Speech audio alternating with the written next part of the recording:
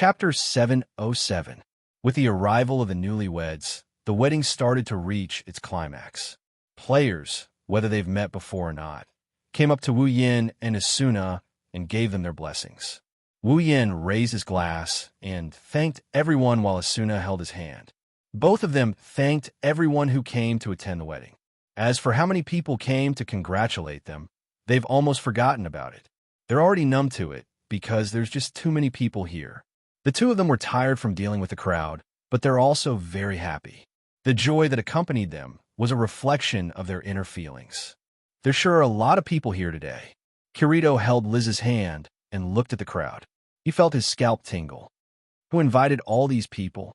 Yes, they were all invited by Klein and Suda, and some of them are Agile's acquaintances. Liz rolled her eyes at Kirito and said, Klein and Suda are the leaders of the clearers, so of course they have a lot of connections. Agile is a merchant, so his connections aren't any less than those too. Do you think everyone is like you, a loner all the time? Kirito smiled awkwardly and shut his mouth. He didn't want to say anything else. Klein, Suda, Agile, and the others went to entertain the guests. Sachi, Cheyenne, and Silica did the same. They shuttled back and forth between the tables while eating. At the same time, she let out a bell-like laughter, which became a beautiful scene in the entire venue. These things are delicious. Cheyenne held a plate in one hand and a fork in the other. It's so much better than the food in the guild. Big Brother spent a lot of money to hire some amazing chefs to make these dishes. Sachi looked at Cheyenne and said, I heard that those chefs have been practicing their cooking skills ever since they joined Aseo. Their skills are among the best among all the players. It's a pity that Wu Yin nibbled on a piece of cheesecake and said, Why don't we have Wu Yin nibbles on the menu? Sachi shook her head, not knowing whether to laugh or cry. Big Brother is the groom today. How could he cook personally? Celia Kaba blinked and pointed at her lips with her fork. That's why I said it's a pity. Oh, Shili. Cheyenne rolled her eyes and smiled slyly. You're so optimistic about Yin. Don't tell me you're interested in him too? Shili's expression stiffened, and then her face turned red. She turned around awkwardly. How? How is this possible? Oh. Shireen let out a strange cry.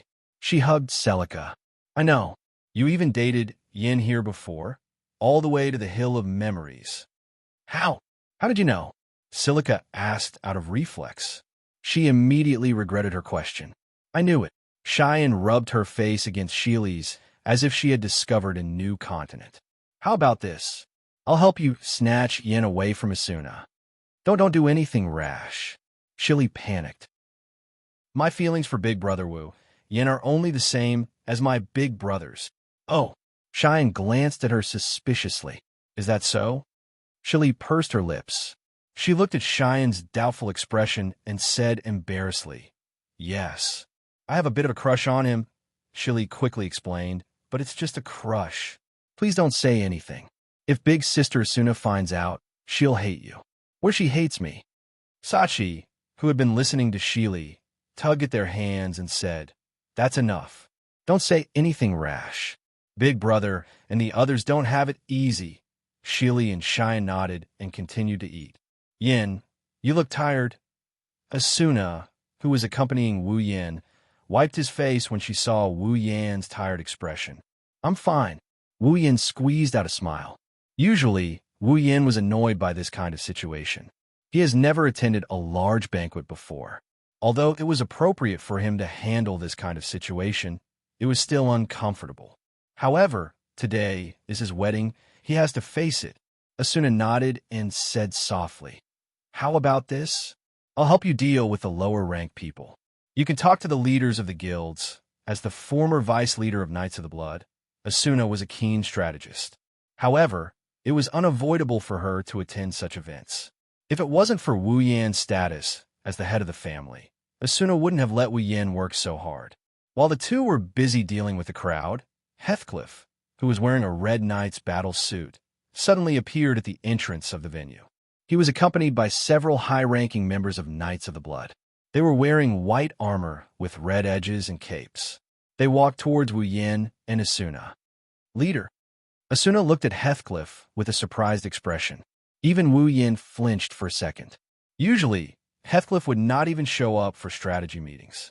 He would only show up when they were trying to take down some of the bosses, but he had never shown up for such a big ceremony. What kind of wind blew him here today? Heathcliff smiled at the two of them and looked at Asuna. Although you have left Knights of the Blood, you have helped me a lot. Today is a special day. It's not strange for me to congratulate you, right? No, it's very strange. The same thought appeared in both Wu Yin and Asuna's mind, but they weren't stupid enough to say it out loud. It's a good thing you didn't come late. Wu Yin didn't want to argue with Heathcliff. He didn't want to offend him. Just remember to drink a few more cups later. Of course. Heathcliff smiled. Well then, congratulations to the two of you. Thank you. Wu Yin and Asuna looked at each other and smiled. Congratulations and cheers resounded throughout the entire wedding venue. Even the ordinary players who were stopped to watch the proceedings of the wedding.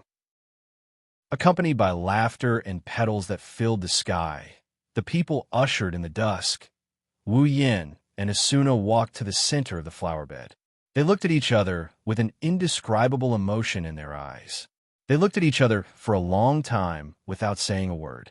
On the other side of the stage, the light of the setting sun shone down on them, highlighting the newlyweds in front of the audience. The venue gradually quieted down. Everyone looked at the newlyweds with the setting sun as the background, as if they were waiting for something.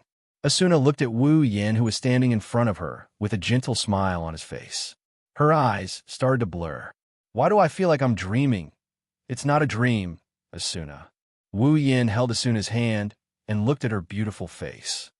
Look, there's warmth in my hand. Asuna looked down at their intertwined hands and tightened her grip.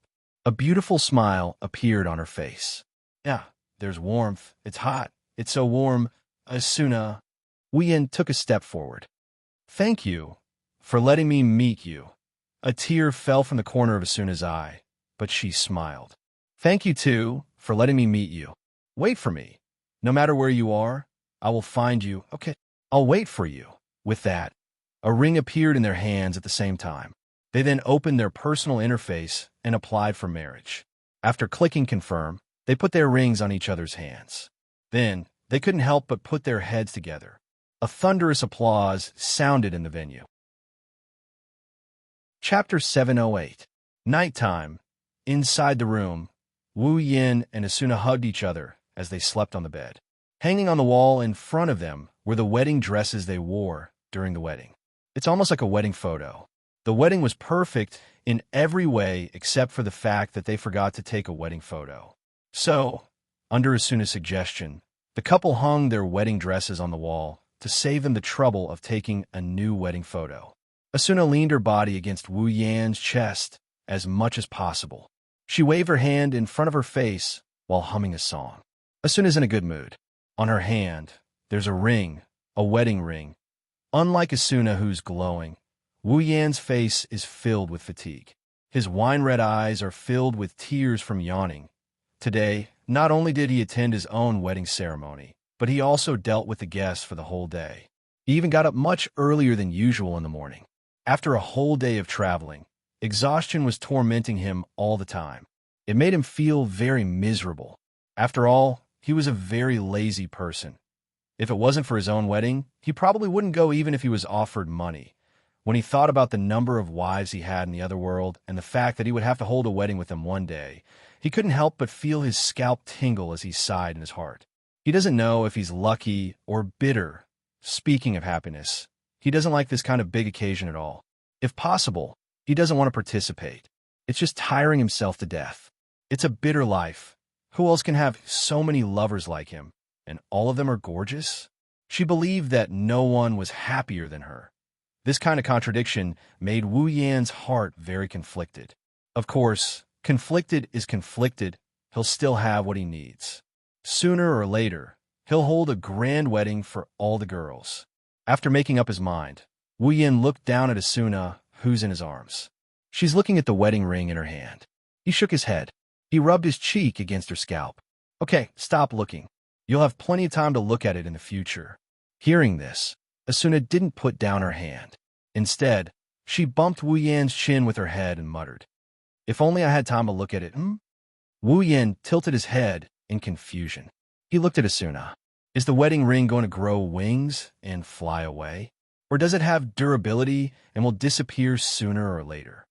It's not like that. Asuna sighed faintly. Her hand stopped shaking, but her eyes were still staring at the wedding ring. But when I think about how this ring will disappear after Sao clears the dungeon, I feel a little reluctant. Wu Yin smiled bitterly and stroked Asuna's hair. If you can't bear to part with it, I'll buy you an identical one when we return to the real world. Asuna didn't look at the ring. She looked at Wu Yin instead. Really? Of course it's real. Wu Yin rolled his eyes and said in a speechless manner, Do I look like someone who would joke about something like this? You don't look like one. Asuna pursed her lips and turned her head away from the other side. But I didn't say I'm going to accept your ring. Huh? Wu Yin was confused. What do you mean? That's right. That's what I meant. Asuna glanced at Wu Yin. She grabbed one of his hands and started playing with it. I agreed to marry you in the game, but I didn't agree to marry you in the real world. Of course, I can't accept your wedding ring. Wu Yin finally understood. That's right. It's the same as the game. Giving a wedding ring in the real world is the same as proposing. However, it's different from the game world. In the real world, marriage is a lifelong thing. Asuna is only 17 years old. How could she accept his ring so easily?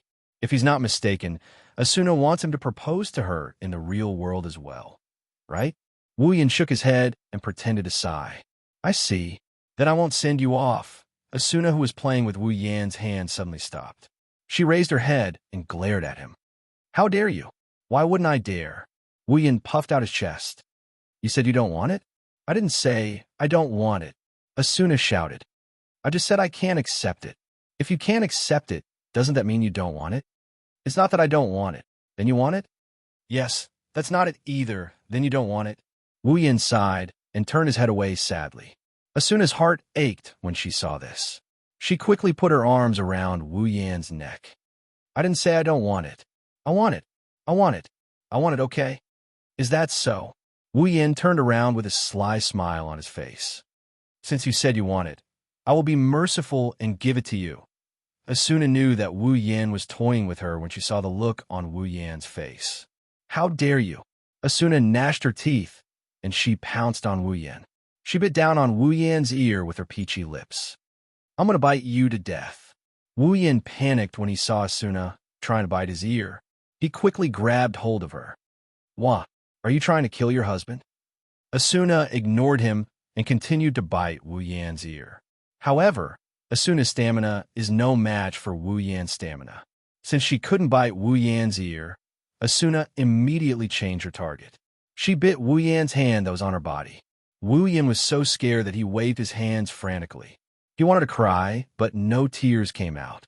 Although he knew Asuna was childish at times, he never heard of her biting people.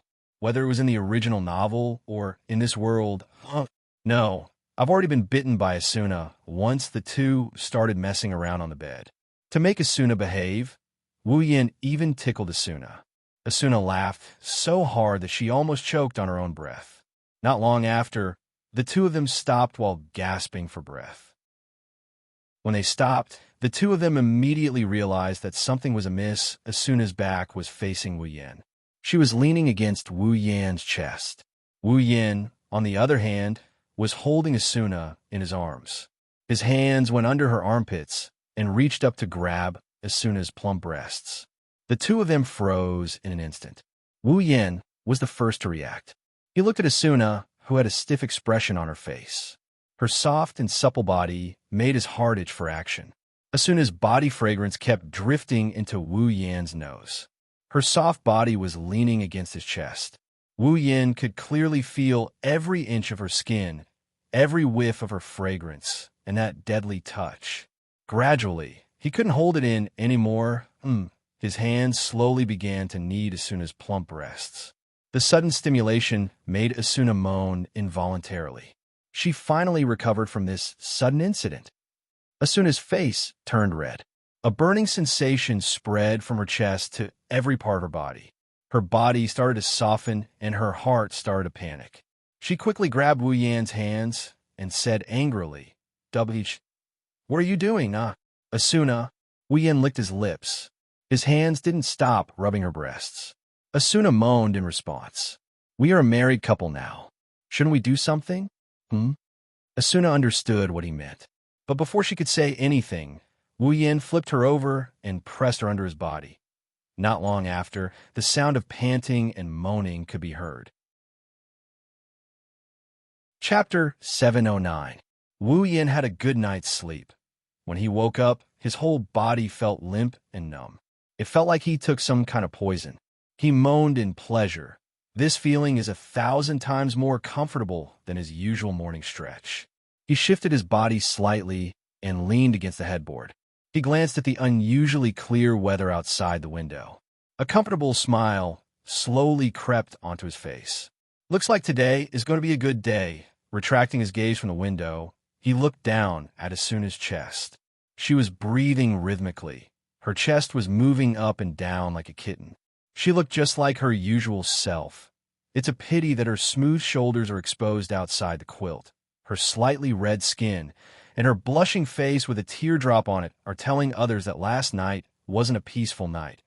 Wu Yan's hands slowly slid down her back. He could feel her smooth and soft skin at close range. Wu Yan's heart was calm. He even felt a little bit of joy. The heavens took pity on Wu Yan. 2 years of single life in SAO.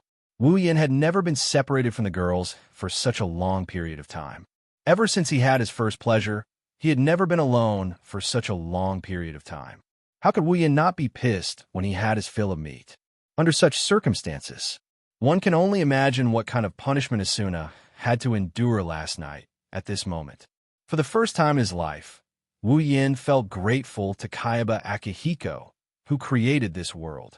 He was grateful that Kayaba Akihiko brought back the wonderful feeling of love between a man and a woman in this world.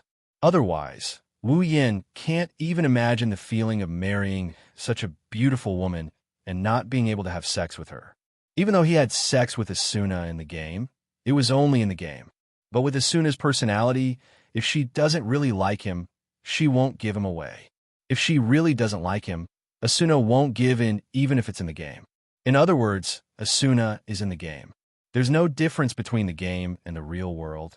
The only difference is that Asuna is still a virgin in the real world. But since he got to have sex with her in the game, it shouldn't be too hard for him to do it in the real world. Wu Yin grinned, and he rested his head on Asuna's head. His thoughts started drifting away. It's been 2 years. Based on the time ratio between the dungeon and the Spalier world, it's been 2 weeks in the Spalier world. It's been almost a week, right? How are Chuju, Kotori, Ikaros, Shokoho Misaki, Kumi, Toka, Astria, Flanderchan, and Yoshino?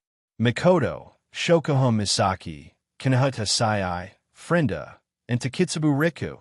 How are they doing in the Behemoth Forest? And his younger sisters, were they obedient? I'm not here anymore. I can't cook for them. Are they eating well? I miss them so much. Wu Yan's heart started pounding. He clutched his chest and listened to his own heartbeat. He vaguely heard the girls calling out to him.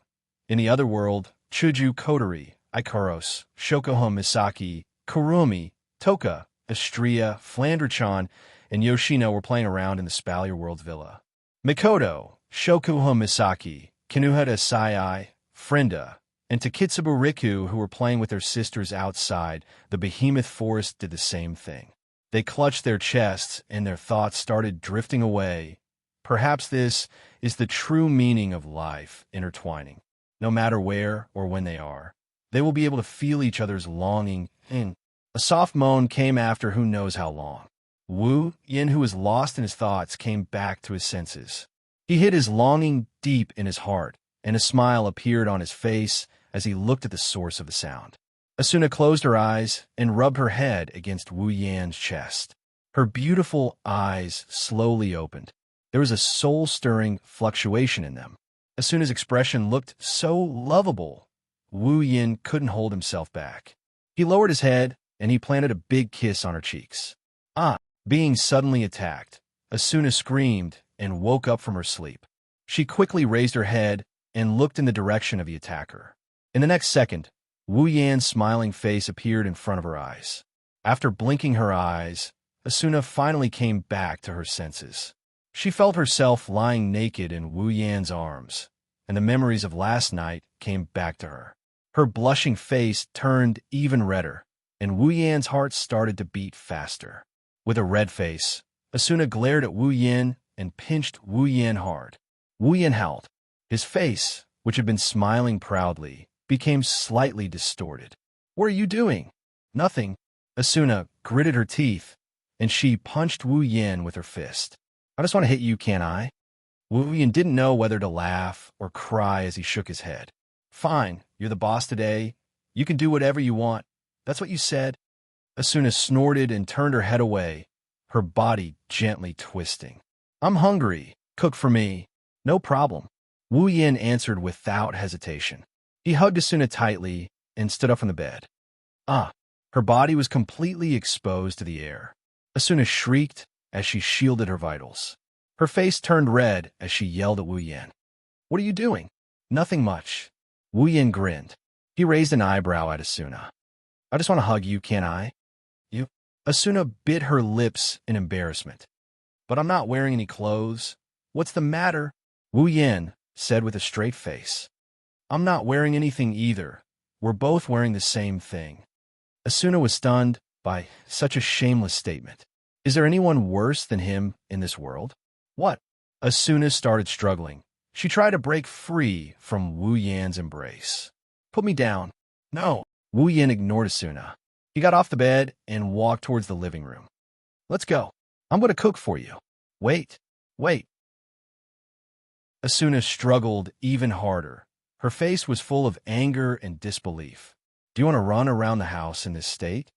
"What's the matter?" Wu Yan used his 5-word mantra again and said to Asuna while walking, "It's just the two of us anyway." "I don't want to." Asuna screamed hysterically. She didn't care about protecting her body and raised her hand above her head.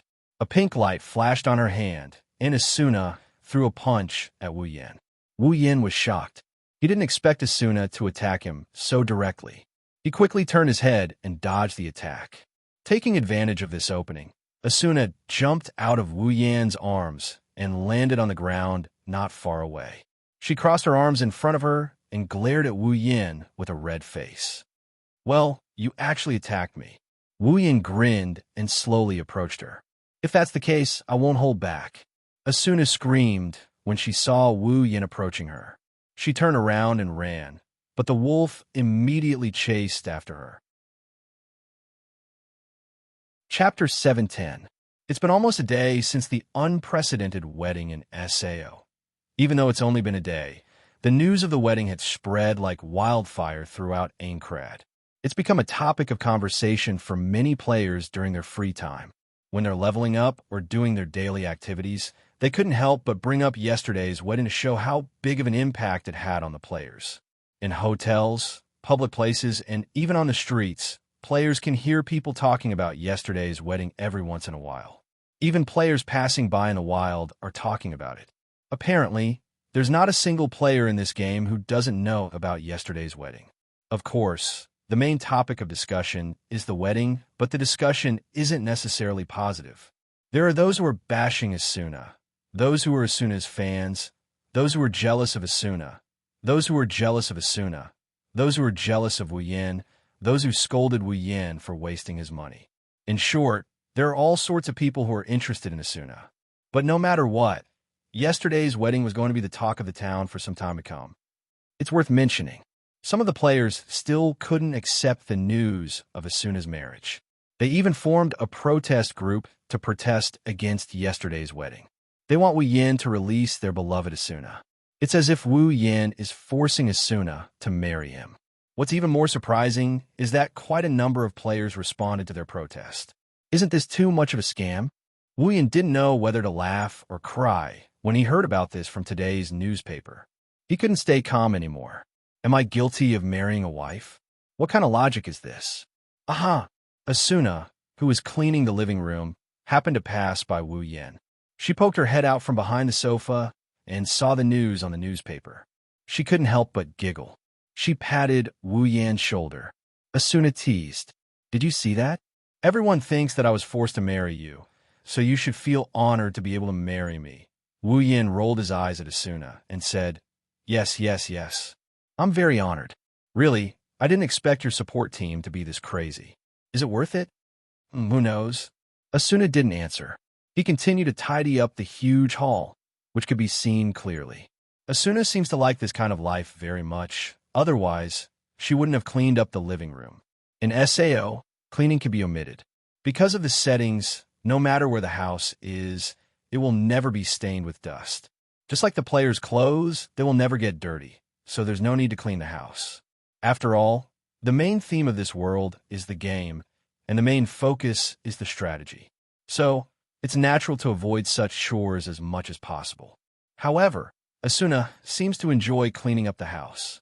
It's not that the house is dirty, but she likes the feeling of living. From Asuna's words, she doesn't seem to care about the fact that she's so popular with the players. This is natural. Asuna is not the kind of person who likes the light and the stage. Before Wu Yin met her, Asuna only cared about the game. She didn't even know when she started to have fans. Therefore, for those so-called fans who clamored to liberate her, although Asuna didn't disdain them, she simply waved her hand and forgot about them. At most, she would use them to spice up her newlywed life. Contrary to Asuna, Wu Yin browsed through the newspaper in an annoyed manner. These bastards, do they think it's that hard for Asuna to marry me?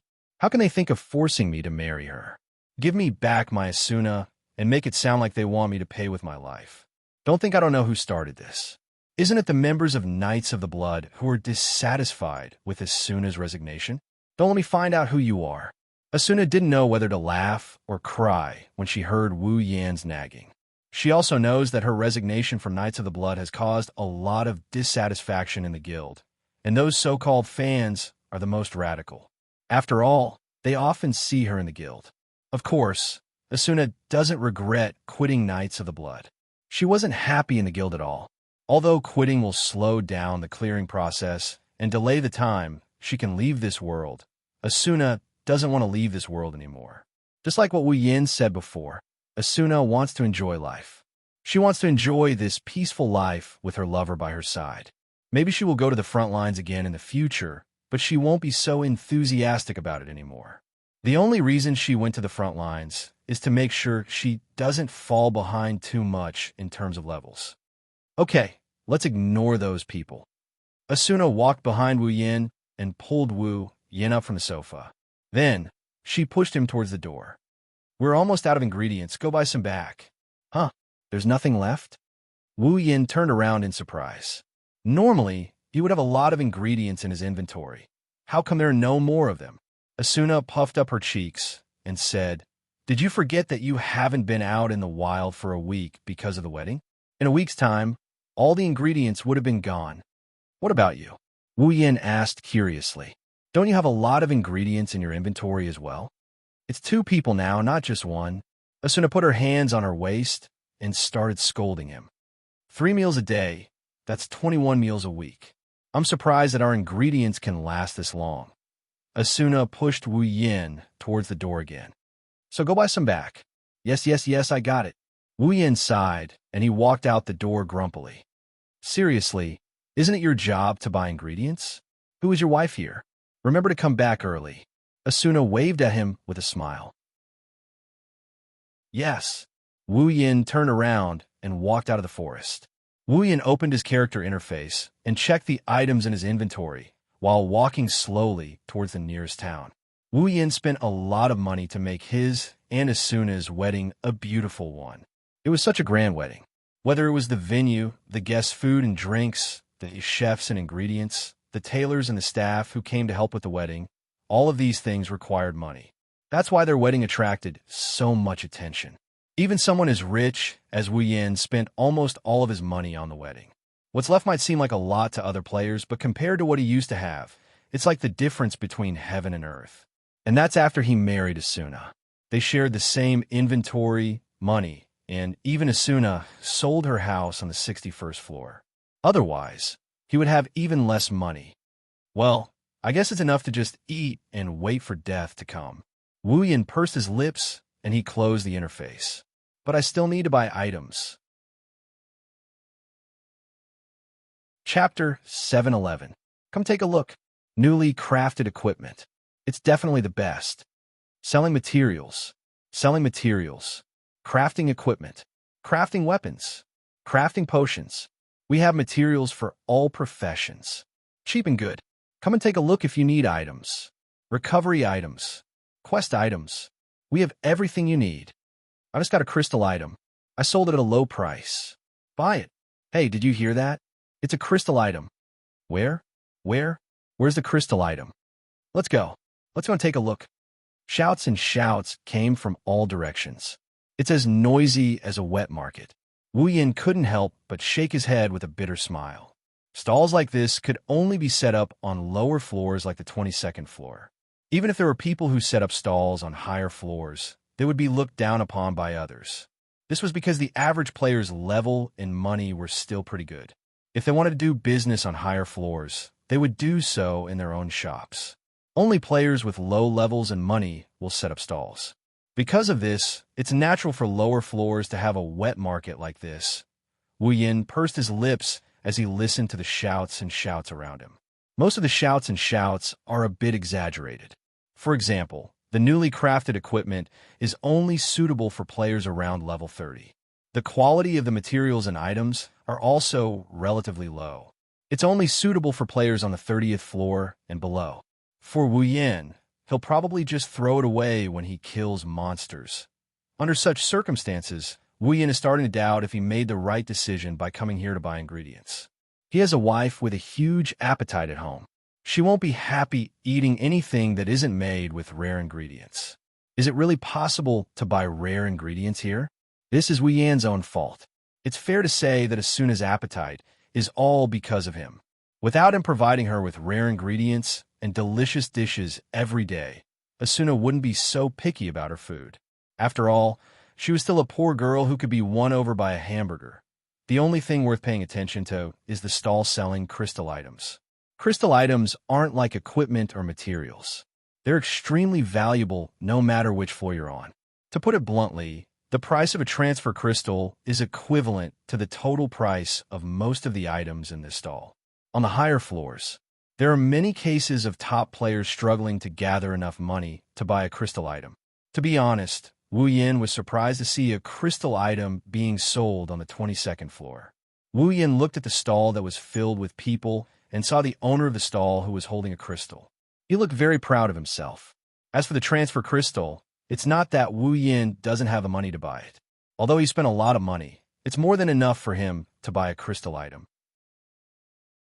The main reason is that he doesn't need the transfer crystal. He has more than 10 transfer crystals in his inventory. He even has a recovery crystal that can restore full HP in one go. He even has at least 3 of them. If it's a recovery crystal, maybe Wu Yin will buy it. But it's just a transfer crystal, he doesn't care about it.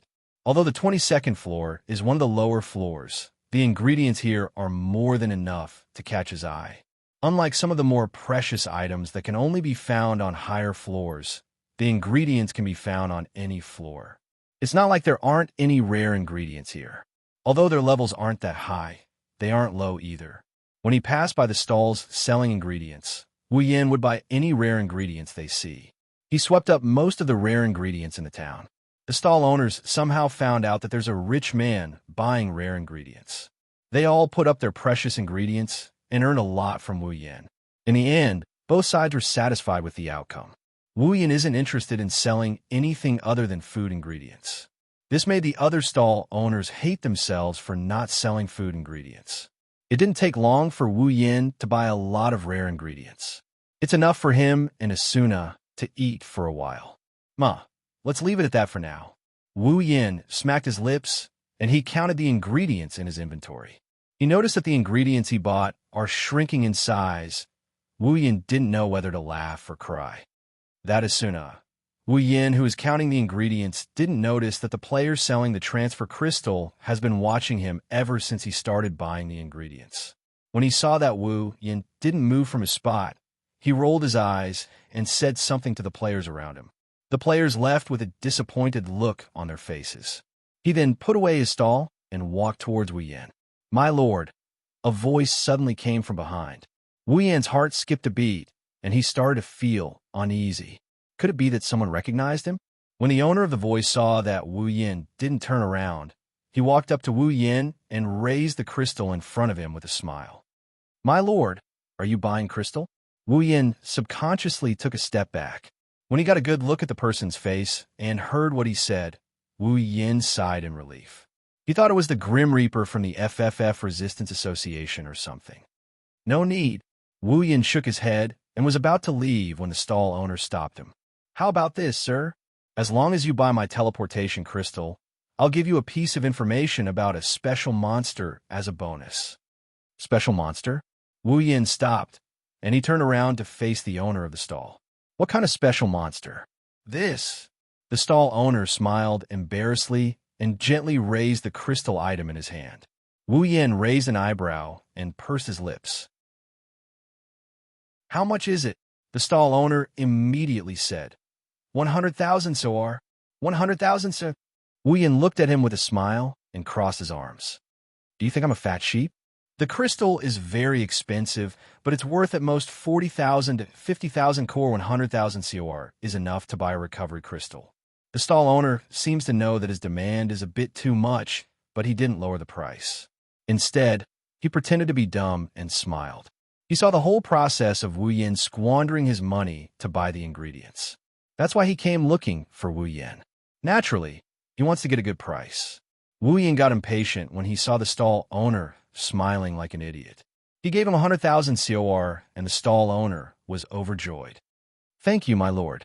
The stall owner hurriedly handed the crystal to Wu Yin. Everyone could see the joy on his face. Wu Yin sighed.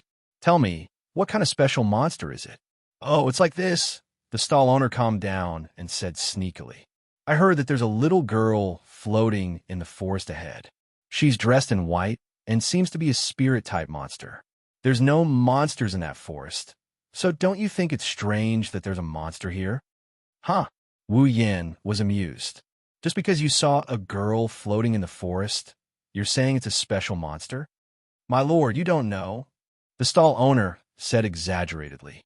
"Someone once checked her up close, but they didn't see any player or monster icons. She didn't even have a HP bar, so someone speculated that she's a special monster. Maybe she can drop some super rare items." Wu Yin was dumbfounded when he heard this. "White clothes, no icon, little girl. Could it be?" Chapter 712. Oomph, oomph, oomph, oomph, oomph. In the kitchen, Asuna processed the ingredients she got from Wu Yan's inventory. She placed them on a plate beside her. She used the kitchen knife to cut the ingredients evenly with the help of the system. She even hummed a little tune. She looked like she's in a good mood. Although Asuna's cooking isn't as good as Wu Yan's, she didn't want her husband to be in charge of the family's 3 meals a day. After all, it's her duty as a wife. Even if she really likes Wu Yan's cooking, she doesn't want to hand over her job to him. After processing the ingredients she just took out, Asuna started cooking. She looked at the delicious dishes that were about to come out of the oven and put her hands on her waist. "My cooking is pretty good too," although she said that, Asuna's expression was a little bit guilty. It seems like she doesn't believe in herself. In fact, Asuna's cooking is pretty good. At least, compared to those so-called professional chefs in this world, her cooking is definitely in the top 3. Not to mention, she also made some homemade sauces. Her cooking skills are not something those chefs who only know how to improve their cooking skills can compare to. She's qualified to be called the best chef in SAO. Unfortunately, she met a monster like Wu Yin. She's destined to suffer a setback. Under the system's convenient settings, a table of delicious dishes was quickly prepared. Asuna brought the dishes to the table. After placing her and Wu Yan's utensils on the table, Asuna took off her gloves and apron. She sat on the sofa and looked at the beautiful scenery outside the window while drinking black tea. The lake in the distance rippled little by little. The green forest filled Asuna's sight. The mountains and the blue sky complemented each other. Even though Asuna has seen this many times, she still felt happy. Asuna muttered with a smile on her face. "This is great. I should have moved here a long time ago, girl. You've only been here for a day, and you're already regretting that you didn't live with a certain someone before?" You're the Flash, Asuna. Oi, oi, it didn't take long for Asuna to withdraw her gaze from the scenery outside the window. She turned to look at the entrance with a pout on her face.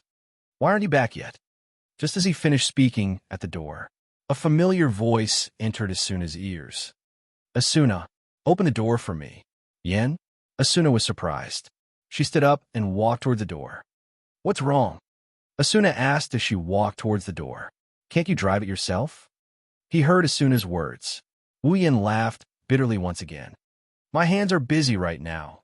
Asuna was even more confused now. But she didn't slow down. She quickly moved to the door and opened it. Wu Yan's figure appeared in front of Asuna's eyes. Asuna was stunned. That's... Asuna looked at Wu Yan in shock. To be more precise, she looked at Wu Yan's back. A person. That's right, there's a person on Wu Yan's back.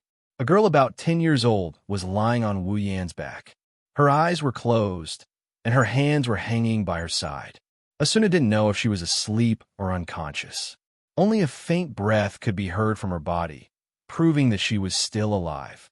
Wu Yan, on the other hand, is carrying her with both hands behind his back. He didn't open the door because he's afraid that he'll fall if he loosens his grip. However, his expression is a bit strange. It's hard to tell what he's thinking. What's going on? Asuna quickly ran to Wu Yan's side. She put her hands on the girl and looked at Wu Yan. What's wrong with her? Wu Yan bitterly smiled and shook his head. I'll explain later. Let's go in first. Asuna nodded, and together with Wu Yan, she brought the girl into her house. Inside the room, Wu Yan gently put down the little girl on his back and carried her to the bed. He released a sigh of relief and looked at the little girl who was fast asleep. She had a head of long black hair with neat bangs covering her forehead. Her small face was exceptionally delicate and beautiful. Although she looked a little immature, it wasn't hard to see that when she grew up, her face wouldn't be inferior to Asuna's. She was already in the embryonic stage of beauty. From head to toe, only a pure white dress was on her body. It was very monotonous. Although her expression was very peaceful, her pair of eyebrows were slightly furrowed. It could be seen that in her sleep, she did not feel very good. Wu Yan looked at the cute little girl. He glanced at Asuna and then looked around. A strange look appeared in his eyes. Asuna didn't know about this little girl's identity, but Wu Yan is very clear about it. Yui. In the original work, Yui fainted in the forest on the 22nd floor. She was rescued by Kirito and Asuna. She was brought back to this mansion and thought of as their daughter. It's because he knew who Yui is that Wu Yan was able to deduce that the special monster was Yui from the stall owner's words. He went to find her and brought her back.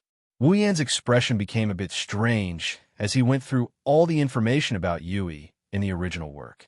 In the original work, Kirito and Asuna found Yui and brought her back. Then, they accidentally found such a cute daughter. Now, he's the one who brought her back. In the original work, this house was Kirito and Asuna's honeymoon place. Now, it's his and Asuna's new home. Plus, there's Yui. Wu Yan suddenly felt like he's a terrible person. Asuna, Yui, this house, dual swordsman, elucidator, they all belong to the main characters in the original work, but now they belong to him. He didn't know that he did so many bad things to Kirito. Luckily, Kirito already has Liz. It seems like he'll have to treat him better in the future. Hey Yin. Asuna didn't know that Wu Yan's mind was in a mess. She pulled Wu Yan's sleeve and looked at Yui worriedly. What happened to her? Wu Yan quickly collected his thoughts and shook his head. I don't know. She was already like this when I saw her. Wu Yan told Asuna about how he went to the forest and found the unconscious Yui from the stall owner. Of course, Wu Yan didn't tell her that he knew it was Yui. He told her that he wanted to see the special monster, and that's how he found Yui. She's a player, right? Asuna's brows furrowed tightly. Why would she pass out? Plus, she's so young. In SAO, only players are allowed to enter other players' houses. NPCs are not allowed to enter other players' houses, unless it's a special quest. Otherwise, this is the game setting. Since Wu Yan can bring Yui into his house, that means she's not an NPC. As for a quest, if there is one, there should be a quest notification in their quest list. Up until now, There hasn't been any signs of a quest, so that means it's not a quest. The only explanation is that she's a player. But why doesn't she have an icon? Asuna lowered her head in confusion. Other than inanimate objects and items, players, monsters, NPCs, and tame monsters all have an icon above their head. They also have a HP bar, but this girl doesn't have one. Is she an inanimate object? Chapter 7:13. There's no icon on Yui, so it's not a bug. The reason why there's no icon is because Yui isn't a player, NPC, or monster. She's an AI in SAO, a consulting AI that's responsible for maintaining the mental health of the players. In other words, Yui isn't a human. Wu Yin rubbed his forehead, and he looked at Yui, who was lying on the bed. He started mumbling to himself. As a consulting AI, Yui's job is to interact with the players and solve their psychological problems. However, when SAO turned into a death game, Yui was deprived of the right to interact with the players. She's basically a psychiatrist, but she was deprived of the right to interact with the players. Due to the fact that she didn't have the right to carry out her duties, the AI finally made a mistake and left the place she's been living in and appeared in the outside world. In the original work, Kirito and Asuna had a lot of negative emotions because of this game. However, Kirito and Asuna had a lot of positive emotions. This attracted Yui, who was in a state of confusion, and she couldn't help but wander around them. Later, Kirito and Asuna discovered her. Although Wu Yin isn't Kirito, he doesn't have any negative emotions towards SAO. Asuna might have some negative emotions in the past, but now that she's married to Wu Yin, she's no longer looking at the world with prejudice. She's starting to enjoy life, and with Wu Yin's company, her negative emotions are naturally gone.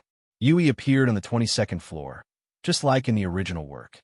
She was attracted by the positive emotions, but this time, Kirito is replaced by Wu Yin. Wu Yin tidied up Yui's bangs and looked at her frowning brows.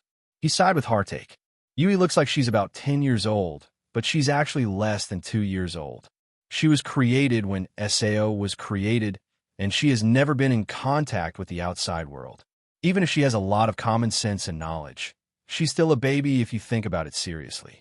A little girl like her doesn't even have the right to interact with the outside world. She's just like Flandra-chan.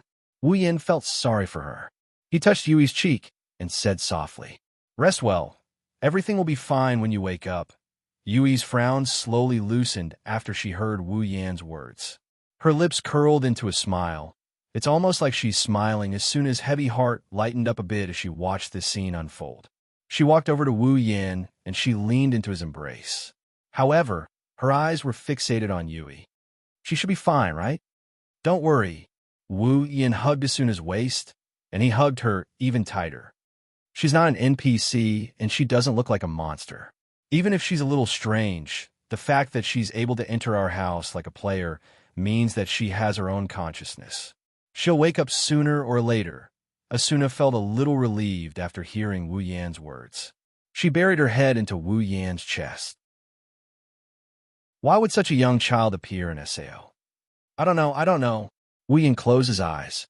But since we're here, we can't just sit back and watch. Asuna raised her head and nodded. She smiled. Sure enough, Yin is very gentle. Is that so? Wu Yan's face fell, and his expression turned into a naughty one. Didn't you say that I was too rough last night? Asuna blushed and pinched Wu Yan's waist. She said embarrassedly, "That's right, you're not gentle at all. You're a bad guy." "Oh, am I a bad guy?" Wu Yan giggled. He picked Asuna up and tossed her onto the other bed. "Then I'll show you how naughty I am." "Don't. There's someone else here." "Ugh." The next day, Yin, wake up. Yin. Wu Yin, who was sleeping soundly, woke up with a start, and he shot up like a spring. "What's wrong? Is there a fire?" Asuna punched Wu Yan's head, waking him up from his daze. She raged at him. "You idiot. How can a building in SAO catch fire?" That little girl woke up. She woke up. Wu Yin rubbed his head, and he looked at the bed not far away. Yui, who is dressed in white, has woken up. She is lying on her side with her big round eyes. She is looking at the two who are messing around with each other. Her eyes are filled with confusion and curiosity. Wu Yin flinched. He quickly got up from his bed and he ran to Yui. Asuna also got up from her stupor. She got up from her bed and she came to Yui's side. Are you awake? Wu Yin sat on the bed and helped Yui up. Do you feel any discomfort? Yui blinked and tilted her head. She seemed to be thinking about something. She shook her head and mumbled. No, no. Wu Yin frowned. Looks like the AI made a serious error. Even speaking is so difficult for it to do so. Asuna looked at Yui with concern. She hesitated for a moment before asking in a low voice, as if she was afraid that she would scare Yui away. Hey, what's your name? Yui repeated what she did just now. She lowered her head and raised it again. Yui. My name. Yui? Asuna nodded and smiled at Yui. Yui, do you know why you fainted in the forest? Yui looked at Asuna and she shook her head. Asuna frowned when she saw this. Wu Yin thought to himself, if she can't even speak properly, it's only natural that she would lose her memory. I'm Wu Yin. Wu Yin grinned brightly. He straightened his back and pointed at Asuna. Her name is Asuna. She's my wife. Wife? Awuna.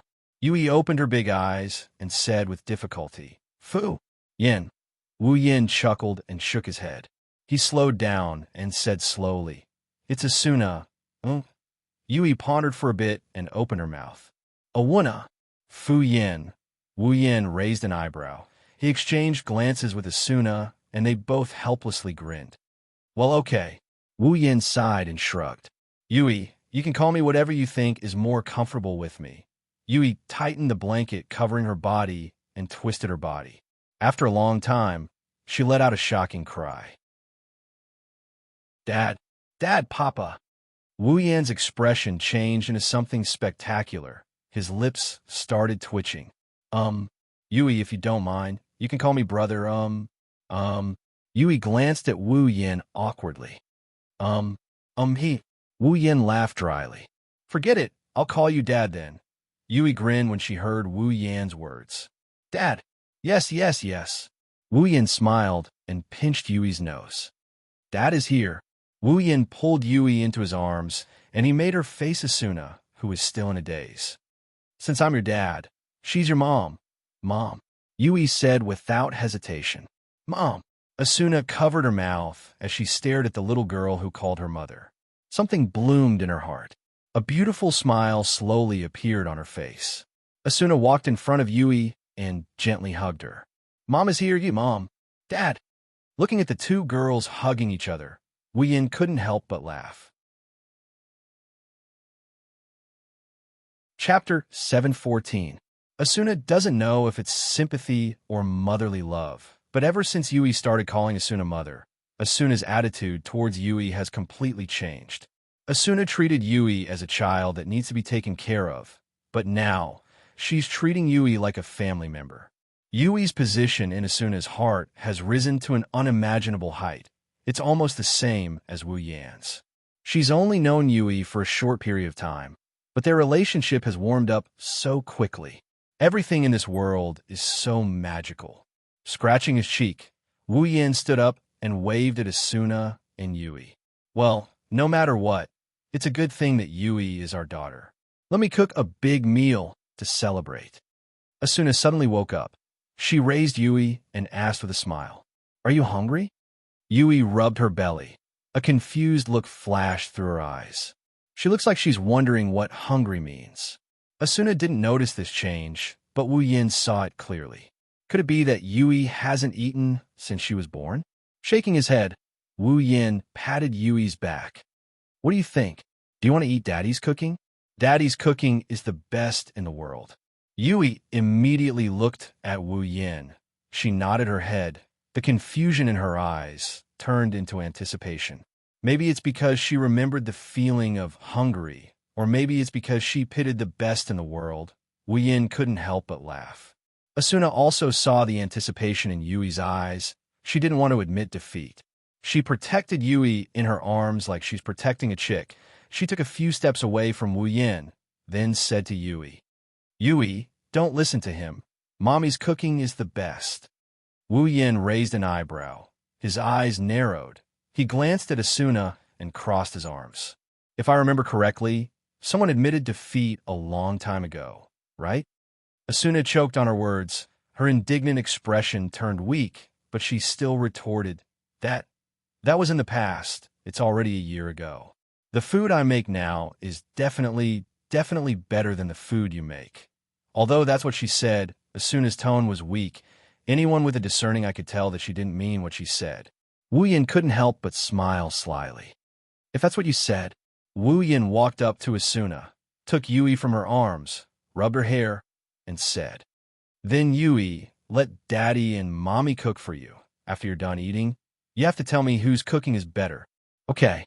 Yui nodded happily. The smile on her face was as sweet as honey. It's obvious that she liked the playful atmosphere between Wu Yin and Asuna. Give Yui back to me. Asuna glared at Wu Yin. She blurted out without hesitation. Let's do it.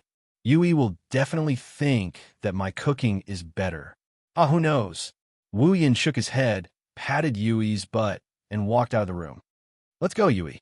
Daddy will cook you a delicious meal. Okay. Wait. Asuna chased after him frantically. Don't you dare take my Yui. Like hell. Yui is mine. No. She's mine. I'm Yui's daddy. I'm Yui's mommy too.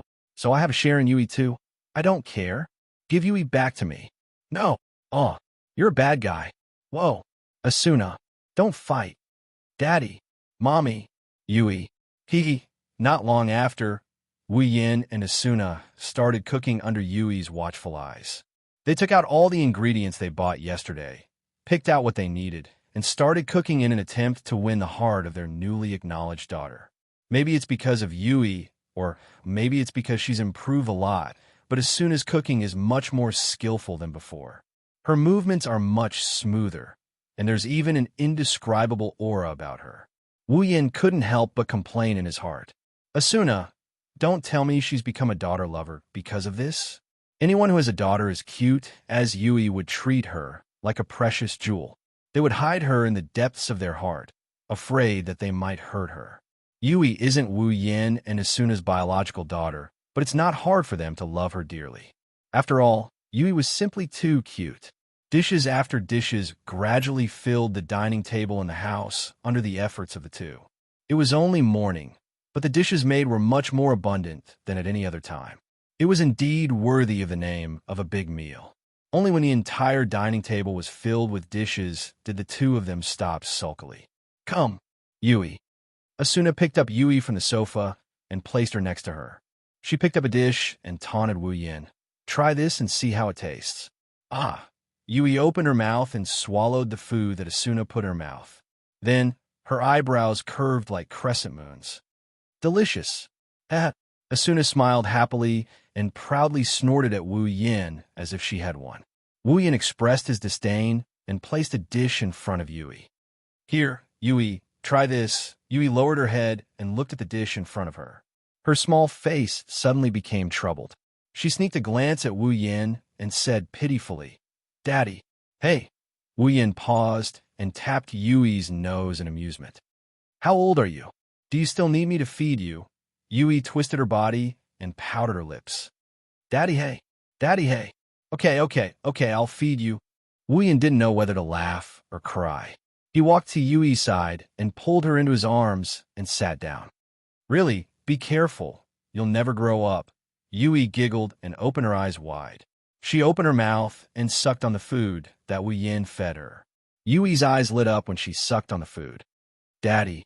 Yui grabbed Wu Yin's clothes. Her eyes were full of hope. More. Yui's words made Wu Yin raise his head and smile. Asuna froze on the spot. Yui's reaction told the two of them who made the best food. Yui. Asuna called out unwillingly. Try it again. Don't let him fool you. What do you mean, fool me? Wu Yin rolled his eyes at Asuna and continued to feed Yui. Come on. Let's continue eating. Ignore mommy. Okay. Ignore mommy. Asuna clenched her teeth and stared at Wu Yin as if he was a thief who stole her baby. She almost jumped on him and bit him. No, if it wasn't for the fact that Yui was still on Wu Yin's body, Asuna would have jumped on him and bit him. After all, she has a record of doing that. With a cold snort, Asuna turned her head away. You father and daughter teamed up to bully me, oh. Wu Yin looked at Asuna in surprise, and then looked at Yui. Mommy is angry. She's angry. She's acting like a child. Okay, what? Asuna put her hands on her waist, and the father and daughter laughed. Asuna smiled too, and her expression softened. She looked at Wu Yin and Yui with love in her eyes. Asuna felt like she was the happiest person in the world. Chapter 7:15. This meal was undoubtedly a happy one for the family of three, but it was also undoubtedly a tragic one. Needless to say, with the addition of Yui, the family became more complete. Wu Yin and Asuna's already good relationship improved even more. After the meal, the three of them felt a warmth in their hearts. Nothing could be happier than this. As for the tragedy, it was also very simple. In order to fight back, the young couple had made a whole table full of dishes. Almost half of the ingredients that they had bought yesterday had been used up. There were at least 10 or 20 dishes. With so many dishes, the three of them ate. In the end, of course, they ate until they were full. Was this not a tragedy? It's worth mentioning that Yui has the same potential as Asuna, the potential to be a foodie. She loves to cook, but like Asuna, her stomach can't hold too much food, so she can only be considered half a foodie. Asuna couldn't help but exclaim that Yui is indeed her daughter. She's just like her mother. However, Wu Yin believed that if Asuna and Yui went out together, more people would call them sisters than mother and daughter. In fact, no one would even consider them as mother and daughter. Asuna is only 17 years old, and Yui looks like she's 10 years old. Mother and daughter? Who would believe that? In order to prevent Asuna from being unable to move like last time, and to prevent Yui from walking down Asuna's glorious path, Wu Yin turned into a big eater and finished 2/3 of the food on the table. This prevented the real tragedy from happening. Of course, someone can't walk anymore. Looking at the mess on the table, Wu Yin and Asuna looked at each other and laughed. However, Asuna's smile was very warm, while Wu Yin's smile was very dry. If he didn't do this, he would have pulled his stomach. Are you okay? Asuna started showing concern for Wu Yin. She knew how bad it feels to eat too much. She had experienced it before, and she knew better than anyone how bad it feels to eat too much. I'm okay. Wu Yin grinned and felt the pain in his stomach. He added with a bitter smile, It should be Asuna covered her mouth in amusement. Who asked you to be so enthusiastic? In the end, you did so much. Wu Yin was furious. Who's the one who's sulking in front of Yui just to establish the image of a good mother who can do anything? Asuna awkwardly looked away and pouted. Who asked you to not give in to me? You're really ungentlemanly. You're not even willing to admit defeat in front of your own wife. She poked Wu Yin's shoulder and muttered, Stingy, yes. I'm a stingy person. I am guilty. Wu Yin said weakly. He shifted Yui, who was in his arms. He didn't want her to touch his uncomfortable stomach. Are you really okay? Father. Yui seemed to be worried. She lowered her head like a child who made a mistake. It's all Yui's fault. That's why Daddy is suffering. This has nothing to do with Yui. Wu Yin patted Yui's head. Mommy and Daddy are too competitive. As long as Yui is happy, eating, Yui nodded and said seriously, Yui is eating very happily. Daddy's cooking is delicious. Mommy's cooking is delicious too. Wu Yin and Asuna looked at each other. Once again, he smiled. After a while, Yui yawned and rubbed her eyes. What's wrong? Asuna moved her head closer to Yui's face. Are you sleepy? Yui nodded and yawned again. She seemed to be really sleepy. Then go to sleep. Wu Yin said, Daddy will hug you. When you wake up, the first person you see will be Daddy and Mommy. Asuna quickly added. Yui smiled happily. She grabbed onto Wu Yan's clothes and leaned her head on Wu Yan's chest. She closed her eyes and fell asleep. Wu Yin patted Yui's back like he was coaxing a child. When Yui breathed evenly, Wu Yin smiled. Eat when you wake up, sleep when you're full. You're really a child. She's a child. Asuna's face turned gloomy. Yui is still so young. Why would she appear in this world? Wu Yin glanced at Asuna and said, You were only 15 when you entered the game, right? Why would you appear in this world when you were so young? Asuna was stunned. Wu Yin looked at Yui, and his eyes softened. I believe that when people meet, there will be sparks that are destined to be ignited. I can't explain why Yui appeared in this world, but since she met me, I must thank her. But isn't that unfair?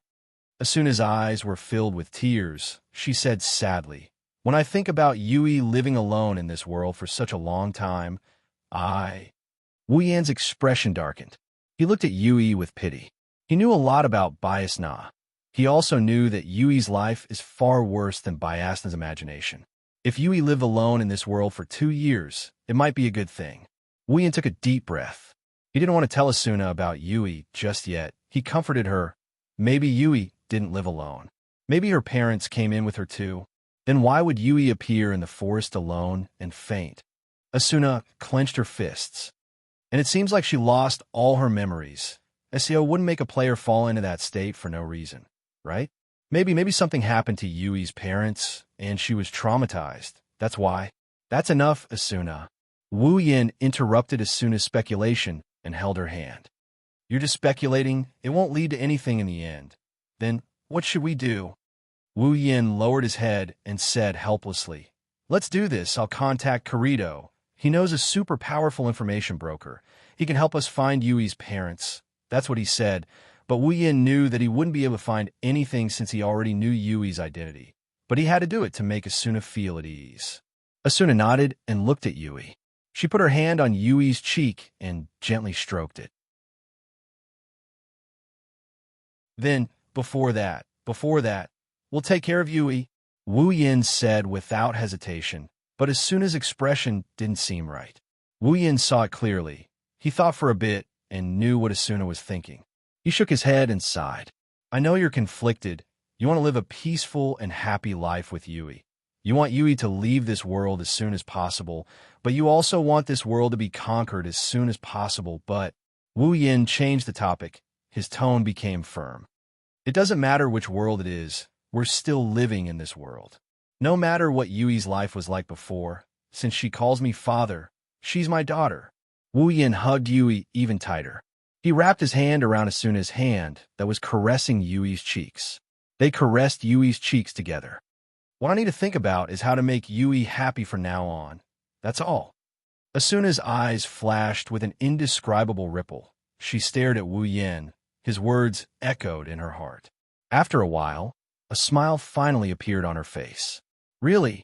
Asuna leaned her head on Wu Yan's shoulder. She said softly, I lost again. I lost to you every time. Why can't you just let me win this time? Of course, of course. Wu Yin hugged both Asuna and Yui. He grinned as he pulled Asuna and Yui into his embrace. If I can't win against you, how can I protect you? Asuna closed her eyes. Her smile became sweeter and sweeter. Chapter 716. Nice weather today.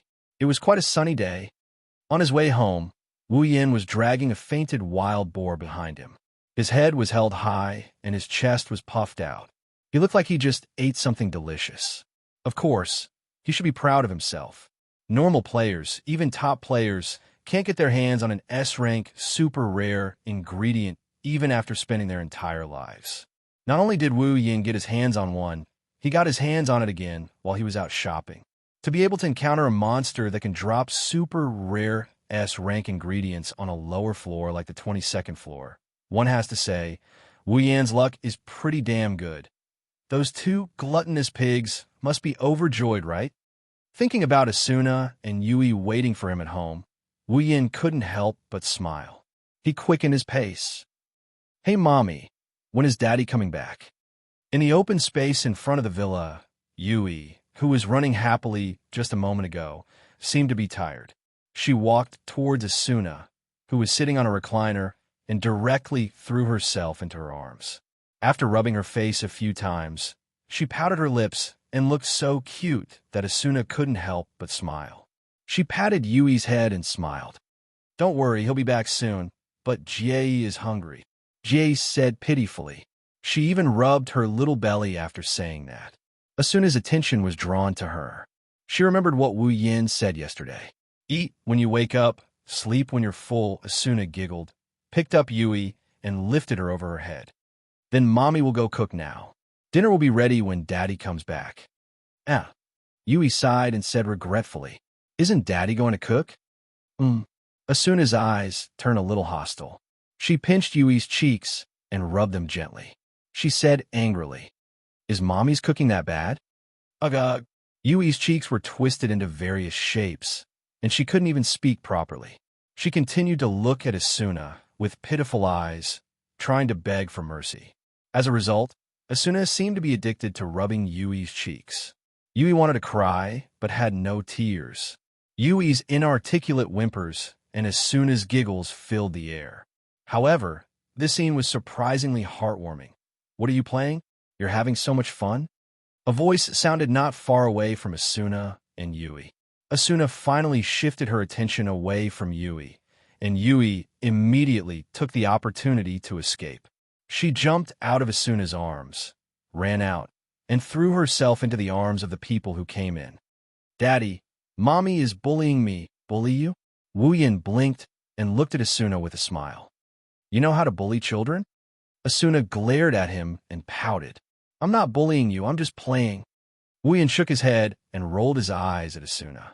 He took 2 steps forward and held Yui with one hand and pulled the thing on his back to the front with the other. Let's not talk about this anymore. Let's see what I got. Wow. Yui's voice was the first to reverberate in the air. What a big boar. This is... Asuna was startled. Her mouth opened a little bit wide, and she said with uncertainty, S-grade ingredients? I found it on my way home. Wu Yin laughed. You guys have something to eat. It really is an S-grade ingredient. Asuna quickly ran to the boar. She exclaimed excitedly. This is great. I thought I'd never get to eat an S-grade ingredient again. S-grade ingredient? Yui tilted her head and pulled Wu Yan's collar. She asked curiously, What's an S-grade ingredient? Wu Yan pinched Yui's nose. How should I put it? Just think of it as something that can be used to make super delicious food. Super delicious food. Yui's big eyes lit up. She turned around and looked at the boar with a pitiful expression. You little foodie. Wu Yan laughed when he saw Yui's expression. Then he looked at Asuna, who was happily playing with the boar. He rolled his eyes speechlessly. You 2 little foodies, I didn't expect you to learn paralysis skill. Asuna took out her rapier from her inventory and slashed the boar like it was a kitchen knife. Very well, I haven't dropped an S-grade ingredient before. I'll give it a try today. Wu Yan nodded and stepped back. The boar will drop an S-grade ingredient anyway. It doesn't matter who gets it. Asuna won't be able to get it. At this moment, a few human figures walked over from the wooden bridge in the distance. When the figures of the family of 3 entered their eyes, the shortest one immediately took a few steps forward.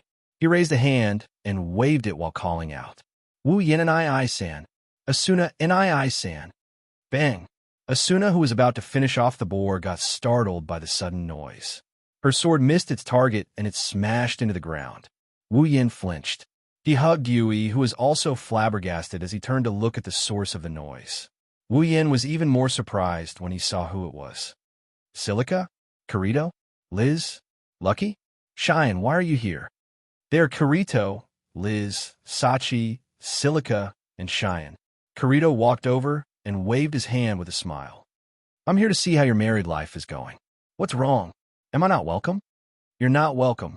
Before Wu Yin could say anything, Asuna was the first to voice her dissatisfaction. Oh my God, I was almost scared to death by you guys. You're still the same as before, Asuna. Liz put her hands on her waist and raised her eyebrows at Asuna. Her tone was full of mockery. Even if you're married, you're still wielding swords and guns. You're so violent. Don't pull, don't pull. Asuna quickly shook her head and put away her rapier. I'm not. Okay, you don't need to explain. Everyone understands. I already said that's not it. Sachi was surprised. She looked at the cowering Yui in Wu Yan's arms. She asked in surprise, Who is this little girl? Everyone also noticed Yui in Wu Yan's arms. They were all stunned. Let me introduce you. Wu Yan lifted his chin and he placed Yui on the ground. Then he said something that made Kirito, Liz, Sachi, Cheyenne, and Silica flabbergasted. "She's my daughter, Yui." Wu Yin pushed Yui in front of everyone. He whispered to Yui. "Yui, greet them. Hello. Hello, everyone." Yui shyly greeted them. Her face was full of caution. It was obvious that she's afraid of strangers. Daughter. Looking at Yui, who was standing in front of Wu Yin, the 4 girls and 1 guy were stunned. It's only been a few days since they got married. How did their daughter grow so big in just a few days? Wu Yin bitterly chuckled at this. "Well, we'll talk about the details later. You guys came at the right time." Asuna continued. "Yin just got an S-grade ingredient." S-grade ingredient? Everyone's attention was successfully diverted. They looked at the wild boar on the ground. The next moment, their eyes widened. Shireen exclaimed in surprise. "It's true. I saw it on the ingredient list." Sachi, Sheely, and Liz looked at each other and smiled. Kirito also had a pitiful look on his face. "Looks like we came at the right time. Since you guys want to eat, come help me." Wu Yin gave an order. "It's rare to have guests. I'll let you guys have a big meal today." "Yes." Kirito, Liz, Sachi, Cheyenne, and Sheely responded loudly. Even Asuna and Yui raised their hands. Wu Yin didn't know whether to laugh or cry. Chapter 717. So that's how it is. Kirito nodded thoughtfully and looked at the living room. There, Silica, Cheyenne, and Yui were playing with something. Asuna, Liz, and Sachi were in the kitchen, preparing a feast. "It's suspicious." Kirito frowned and stared at Yui's body with a troubled expression. "There's no icon nor anything that other players should have. Is this a bug?" "Who knows? Who knows?" Wu Yin pursed his lips and didn't explain further. He explained why Yui is here and why she's his daughter. As for Yui's true identity, it's best not to reveal it to anyone for the time being. With Kirito's cautious personality, if he told Kirito about Yui's identity, he might suspect Yui and think that she was created by Kayaba Akihiko to get close to him. After all, Wu Yin is the strongest player in SAO, and he can clear every floor by himself. It's understandable that Kayaba Akihiko created an AI to get close to Wu Yin. If Wu Yin doesn't know the original story, but knows Yui's true identity, he might have the same suspicion. What are you going to do then? Kirito propped his head up with his hand as he looked at Wu Yin. Are you going to take care of Yui until you clear the dungeon? Yeah, I really want to. Wu Yin shrugged helplessly, but Asuna is worried about Yui. She said that if Yui has a family member with her, she won't be able to find Yui. She'll be worried if she can't find Yui. You're right. Kirito nodded. Do you need my help? Okay. And in. Wu Yin turned around and leaned against the wooden fence. Don't you know a powerful information broker? Ask her to dig up Yui's information. That being said, Wu Yin didn't hold out any hope. With Yui's status, no matter how good that informant is, he wouldn't be able to dig up any real information on Yui. If it wasn't for the fact that Asuna was worried about Yui, Wu Yin wouldn't be able to do anything. If Asuna wasn't worried about Wu Yin, he wouldn't do anything unnecessary. That's not a problem. Kirito opened his personal interface and sent out an email. But she's expensive. You should be prepared to be ripped off. Wu Yin's face fell when he heard Kirito's words. I've squandered half of my assets for the wedding. Now I have 2 more mouths to feed. My wallet has already started sounding the alarm. You must ask her to give me a discount. What's the matter? With your skills, you can make money if you want. Kirito said gloatingly. Then he sighed. If only Liz could cook as well as Asuna. I'd be more than willing to cook for her. I don't know if all blacksmiths are that rough. Delicate work like cooking is a problem for Liz. It's a disaster for me. Kirito's shoulders drooped in sorrow. He looked like he was being tortured. I'm afraid Liz will be angry if I don't eat. Sometimes I can't even go out and buy food. Kirito looked at Kirito. Wu Yin couldn't help but laugh. Is Liz's cooking that bad? Well, it's not that bad. Kirito scratched his head. It's just that she's never practiced cooking before. She has to start from scratch. With her proficiency, the food she makes is only slightly better than black bread. Oh, is that so? Wu Yin narrowed his eyes and hugged Kirito's shoulder. You've already started to train your cooking skills. Tell me honestly, are you guys living together? Kirito's expression turned awkward. It's just recently. We started living together after you guys got married. It seems like she was influenced by Asuna. She felt that her best friend is already married, but she's only dating. She's not happy about it, so that's why she's speeding up? Wu Yin looked at Kirito with disdain. You're not a man, are you? You've been dating Liz for a year, and you're only living together now? Other couples would have done what they should have done by now. Hearing this, Kirito was a little angry. Do you think everyone can get married in a flash like you? You didn't even have the guts to confess a week ago, and now you have a daughter. Wu Yin was speechless. Fine, fine. Wu Yin let go of Kirito's shoulder. He sounded bored. Then when are you going to marry Liz? You can't always be like this, right? There's no need to rush. Kirito turned his head away embarrassedly. We don't have to get married. It's not a bad idea to continue dating like this. If Liz hears you, she's going to sleep on the floor tonight. Hey, what are you thinking? Liz and I sleep in separate rooms. We don't sleep in the same room. Are you serious? Wu Yin was shocked. You're already living in the same room, and you didn't seize the opportunity to push Liz away. Push. Kirito jumped up and moved 5 meters away from Wu Yin. How could I push her away? What are you thinking? That's a big reaction. Wu Yin's mouth twitched. Don't tell me you've never thought about this. Of course I haven't. Kirito raised his voice. I'm only 17. I'm underage. I'm even younger than Asuna. How could I possibly think about this? Wu Yan's expression turned awkward. He forgot that Kirito is only 17 years old. He's still a pure and innocent kid. It's a bit too early for him to say that he's going to push her down. No wonder he's still so unromantic even after getting married in the original work. There were even cases where he backed down at the last minute. It's time for Kirito to wake up. I say, Kirito. Wu Yin sighed and shook his head. It's time for you to grow up. Well, what do you mean by that? Kirito's eyebrows twitched. He couldn't stay calm anymore. You're not asking me to. That's right. Wu Yin straightened his back. His words made Kirito want to run away. Tonight, you go push Liz down. Kirito's face turned red, then black, then white, and then green.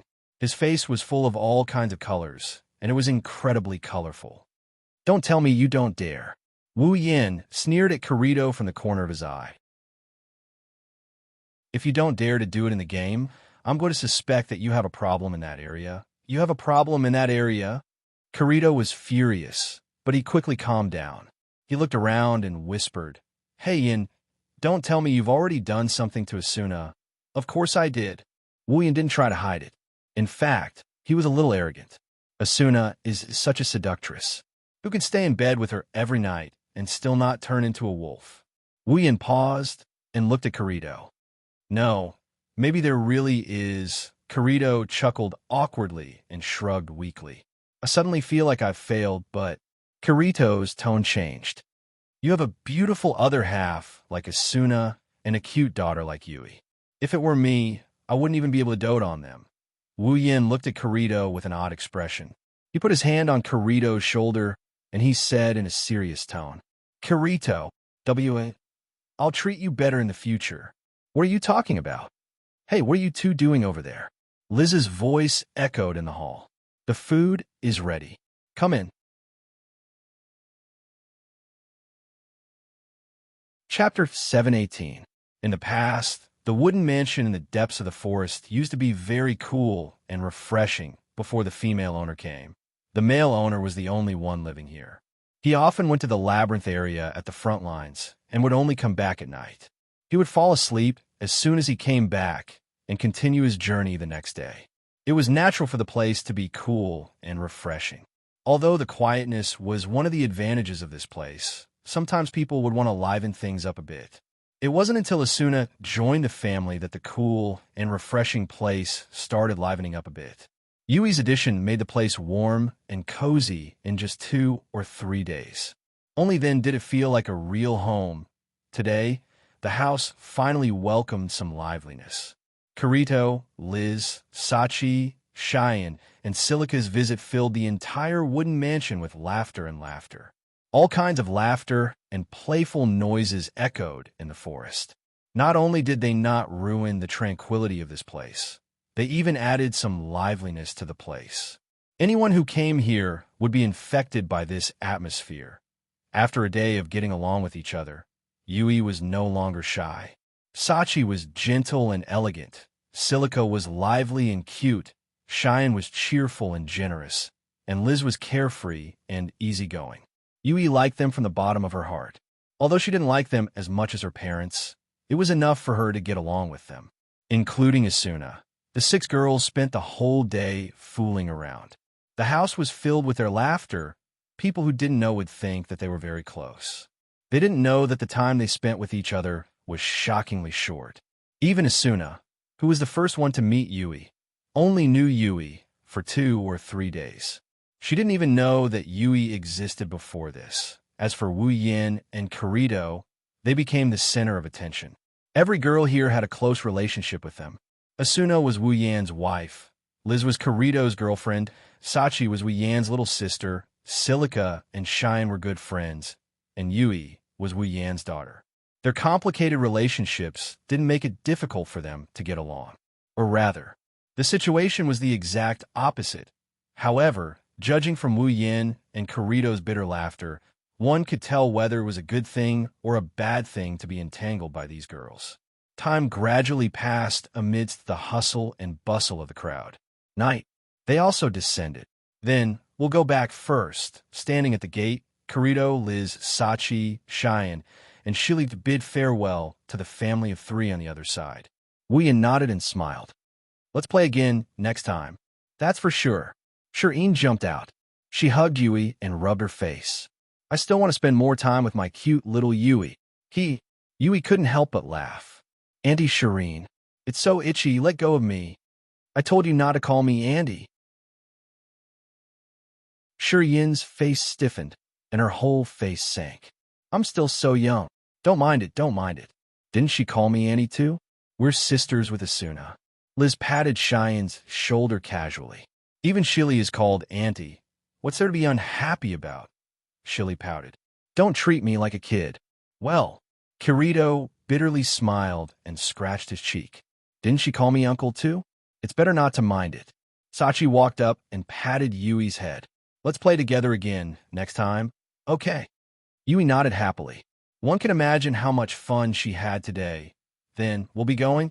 Kirito waved his hand. He held Liz's hand and walked down the stairs with Sachi, Cheyenne, and Shili. Be careful. Asuna waved her hand and shouted. The 5 of them waved at Asuna as a response. Goodbye, Auntie and uncles.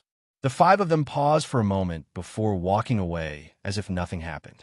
Kirito, don't forget to be mature. Kirito fell to the ground and couldn't get up again. Wu Yin snickered in a mischievous manner. Asuna and Yui couldn't help but feel curious.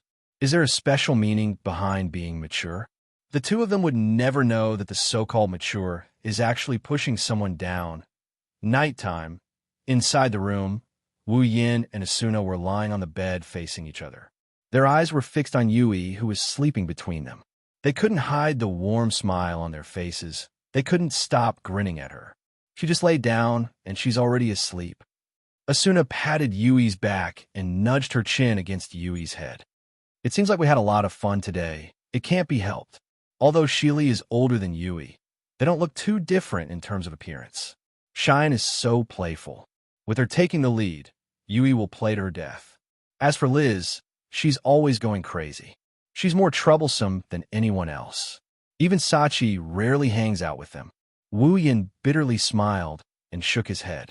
He pursed his lips in dissatisfaction. Seriously, they don't know how to behave in front of their children. Don't make it sound like they're really old. Asuna rolled her eyes at Wu Yin. Even though they're called Annie, they're not that old. It's not strange that they're a little playful. At least don't make them so crazy. Wu Yin stroked Yui's beautiful black hair and said with a pained expression, Look at Yui. Look at how tired she is. Oh, Asuna tilted her head and said with a smile, You're already playing the role of the father, aren't you? Wu Yin scratched his head awkwardly. Well, it's not like I haven't fantasized about how it would feel to be a father one day. Wu Yin smiled and his eyes were filled with warmth. To be honest, when Yui called me father, I panicked and didn't know what to do. I was worried that if I couldn't be a good father, How could I make Yui happy? Asuna looked at Wu Yin, and her eyes lit up. She reached out and grabbed Wu Yan's hand and smiled sweetly.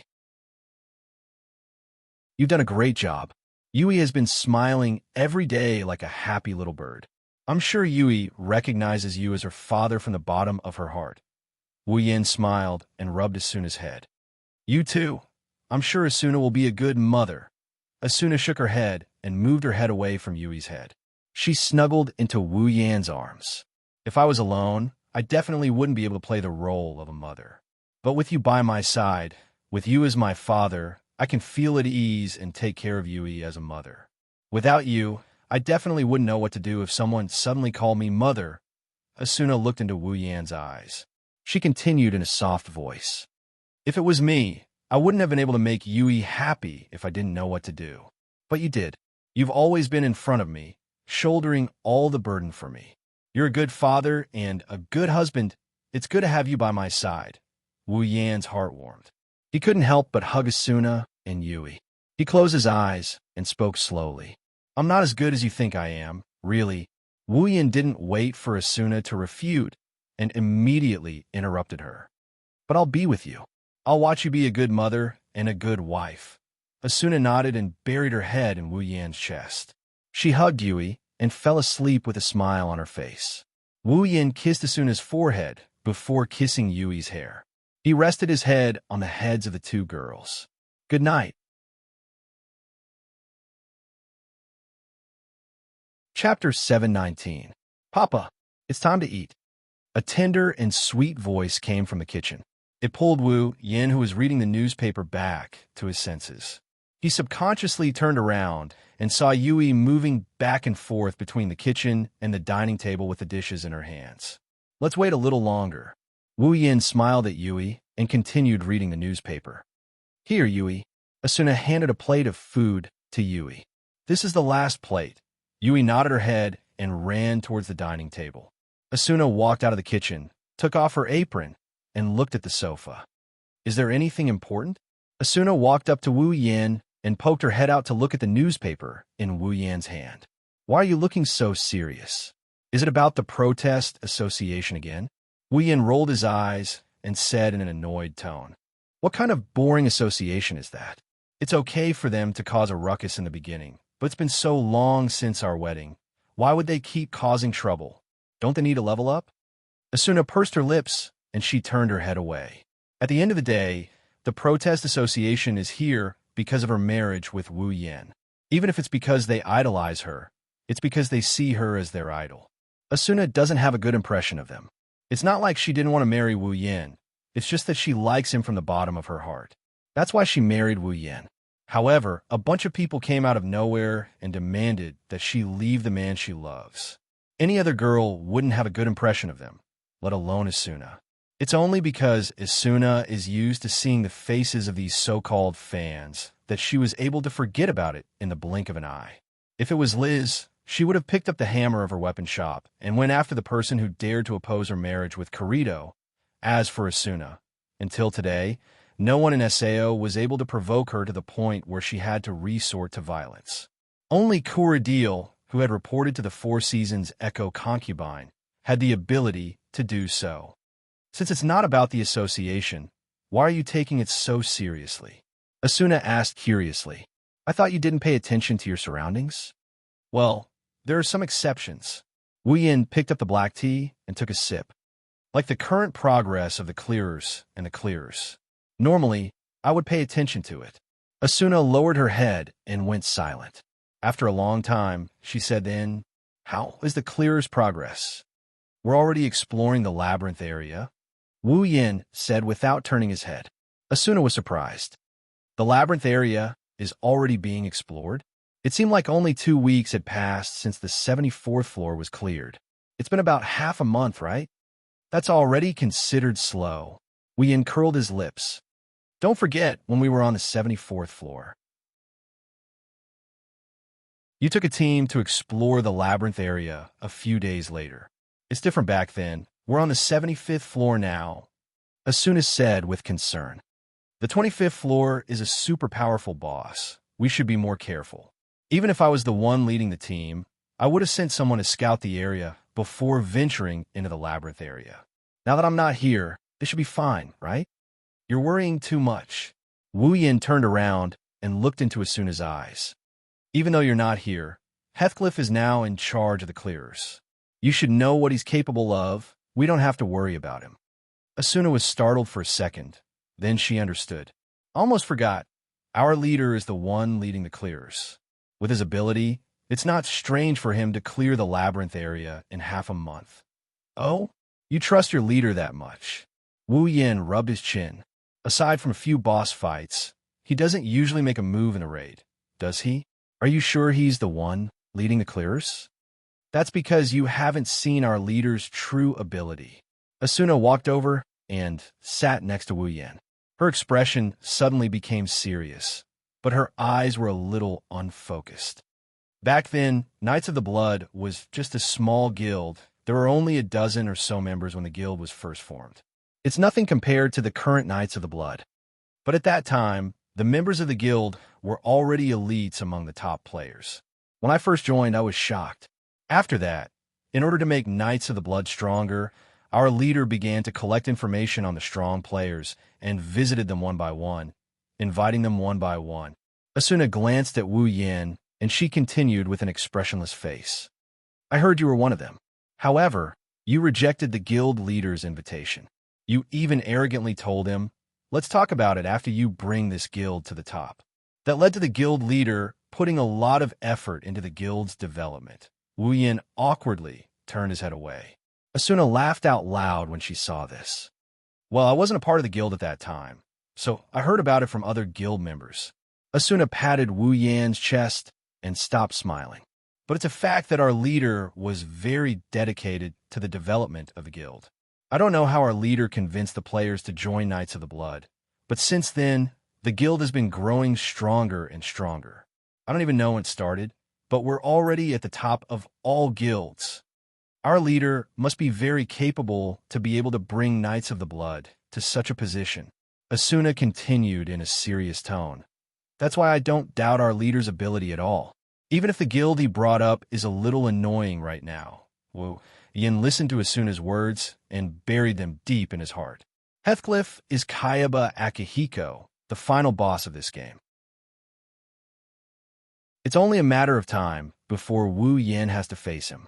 Wu Yin is more than happy to learn more about Heathcliff. Suddenly, an email appeared in front of Wu Yin, attracting Wu Yin's attention. After reading the content of the email, Wu Yin frowned. Asuna saw Wu Yin's reaction and walked up to him. What's wrong? From the looks of it, did you receive the mail? Wu Yin nodded and closed the email. He looked at Asuna helplessly. We were just talking about him, and he sent me an email. I wonder if he's spying on our private life. Asuna was stunned and cried out in surprise. Did our leader send you an email? Wu Yin leaned back on the sofa and said, he said it's something important and he wants me to go to Grantham tomorrow.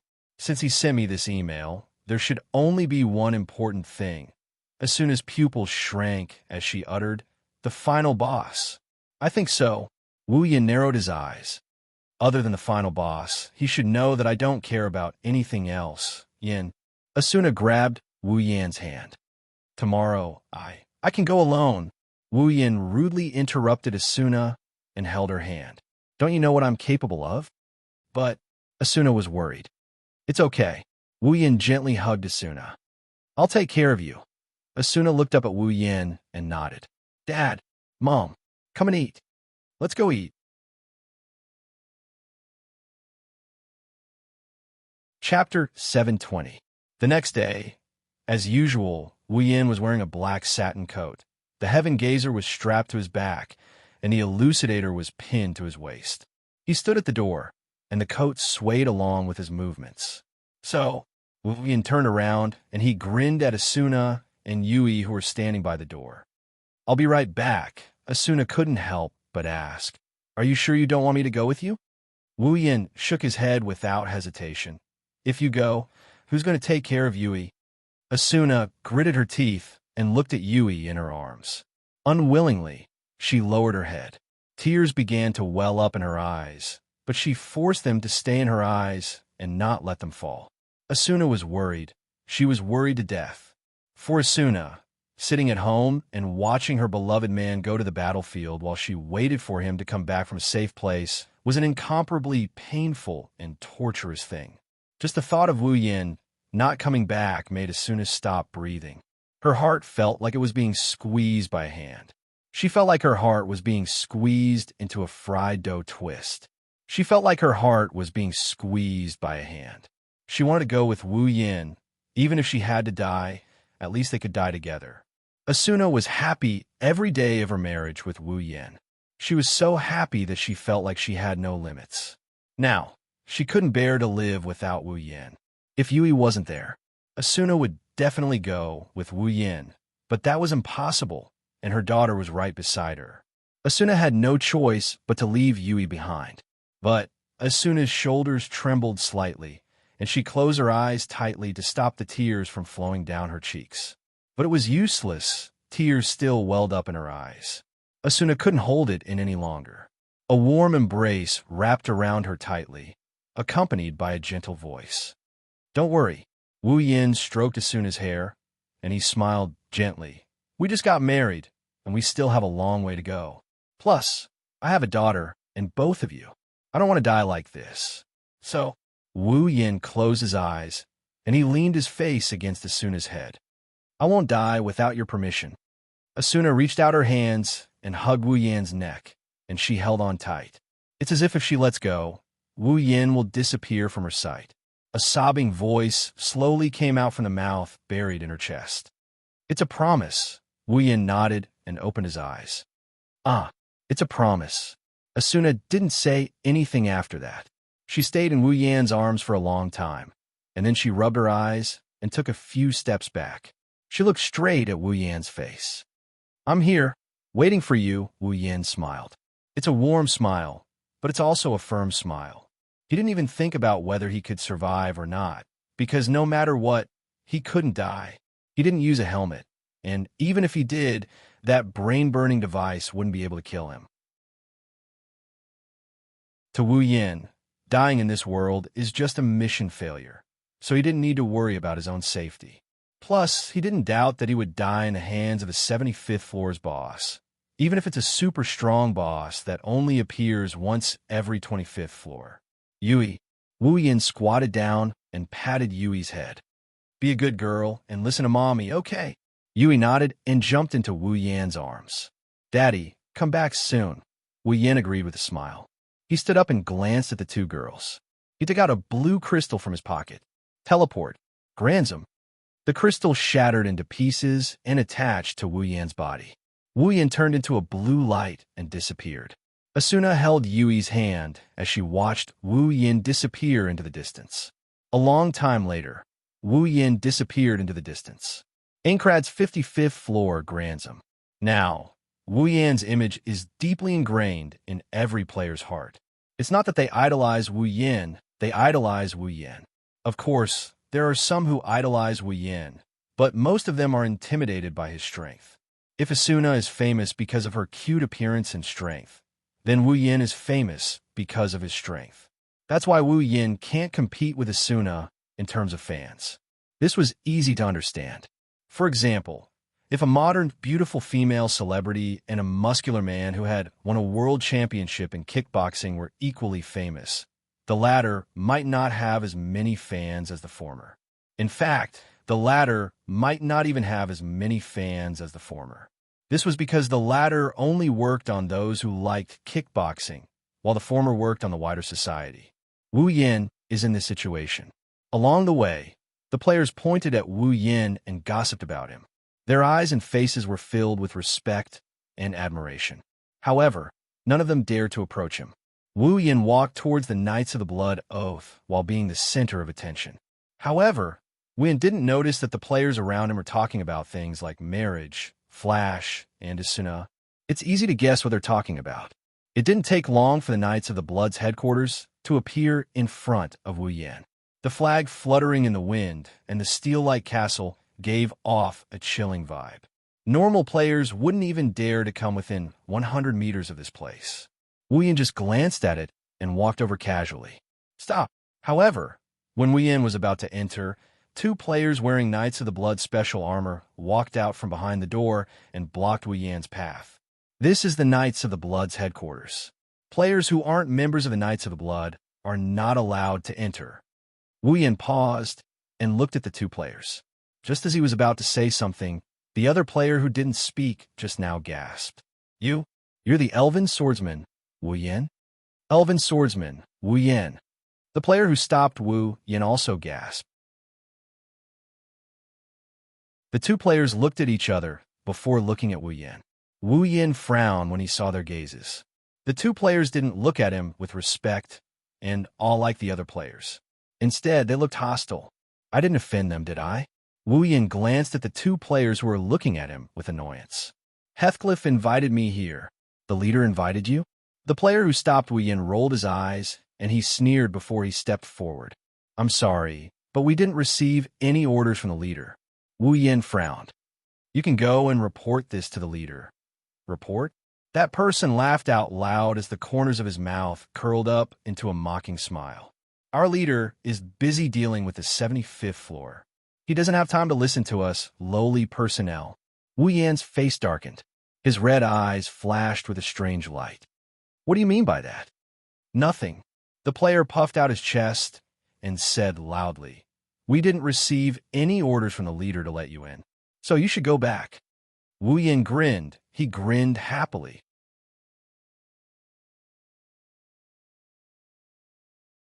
Chapter 721.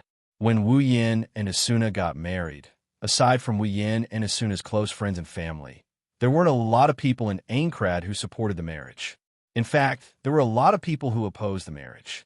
I have to admit that Asuna is very popular. A beautiful girl like her who has both strength and looks. There are very few people in this world who wouldn't want to covet her, except for those old people who are in their 70s or 80s or those immature children who are still wet behind the ears. Compared to Wu Yan, Asuna's fame was more deeply rooted in the hearts of the players. She's the goddess and idol of every player. Usually, they would be more than happy to catch a glimpse of Asuna in person. The male players of Knights of the Blood Oath, on the other hand, were much more fortunate. Since they were in the same guild as Asuna, they were able to see her almost every day. Naturally, Asuna's charm was deeply engraved in their hearts. Compared to the average player, the members of Knights of the Blood worshipped Asuna much more than the average player. But now, their idol, their goddess, went into someone else's arms and got married to someone else. She even quit Knights of the Blood. This news was no lighter than a heavy bomb directly exploding in their hearts. Because of this, Wu Yan and Asuna got married. That's why so many players came to watch the wedding. Some of them simply wanted to destroy the wedding. After the wedding was completed, they couldn't cause any damage, so they set up a protest association and began to make a big fuss. If Wu Yan and Asuna's house wasn't far away from the city, they would have been surrounded by people the day after the wedding. She had been surrounded by those people who protested against the association. She couldn't have a peaceful day. Unfortunately, the two of them weren't affected at all. They continued to live a peaceful and happy life. They even got a cute daughter out of nowhere. Unfortunately, they can't go on a street parade all day long. They still need to level up. They need to earn money or they won't be able to survive. That's how this farce ended. It became a joke among the players. Back then, the ones who formed the protest group were the crazy fans of Asuna and the Knights of the Blood. Among these people, that includes the two Knights of the Blood Oath players who are trying to stop Wu Yan and give him a hard time. As for Wu Yan's title as the strongest player, they've already forgotten about it. After all, they're also members of the strongest guild. They don't believe it. A single player can go against an entire guild, even the rumored Fey swordsman. With such thoughts in mind, the two of them forgot that Wu Yan's battle record is comparable to that of the entire clearers. The Knights of the Blood Oath are only a small part of the clearers. They also forgot that they, as low-level members, can't represent the entire guild. You're saying, Wu Yan's lips curled into a cold grin that sent a chill down the spines of the two players blocking his way. Am I lying to you? The two Knights of Blood Oath players instinctively took a step back. When they realized their cowardice, they could not help but blush in embarrassment. Enraged, that player stood out again. What? Do you want to force your way in? Don't forget that this is the headquarters of Knights of the Blood. Even if you're the face swordsman, do you dare to go against the entire Knights of the Blood? Go against the entire Knights of the Blood. Wu Yin was so angry that he laughed. Very well. I'd like to see how the two of you can make the entire Knights of the Blood my enemy. Hearing Wu Yan's words, the two thought that Wu Yin was going to attack them. Instead of drawing their swords, they shouted at the top of their lungs. Guards, someone's here to mess with us. This voice seemed to have dropped an atomic bomb on the entire Knights of Blood Oath, causing the originally cold steel castle to become noisy. Waves of strange noises came from the door, accompanied by uneven footsteps and shouts. What? Someone's here to mess with us? Are you serious? Which idiot dares to mess with the Knights of the Blood's headquarters? I'd like to see who it is. Let's go check it out. Amidst the shouts, the Knights of the Blood Oath players rushed over from the other side of the door. Their loud footsteps were heard, and soon, they were not far away from the door. Together with the two roadblocks at the door, they looked forward. In the next moment, they were stunned, and they exclaimed in shock. It's the face swordsman Wu Yin. The face swordsman? The face swordsman is here to mess with us? Hey, are you kidding me? Were these people really from a Knights of the Blood Oath? Wu Yin frowned when he saw the Knights of the Blood Oath players making a big fuss out of nothing. Knights of the Blood is the strongest guild in SAO. Wu Yin has seen the quality of their members under Asuna's leadership more than once. Even if they don't have the aura of a champion, they're at least calm and composed. Yet, these people before him were no different from those random players. Not only did they not follow the rules, but they were also making a fuss about nothing. Were they really members of the strongest guild? Wu Yin misunderstood the situation. In the past, the players who were personally led by Asuna were all elites of the Knights of the Blood. As elites, of course, they would have a stronger aura than normal members. Even the elite members had a filthy existence like Kuradil. Not to mention the ordinary members. Normally, if a normal member can join the Knights of the Blood, it's enough to prove their strength and quality. Unfortunately, Wu Yan's reputation is too big. The face swordsman's deterrence caught these members off guard. Naturally, they lost their composure. Of course, Wu Yin didn't think of this reason. Even if he did, he wouldn't care about it. He's more concerned about another problem. The entrance of the headquarters was already in such a state. Could it be that the higher-ups did not receive the news? Didn't Heathcliff receive the news? Of course, that's impossible. However, Heathcliff still hasn't shown up. Wu Yin narrowed his eyes. He looked calm on the surface, but he was laughing coldly in his mind. Another test? You're always seizing opportunities. Since you're not going to stand up for me, I'll take care of these guys. He lifted his head and looked at the 20-plus members of the Knights of the Blood Oath. His gaze gradually turned hostile, but he still had to say some polite words. Everyone, Wu Yin said calmly. I was invited by Heathcliff. If you don't believe me, you can report to Heathcliff. Don't listen to him. The guy who stopped Wu Yin at the beginning shouted. We didn't receive any orders from our leader, but he still tried to force his way in. Even if he's the face swordsman, he can't bully us. After he finished speaking, he looked around at everyone. Does he think he can disregard the Knights of the Blood after marrying Lady Asuna? Hearing this, the hesitant and fearful members of Cobb narrowed their eyes, and their expressions turned ferocious. Wu Yin instantly understood what was going on. In the end, it's all because of Asuna. Wu Yin didn't know whether to laugh or cry. He lost all interest in these people. All right, since you want to stop me, I won't hold back. All of you, come at me together.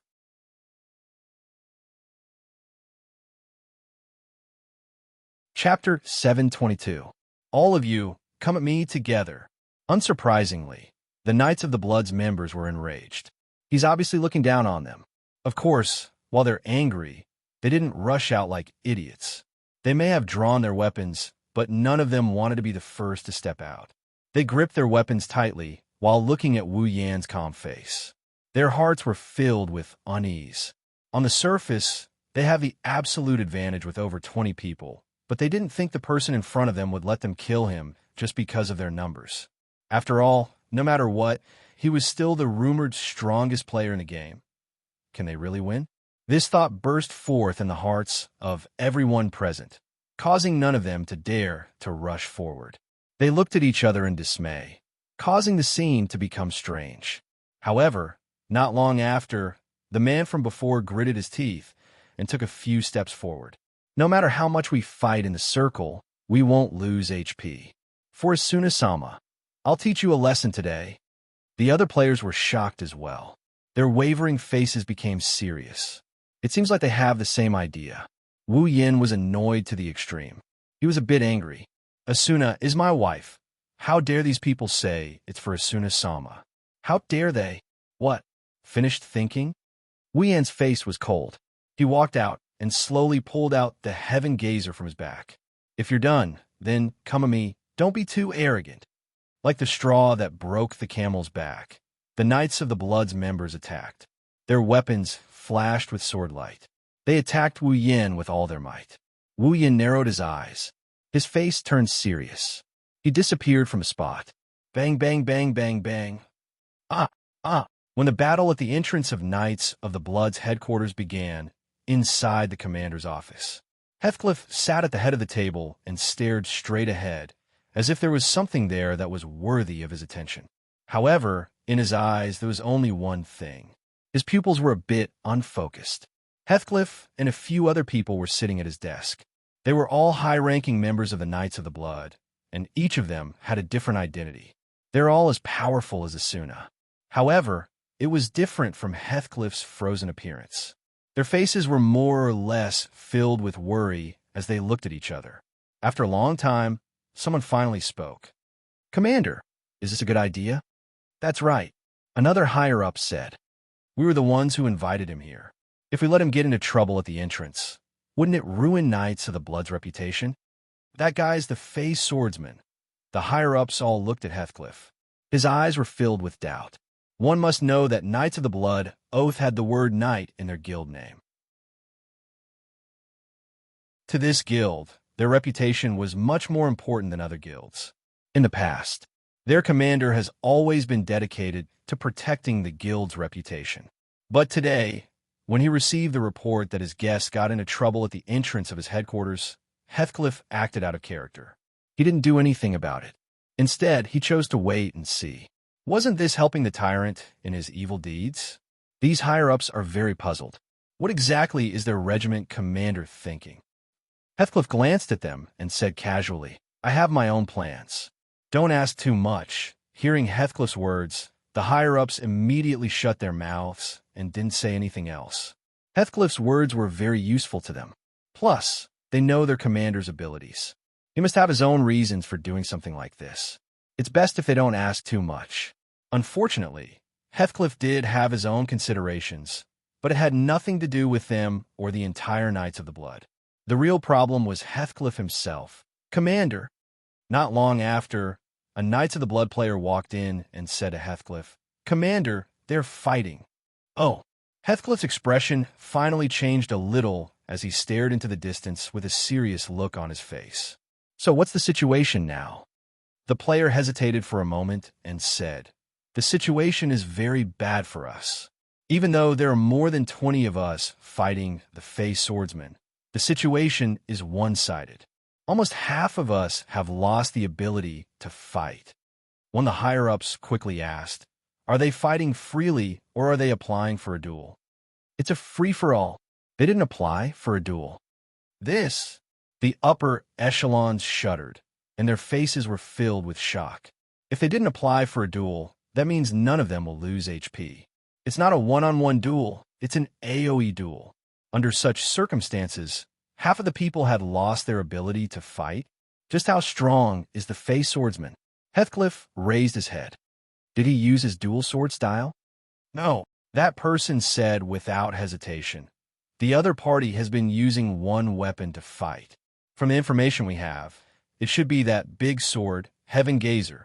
As for the other one-handed sword, Elucidator, it has always been strapped to the back of the other party's waist and has never been pulled out. Heathcliff fell silent. Heathcliff knew that because of Asuna, Wu Yin used a week to prepare for the wedding and another week to live a peaceful life with Asuna. He didn't go out of the labyrinth or the wilderness. In other words, it's been half a month since the 74th floor was cleared, and Wu Yin hasn't leveled up at all. In other words, Wu Yin hasn't improved in the past half a month. If it was another player who hasn't leveled up for a month and a half, they've been absorbing EXP for a month and a half. After the level gap and equipment upgrade, the gap between their strength will start to widen. If things go south, the battle between two players who are on par with each other will be decided in one hit. Wu Yin, on the other hand, is still as strong as ever even after half a month of peaceful life. 1 against 20, and he didn't even use his dual sword stream, but in just a few minutes he made half of the people lose their ability to fight. Moreover, he didn't lose any HP and only had a slight knockback effect. It was like a person being hit by a huge rock. Even if he had activated Invincible Aura, he would still be knocked back or even stunned by the impact of the rock. In order to defeat a player in the safe zone, other than a duel, the only other way was to beat the opponent until they were dizzy and lost their ability to fight. It was like motion sickness. No matter how strong a man was, he would still become limp and weak after getting motion sickness. However, this was much more difficult than a normal duel. Perhaps in a duel, you only needed 1 slash to reduce the opponent's HP, but in a battle within the circle, you would need to use dozens or even hundreds of slashes to reach the point where the opponent would lose the ability to fight. In this situation, Wu Yin still has the upper hand against over 20 players. He didn't even have to use his full strength. Those players aren't the elites of Knights of the Blood, but they're still stronger than normal players. He's still as strong as ever. Heathcliff closed his eyes quietly, making the atmosphere around him quiet and heavy. It was not until a few minutes later that Heathcliff opened his eyes and stood up. "Let's go. Let's welcome our guest." The higher-ups finally let out a sigh of relief. They don't want to make an enemy out of the elven swordsman.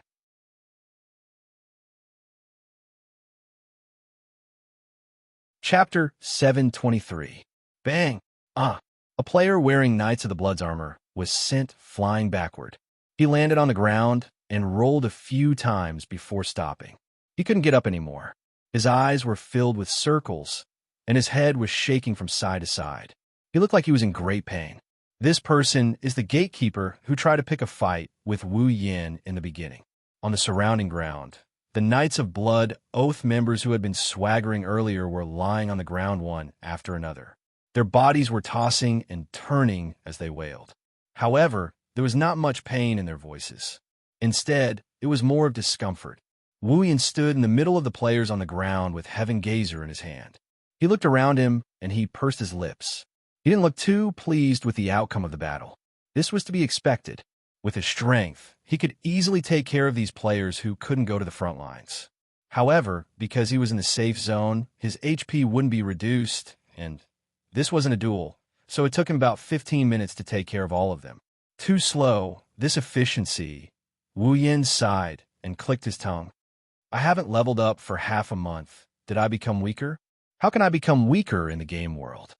If other players knew what Wu Yin was thinking, they would want to kill themselves by smashing their heads against a brick. It's basically a bunch of first-rate players. In the safe zone, it took him 15 minutes to take care of all of them, and he thinks he's weaker? If they had that kind of strength, no one in SAO would want to go out and level up. Wu Yin walked to the entrance of Knights of the Blood's HQ. He glanced at the players on the ground. He shook his head. A bunch of idiots who were used as tools. What's the point of thinking about this? Heathcliff, it's about time for him to show up. Wu Yin didn't wait for Heathcliff to show up. Another unexpected but reasonable person showed up. "Yin?" A familiar voice came from behind him. Wu Yin paused for a moment. He turned around and smiled when he saw the person. He waved at him. "Oh, Kirito, you're here too?" Kirito, who was standing not far away, finally recovered from the shock. He quickly ran to Wu Yan's side. "What's going on?" Kirito looked around at the players on the ground. He turned around and looked at Heaven Gazer in Wu Yan's hand. He asked in shock, "You're at war with the Knights of Blood Oath? They kidnapped Asuna?" Wu Yan choked on his breath. He almost choked to death. "You think you can kidnap Asuna for me?" Even Heathcliff, won't be able to do it. That's true. Kirito smiled awkwardly. Then, he pointed at his surroundings in confusion. Then, what's going on? Well, it's just a small matter. It's not worth mentioning. Wu Yin put Heaven Gazer back on his back and looked at Kirito. By the way, why are you here? Heathcliff sent me an email, Kirito said with a serious face. He said it's something important. Wu Yin nodded. That's right, Kirito's strength is top-notch. Even if he didn't learn dual sword style like the original work, he's still one of the top 5 players in SAO. Perhaps, other than me and Heathcliff, he's also one of the top 5 players in SAO. Apart from Heathcliff and Heathcliff, he's the strongest player in SAO. Heathcliff has no reason not to invite someone like him. After all, his main goal is to raid Asuna. Since you're here, you must have been invited by Heathcliff as well, right? Kirito asked. His face turned serious when he saw Wu Yin nodding. He invited me, and now he invited you. It seems like his goal this time isn't as simple as it seems. I can only think of one thing. That's the only one. Wu Yin tilted his head and closed his eyes. The 75th floor's boss. Kirito lowered his head. He took a deep breath and patted his cheeks to cheer himself up. He asked Wu Yin, does Asuna know about this? She knows. Wu Yin sighed. She wanted to come with us, but I used Yui as an excuse to make her stay. What about you? Is Liz okay? Okay, that's a big problem. Kirito smiled bitterly. With Liz's personality, she would have come even if she knew it would cost her her life. That's why I didn't tell her about my guess. Maybe Heathcliff asked us to come here for some other reason? Kirito smirked and punched Wu Yin's chest. Besides, even if he invited us to raid the floor's boss, I don't think it'll be a problem since you're here with us. Wu Yin shook his head, not knowing whether to laugh or cry. You think so highly of me? Of course. Kirito crossed his arms and said seriously. If the most powerful monster in SAO is the floor's boss that appears every 25th floor, then you're the most powerful monster among us players. Hey, I'm still here. Wu Yin slapped Kirito's back, almost knocking him to the ground. If Asuna hears you calling me a monster, she'll catch you and cook you up. Kirito-kun is right. A powerful voice came from beside them. Heathcliff came out of the headquarters with 4 high-ranking members of the Knights of the Blood Oath in tow. Heathcliff looked at Wu Yin, and he said something with a meaningful tone. Yin-kun, you're the most powerful player among us players, so we'll need your help to raid the floor's boss. So it's about the floor's boss. Kirito's face sank. He really hoped that Heathcliff didn't call them here for the floor's boss. It's not that he doesn't want to clear this game as soon as possible, but this floor's boss is too important. The floor's boss appears every 25th floor, and most of the players sacrifice themselves to clear it. The army paid a heavy price to clear the floor's boss on the 25th floor, and the clearers almost all died on the 50th floor. How many players will be sacrificed on the 75th floor this time? Kirito didn't want to see anyone sacrifice themselves. Even in the original work, Kirito didn't want to see anyone sacrifice themselves after experiencing the cheater incident and the Moonlit Black Cats incident. Kirito didn't want to see anyone sacrifice themselves, let alone Kirito, who was living a much better life than the original work. Also, since Heathcliff called him here, it means that even Heathcliff can't do anything to the floor's boss this time. Otherwise, Heathcliff wouldn't have minded taking on the boss himself if he could have done it alone. Aside from the high risk involved, the rewards are also unimaginably bountiful. If possible, no one would want to give up the boss reward, not even Wu Yin. Otherwise, he wouldn't have fought with the clearers for so long. Of course, that's just Kirito's opinion. Perhaps Heathcliff saw through Kirito's worries and smiled. Kirito-kun, don't worry. We have Yin-kun with us this time. I'm sure we'll be able to reduce our casualties to 0. Hearing this, Kirito's expression became a lot better, and he looked at Heathcliff. So, what about the floor's boss? Let's go in and talk about the details. Kirito nodded and Wu Yin nodded. The group walked into the HQ together. As for the people on the ground, they've already been forgotten.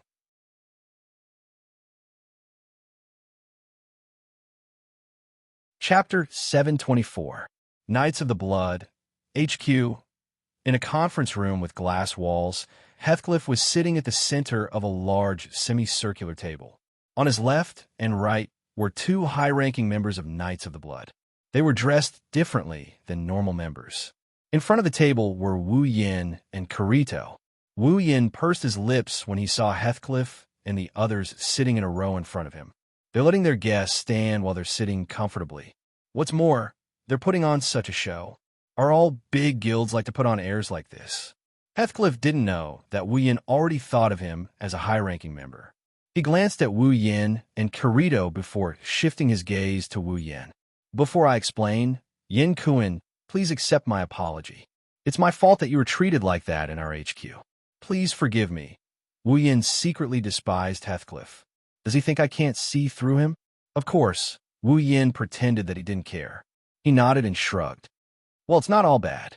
At least I have them as my sparring partners. My rusty skills have recovered quite a bit.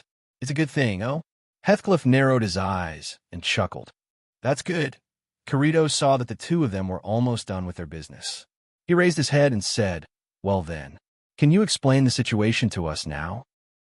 Heathcliff lowered his head, an indescribable light flashing in his eyes. It's just as you thought. I invited you here because we found a room of the 75th floor's boss. Kirito's expression froze. Wu Yin finally shifted his gaze to Heathcliff.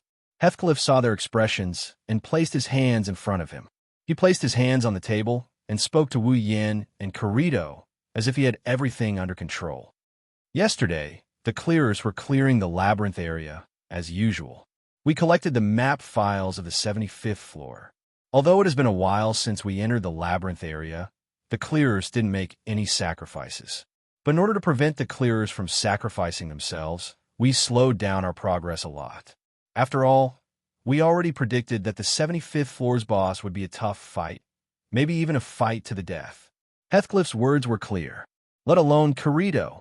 Even Wu Yan's heart sank. Up until now, the players had conquered a total of 74 floors. Among these floors, only the bosses on the 25th and 50th floors had extraordinarily large bodies and powerful combat strength. Only when clearing these two floors did the clearers have to pay an unimaginable amount of sacrifices. Now that they were starting to clear the 75th floor, the pressure that the incomparably powerful boss gave off was unimaginable.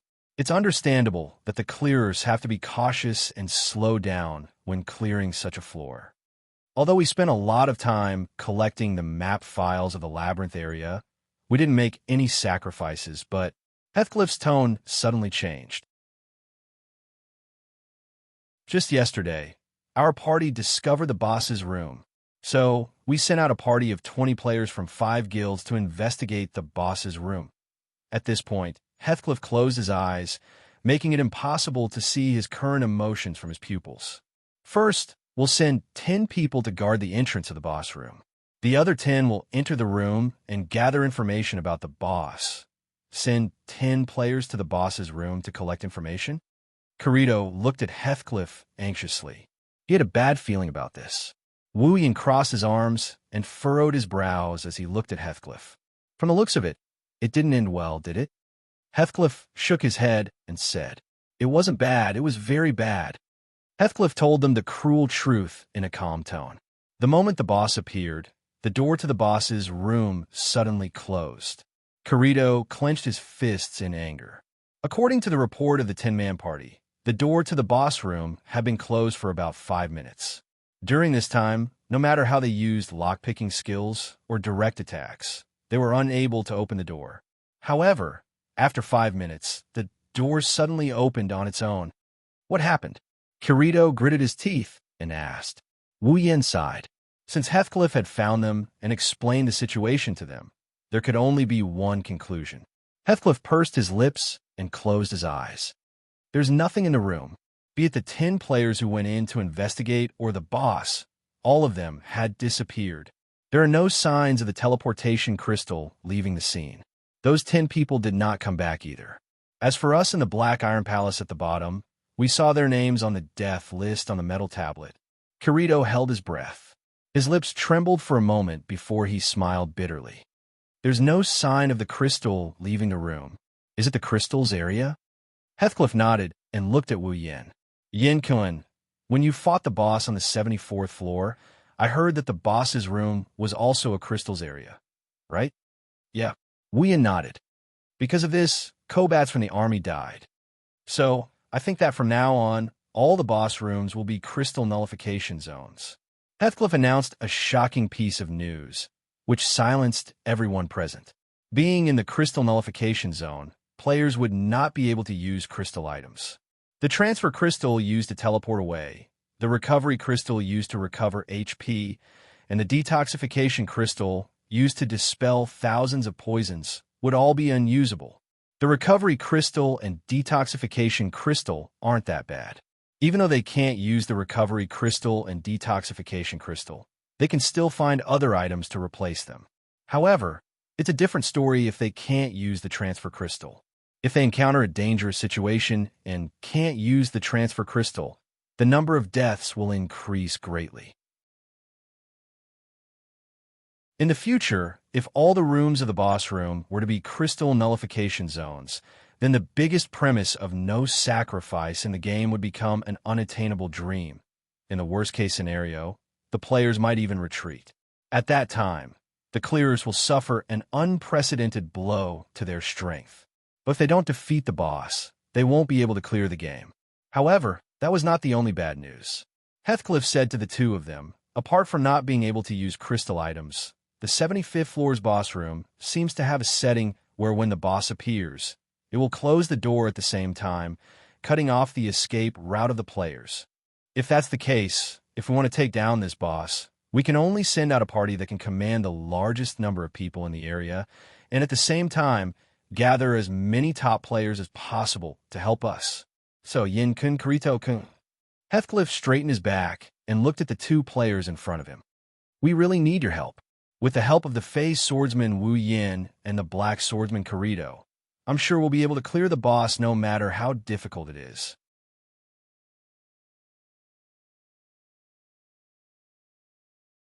Chapter 725. The entire meeting room was silent. No one said a word.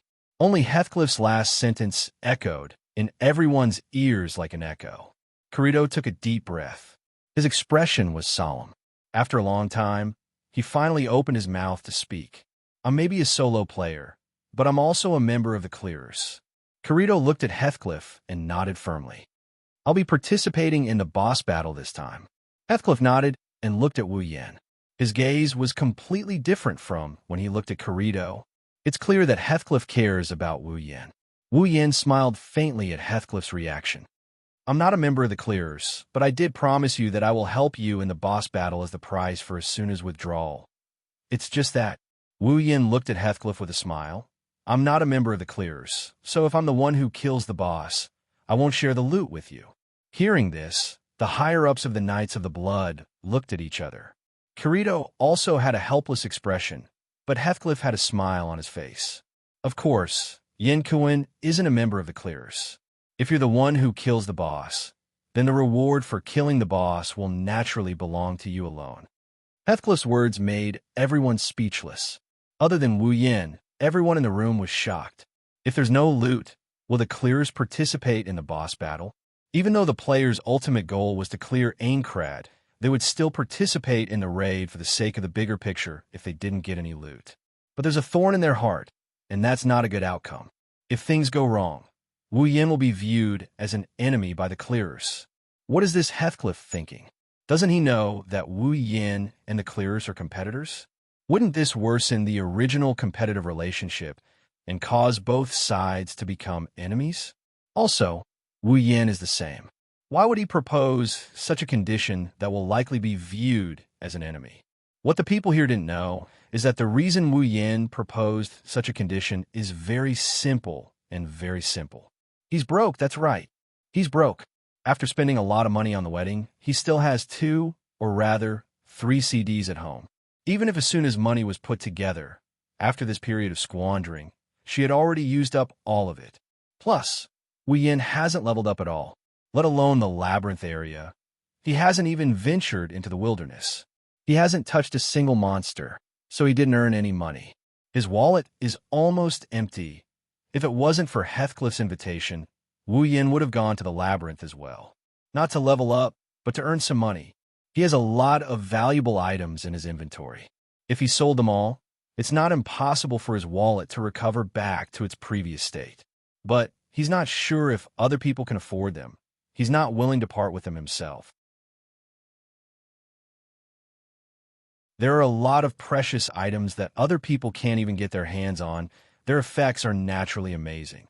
Wu Yin isn't willing to sell these items that can be put to great use just for a bit of living expenses.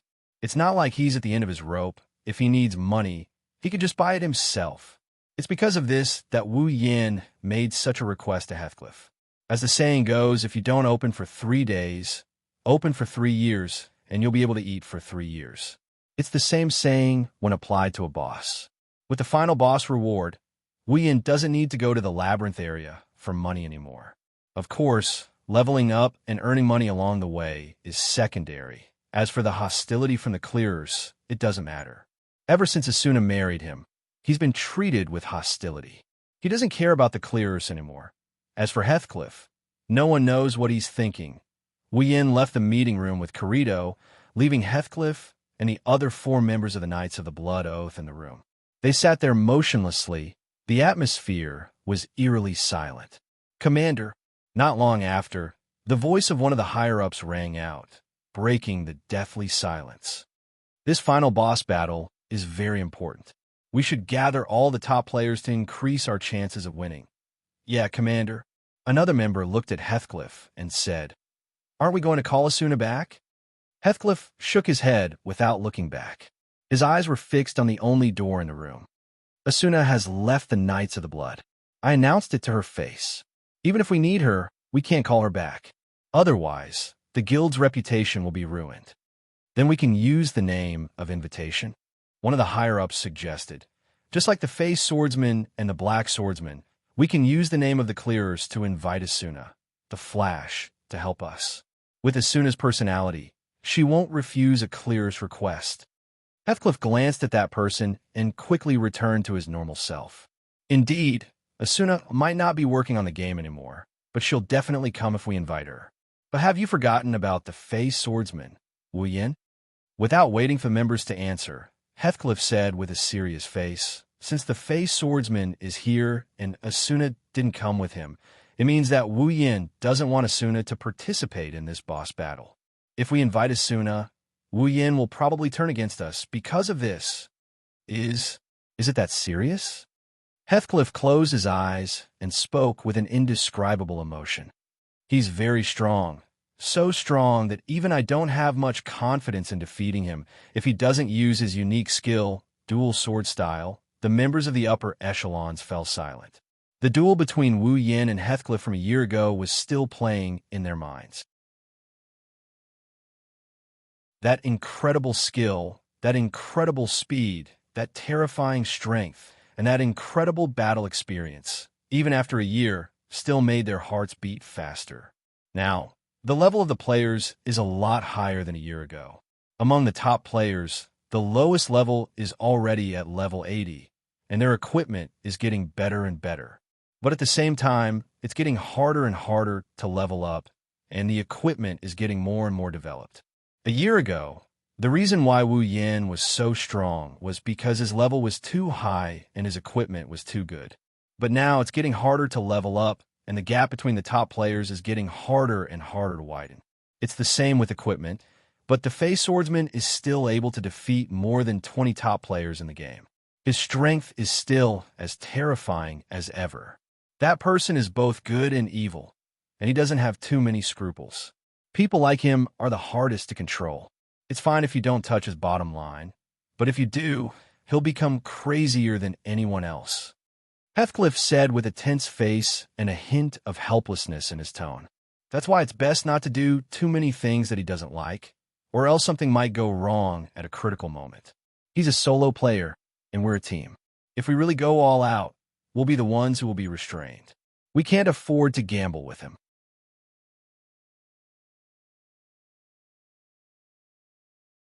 Chapter 726. Aincrad's 75th floor, Corinia, Teleport Gate Plaza. Today, there were close to 50 players wandering around the spacious square. They were in groups of twos and threes, chatting about something. However, their faces were filled with worry and seriousness, as if they were soldiers who were about to go to war. These 50 players are the top players in the clears. They are here to answer Heathcliff's summons and head to the labyrinth area to take down the 75th floor's boss. They more or less know that the boss this time is different from the previous ones. It's going to be a lot stronger. That's why even though the 50 players are chatting, none of them are joking around. The atmosphere is heavy, and there's a thick haze hanging over the plaza. It's a sign of everyone's mood. Maybe they're aware that today is a special day. Everyone here is part of the clearers. Otherwise, there wouldn't be only 50 players here. After all, this is the front line.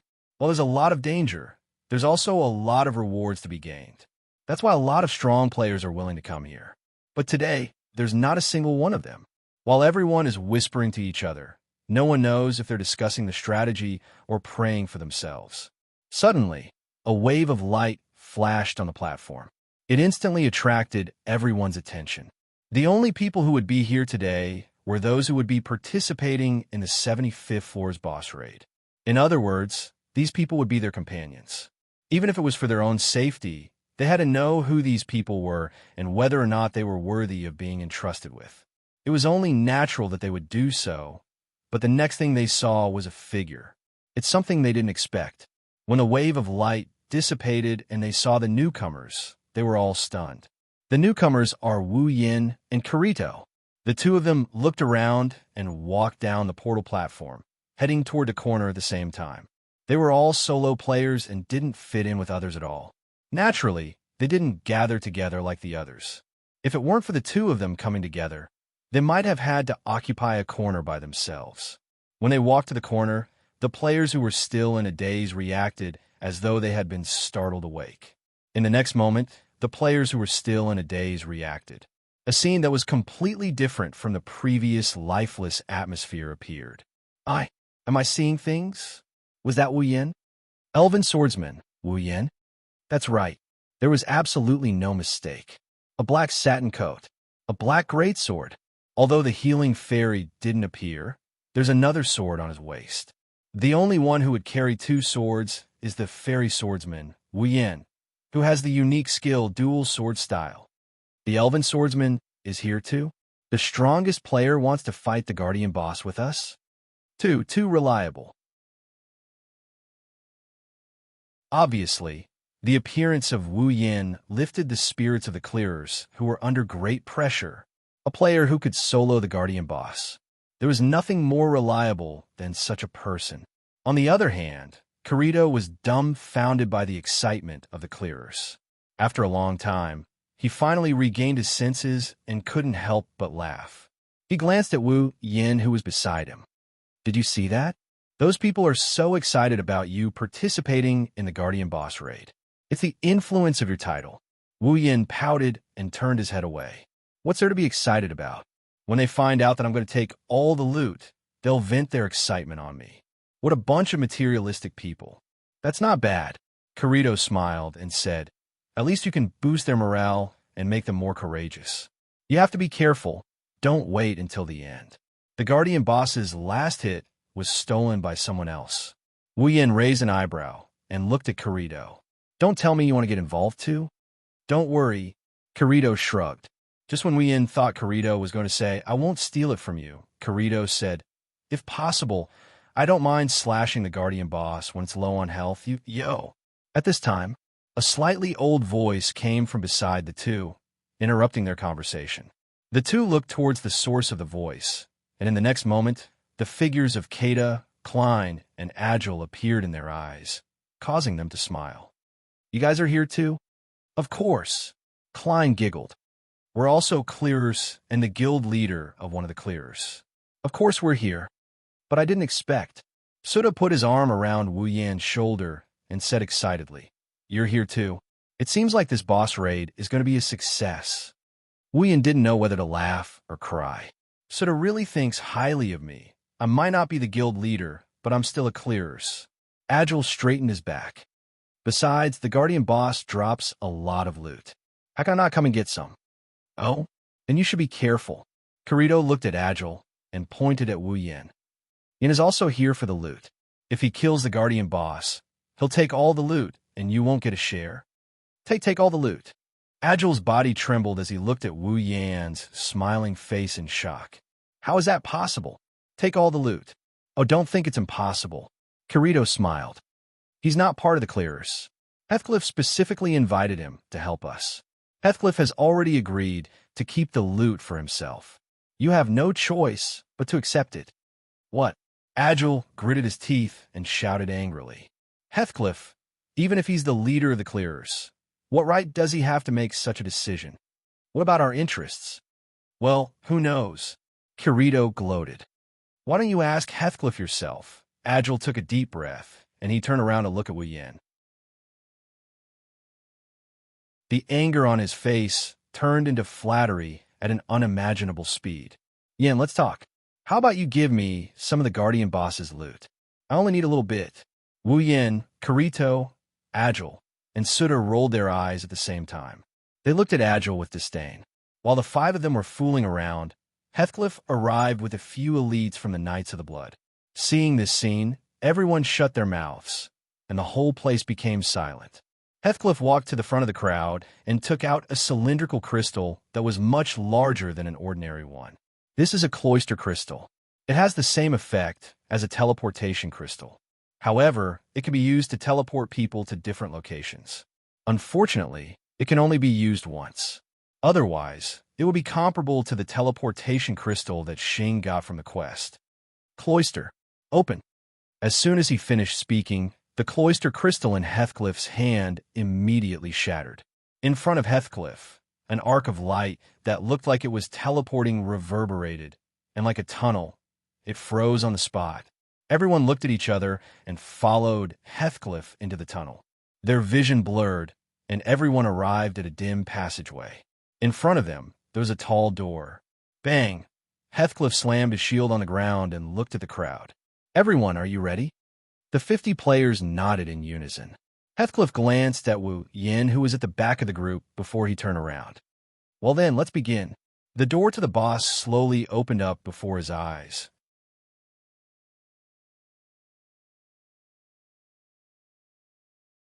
Chapter 727. The door, which was large enough to fill a person's field of vision, slowly moved and pushed inwards. The sound of the door opening slowly spread throughout the entire space. All the players present drew their weapons and stared at the door without blinking. Kirito pulled out Shadow Chaser from his back. Suda, Klein, and Agile also aimed their weapons at the door. Only Wu Yin stood there quietly. His hand rested on the hilt of Heaven Gazer. Standing at the front, Heathcliff pulled out his long sword from the inside of his cross shield. When the door to the boss was fully opened, he raised his right hand and shouted, "Let's go. Battle. Begin." Oh, everyone shouted at the top of their lungs. They mustered up their courage and followed behind Heathcliff. They rushed into the boss's room with messy footsteps. It's as if they are warriors who will never return. When the last person entered the boss's room was finally exposed to everyone's eyes. It's a spacious room, bigger than the Colosseum in Rome. The floor is circular, the walls are curved, and the walls are curved upwards. Only after reaching an unknown distance in the air did they bend and merge together like an egg with only half of it left. The surroundings were silent and dark. Even the players with the best field of vision could only vaguely see a dozen meters ahead of them. However, there was nothing here other than the ground and walls. The only thing that could be seen were rocks that extended out of nowhere. After everyone entered the room and formed a formation, the boss's door closed with a loud bang. The loud sound of the door closing was like a heavy hammer that hammered the players' hearts. This caused them to become nervous. That was because they knew that when the door opened again, either the boss would be dead or all the players would be dead. Other than that, the door would never open again. Everyone gripped their weapons so tightly that their knuckles were cracking. Everyone's eyes scanned the room, trying to find the boss silhouette. Everyone was looking around the room, trying to find the boss silhouette. However, The boss did not appear even after a long time. The unknown was the most terrifying. In this kind of unknown situation, everyone's nerves were stretched to the limit. At this time, even a small impact was enough to cause a huge reaction. Of course, there was one exception, so a figure shot out like an arrow from a bow. Suddenly, it shot up into the sky. With an unimaginable leap and astonishing speed, it arrived at the top of the room in the blink of an eye. Before anyone could react, several strange sounds suddenly rang out. Clang! The sound of a sword being drawn. Bang! A muffled sound rang out. Up there. No one knew who it was, but someone let out a loud cry that sounded like he was about to collapse. When it reached everyone's ears, everyone abruptly raised their heads and looked up. With one look, the faces of nearly 50 players paled. Their eyes and faces paled. Traces of horror appeared on their faces. Kirito and the others' pupils also shrunk. What is that thing? Just like before, a hysterical scream rang out. But this time, no one paid attention to that person, because the thing in front of them made their minds go blank. They couldn't react anymore. At the top of the room, a huge monster with a length of more than 10 meters appeared in front of everyone's eyes. Its entire body was made up of bones that were similar to joints, similar to the spine of a human. A pair of sharp bones protruded from each grayish-white bone joint, like the legs of a centipede. As it moved, a bone-chilling sound similar to boiling water could be heard from those legs made of bones.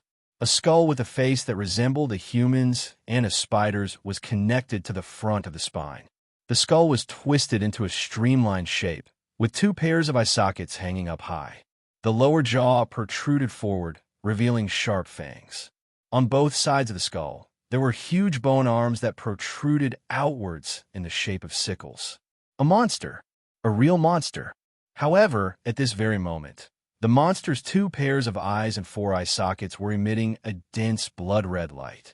Along with the strange, insect-like hiss from before, the sound reverberated throughout the entire space. At the center of its huge body, a person was holding a large black sword, which was stabbed into its skeleton. That person, it's Wu Yin. Yin, Suda, Klein, and Agile were stunned. He jumped up and attacked. Kirito forced a smile, but cold sweat dripped down his forehead. How reckless must he be to do something like that? What a terrifying jumping ability. Heathcliff gritted his teeth, turned around, and shouted at everyone. His voice seemed to freeze over. Don't gather together. Get out of my way.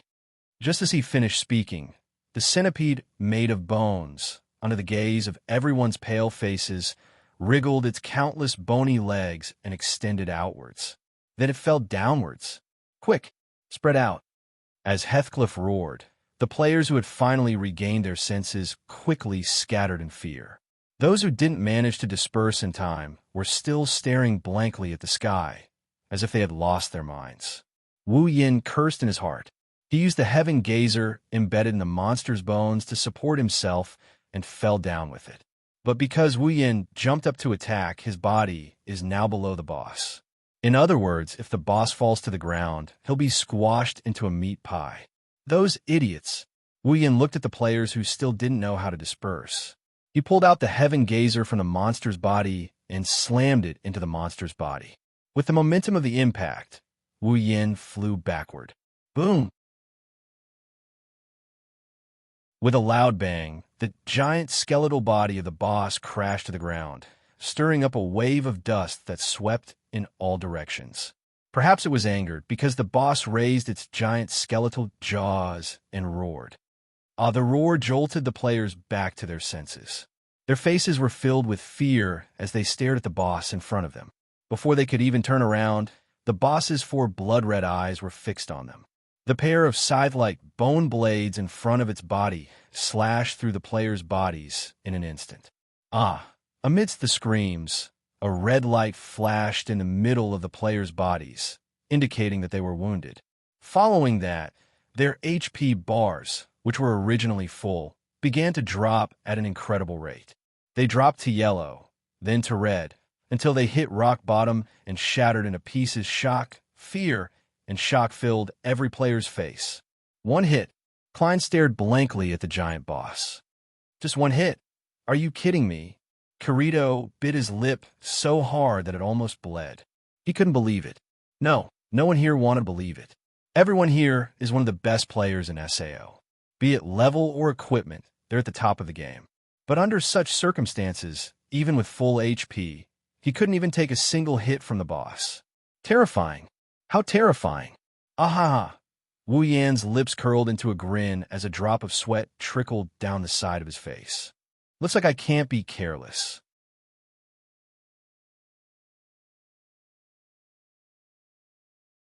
Chapter 728. The boss raised its head and hissed. A shockwave of fire rippled out from under its countless bony feet. Wherever it passed, the floor seemed to be on fire. The originally dark and cold floor instantly turned fiery red. It only stopped when the entire boss room was lit up. The dark environment suddenly brightened up. This was a good thing for the players whose vision was limited. However, none of the players felt happy at all. The fiery red environment around them could not dispel the coldness in their hearts. Only sweat dripped down from their bodies as if they were being roasted. Spread out. Spread out. Heathcliff's voice was still echoing in the air. The situation in front of them was obviously very dangerous, but there was an indescribable calmness in his voice.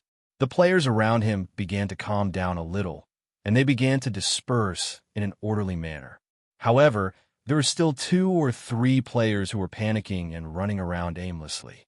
Many people frowned and broke out in cold sweat for them. Yen. Kirito yelled at Wu Yan. Wu Yan turned around and nodded as if he understood what Kirito was trying to do. The 2 of them dashed towards the boss made of skeletons.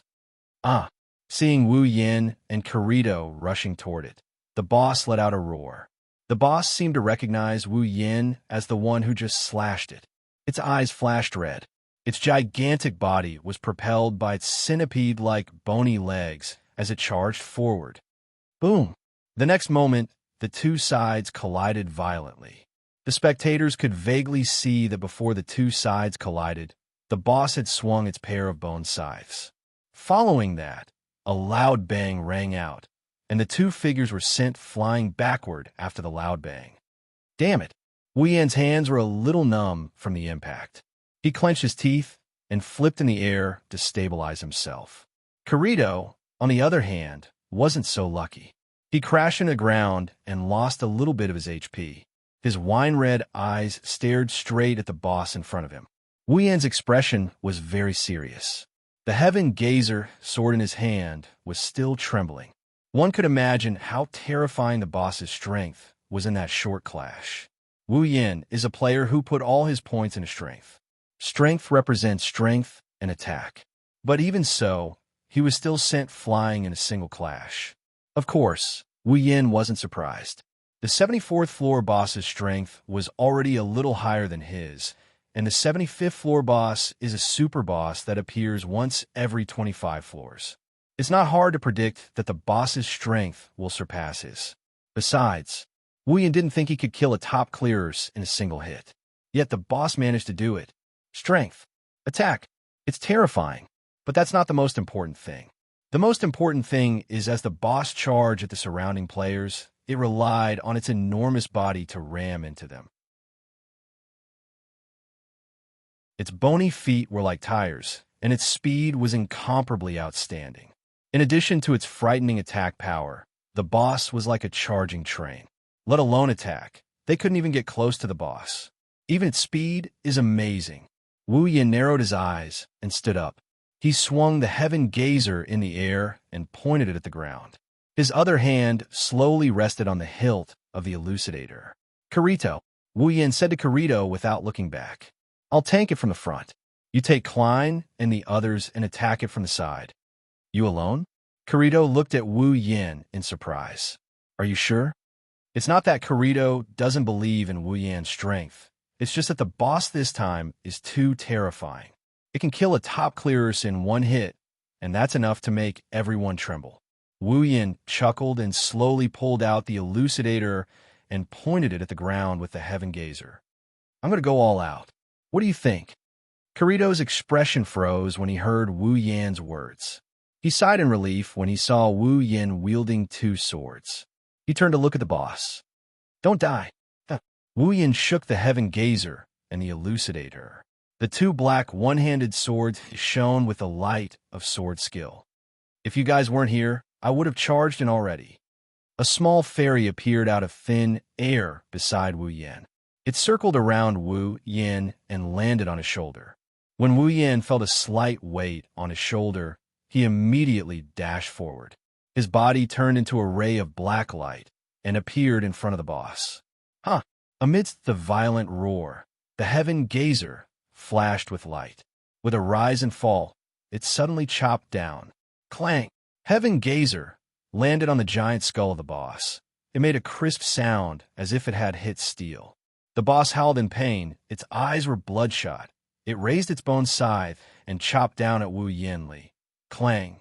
Another crisp sound rang out. This time, it wasn't the sound of a hit. It was the sound of a block. Oomph! Wu Yin grunted and blocked the boss's bone scythe with his sword. Sparks flew everywhere when the two weapons collided. The force of the collision was so great that it kept moving towards Wu Yan's head. If it wasn't for the infinite martial arts skill, the scythe would have cut through Wu Yan's body. The force was too strong. Oomph! Seeing Wu Yin block its bone scythe with a small sword, the boss was furious. It raised its other scythe and slashed at Wu Yin from the other side. Wu Yin clenched his teeth as he sensed the wind coming at him. He grabbed Elucidator with a backhand grip and used it to guard his side. The boss used its bone scythe to chop down on the blade that is even smaller than the bone scythe and the Heaven Gazer. Clang! Amidst the violent collisions, Wu Yin grunted again. His hands trembled incessantly. The force coming from both sides of his body made him feel like he was suffocating. The boss was like a biscuit. Its two bone sides were clamping down on Wu Yin. Wu Yin held his two swords and pushed the sides away with all his might. In an instant, the two blades clashed and sparks flew everywhere. Wu Yin raised his head with difficulty. A vein popped out on his forehead. He looked at the boss that was roaring at him and exerting more force. A hint of viciousness flashed in his wine-red eyes. The two swords flashed and illuminated the faces of Wu Yin and the boss. With a roar, the Heaven Gazer and the Elucidator stopped trembling. Then, Wu Yin waved his swords and pushed them to the side. Instantly, the two bone sides were pushed to the back of the boss. The boss lost its balance, and its huge body was pushed backwards.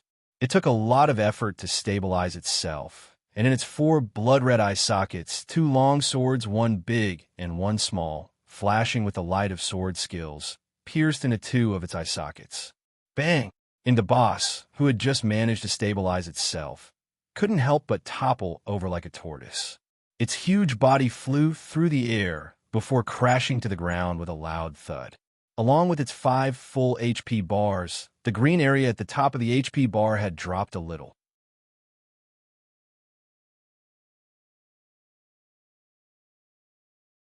Chapter 729. As the giant body of the boss fell to the ground started to tremble as if there was an earthquake, causing the minds of the players who were still in a daze to go blank. Looking at Wu Yin, who was still in the same posture of pushing out his swords, the players couldn't help but gasp for air. Their eyes flashed with disbelief. A level boss that could kill a top player with a single hit had actually lost to a player in a head-on clash. Thinking of this, the players felt like they were in a dream. What they didn't know was that Wu Yin was also having a hard time. When he lost to the boss in a head-on clash, Wu Yin could still use the excuse that he didn't use his dual sword style. After all, equipped with a powerful weapon like Elucidator, the attributes of the weapon are not to be trifled with. In terms of attack power, with the addition of Elucidator's attack power, Wu Yin's already strong attack power was boosted to the max. Even under such circumstances, he can only barely beat the boss in a stalemate. He's also tired himself out like a dead dog. Wu Yin knew that if he had to fight the boss a second time, he wouldn't have any extra burst power to kill the boss. That's why he chose to attack the boss's eyes to buy himself some time. Everyone, attack! The shrewd Heathcliff naturally wouldn't let go of such an opportunity. Seeing that the boss was in a state similar to paralysis, he decisively activated the charge horn and led a group of clearers to the front of the boss. One after another, the clearers swung their weapons at the boss. The guardian boss raised its head and roared. The huge mouth on its ferocious skull opened, and a dense energy wave condensed together. In just a moment, it turned into a sound wave. The terrifying roar directly caused the surrounding space to fluctuate. The roar made everyone's ears feel uncomfortable, and the attacks in their hands also slowed down. With this pause, the guardian boss also moved. Chi! The ferocious skull swung, and with a chi sound, a bone sickle flashing with a cold light cut through the sky, like a flash of lightning, and swept violently towards the surroundings. Be careful! Kirito, who was about to use his sword skill again, had a serious expression on his face when he saw the bone scythe that could definitely kill the Grim Reaper. He retreated without hesitation. The attack power of the boss was extremely high. Only Wu Yin, who had the unique skill dual sword style, and Heathcliff, who had the sacred sword skill, could withstand it. Other than them, no matter who got hit by the boss, they wouldn't fare any better than the clearers who got chopped in half. Kirito didn't need to remind everyone of the danger of the bone scythe. Everyone except Wu Yin and Heathcliff quickly scattered. Fortunately, the level boss was on its back. Although the bone scythe had extremely terrifying killing power, it felt like it was shooting a fly with a cannon. Because it was difficult to control its posture, this attack cut through space, but only cut through the air and didn't hit anyone. Yin Kun. Heathcliff came to Wu Yan's side, raised his cross shield, and said in a deep voice, "We'll block it. Let the others attack." Wu Yan nodded helplessly. The 75th floor's guardian boss is a tough nut to crack. He used his full strength, but he still couldn't do anything to it. Wu Yan didn't think he would lose in a one-on-one fight. This guardian boss is a super strong existence that only appears once every 25 floors. However, he has the support of a healing fairy, so he might be able to beat it if he goes all out. However, since Heathcliff had decided to gang up on him, there was no need for him to fight a boss that was not any weaker than him. That was why he did not have to fight a boss that was not any weaker than him. At this time, the boss finally turned over from the ground and looked down at Wu Yin and Heathcliff, who were closest to it. "Do it," Heathcliff shouted. Wu Yin nodded slightly.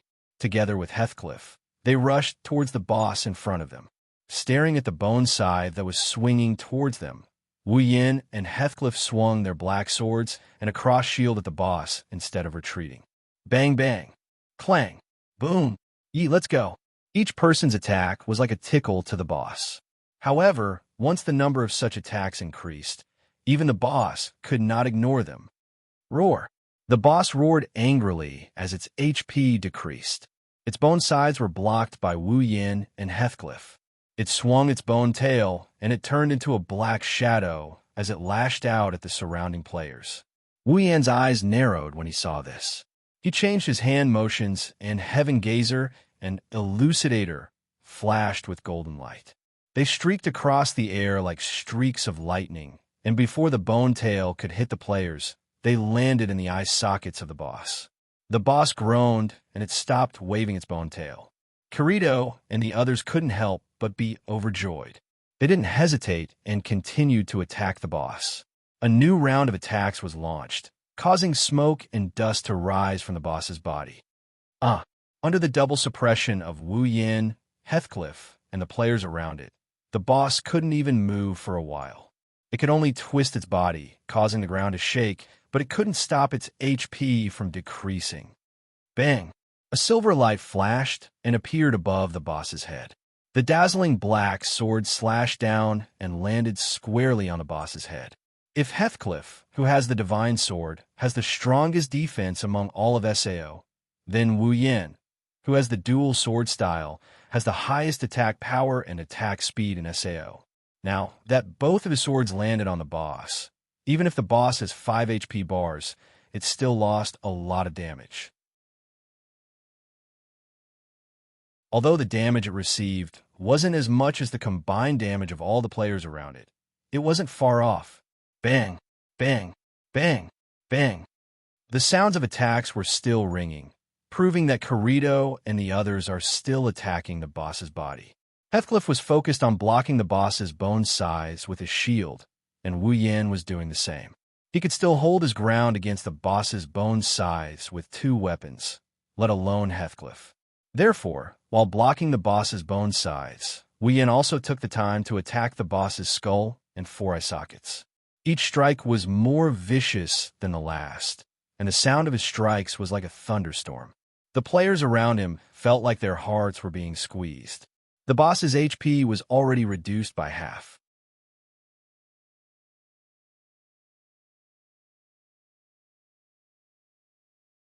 Chapter 730.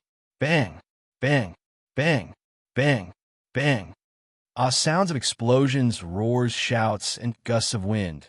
These sounds echoed throughout the boss room, telling everyone just how intense the battle here was. Corito and the others kept attacking, and Wu Yin kept attacking from time to time. Even though the boss had a lot of HP, it couldn't last for more than half an hour. Its HP bar dropped to yellow, and after a while, it finally reached red alert. Meanwhile, the surrounding players had no time to pay attention to the boss's HP bar. The pressure this boss gave them was undeniably immense. Under such pressure, they had no choice but to attack, attack, and attack. The sooner they finished off this boss, the sooner they could finish off this raid. In order to prevent any accidents from happening, and to prevent any more sacrifices from being made, their eyes were bloodshot. Their minds were filled with nothing but attack. They had probably forgotten to dodge when the boss attacked them. Of course, it's not that they're idiots who don't know how to save their own lives. It's just that they saw how every time the boss attacked, Wu Yin, who was tanking the boss bone scythe, would find the time to use a sword skill to strike the boss skull or eye socket, interrupting the boss attack. Because of this, they would be able to forget about dodging and focus wholeheartedly on attacking. That's why they didn't realize that they have unknowingly given their lives to Wu Yin. If Wu Yin makes a mistake, they might die. But they still chose to believe in Wu Yin. They believe in the strongest player in SAO, the legendary player who could take on the final boss by himself. Unlike the other players, Corito, Suda, Klein, and Agile have always believed in Wu Yin. That's why they're the ones who did the most damage to the boss. Other than Wu Yin, they're the only ones who did the most damage to the boss. The 4 of them did the most damage to the boss. The boss opened its 4 blood-red eye sockets, as if it knows that it's about to disappear. There's a tinge of fear in its shriek. Faced with Wu Yin and Heathcliff stalling, it became more and more frenzied. It swung its bone size even more intensely in an attempt to cut down the 2 culprits responsible for its current predicament. Wu Yin and Heathcliff didn't let their guard down at all. They didn't give the boss a chance to breathe. They knew that when facing a boss of this level, the slightest mistake will cause all their efforts to go to waste or even death. At this moment, if there's any more casualties, it's not worth it. Therefore, even though Wu Yan's attention was focused on the boss's bone scythe, he didn't stop attacking. The Heaven Gazer and the Elucidator would unleash their sword skills and slash at the boss's skull. Even Heathcliff was starting to take the time to attack. After receiving so many sword skills from Wu Yin, no matter how strong the boss is, it couldn't hold on any longer. Its huge head was swaying left and right, and even the blood-red light in its eyes dimmed a little. One can imagine how deadly Wu Yan's attacks are to the boss. Indeed, without Wu Yin, it would take at least an hour for these players to kill the boss. It was the same in the original work. But now, with the addition of Wu Yin, the boss HP bar was almost empty in less than half an hour. And at some point, the 5 long HP bars were finally down to the last bit. Wu Yan's eyes flashed. With a wave of his hand, the healing fairy immediately healed him back to full health. Then, with a shake of his hands, 2 black swords of different sizes suddenly burst out with a dazzling light. Gathering all his strength, he leaped up. Wu Yin dodged the bone scythe and stepped on the back of the bone scythe. Borrowing the momentum, Wu Yan's figure shot towards the boss's face.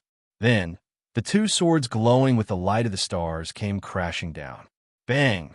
The terrifying blow, mixed with the sound of an explosion, mercilessly landed between the boss's eyebrows. With a bang, the boss's huge skull exploded into pieces. Only a red code mark was left on the front of the boss's spine. Following the explosion of the boss's head, its gigantic body abruptly froze on the spot. Its wriggling bony feet seemed to have been tied up by something. It froze on the spot, unable to move an inch. Kirito, Suda, Klein, Agile, and the surrounding players were all stunned. Heathcliff narrowed his eyes and put down the crossed shield in his hand. Everyone's eyes turned towards Wu Yin, who was slowly descending from the sky and landing with one foot on the ground. For a long time, no one spoke. Bang! The sound of glass shattering could be heard. Every player trembled as they regained their senses. The first thing they saw was the giant boss's body shattering into pieces and scattering in all directions. Following that, the fiery red glow around the area gradually dimmed. The bright room was plunged into darkness. Above the room, the English words that signified the completion of the dungeon flashed. Accompanied by the sound effect, the words hung above everyone's head, dispelling the tension in the players' hearts. It had been half an hour since they stepped into the boss's room, and the boss was finally defeated. The 75th floor. They cleared the floor. The door to the boss's room opened in an instant, exposing the path outside to everyone's eyes. When they entered this room, they already knew that unless the boss died or they all died, the door to the room wouldn't open. Now that the door to the boss's room had been opened and they had survived, there could only be one conclusion. The boss had been killed. All of this was real. It's over. Kirito stared blankly at the mark above his head and muttered softly. It was like a chemical reaction that triggered everyone's reaction. It's over. Yes, it's over. We cleared the floor. We cleared the floor. The players desperately resisted the urge to cheer because they no longer had any strength left. The exhaustion came from the bottom of their hearts. When they put down their weapons, they collapsed to the ground. Their mouths were constantly gasping for breath. On their faces, there were already traces of tears. That's the joy of surviving a disaster. However, this joy was quickly extinguished by the sound of a voice. How many died? The entire place suddenly became quiet. No one made a sound. The people who were panting violently just a moment ago all shut their mouths. They didn't dare to make any noise. They were all listening attentively. That heavy number. For I don't know who it was, but someone slowly said this sentence. 3 people died when the boss first appeared. There was another person who fought and ran away while attacking the boss. He was killed by the boss in one hit. Wu Yin, Kirito, Suda, Klein, Agile, and everyone else went silent.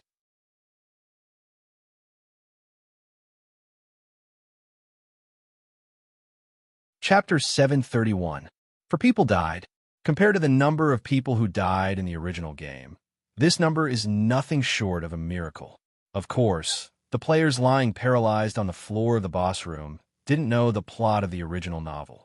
They also didn't know that in the original novel, more than twice the number of them would follow the 4 dead players to the underworld. However, this didn't prevent them from feeling disappointed. They all knew that when they were fighting the boss had a lot of opportunities to attack them and kill them. But because of Wu Yin, the boss attacks were interrupted.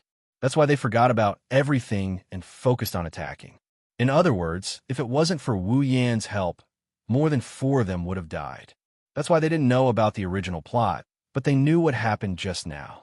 If it wasn't for Wu Yin, they might have died in the boss' hands. Their hearts felt cold. Is it really possible for us to completely conquer this game? Everyone couldn't help but have this question in their minds. Only Kirito, Suda, Klein, and Agile had the same question in their minds. They looked at Wu Yin, who was not far away from them. When they saw him wielding his twin swords with a calm expression on his face, all the doubts and coldness in their hearts disappeared in an instant. Only determination remained in their hearts.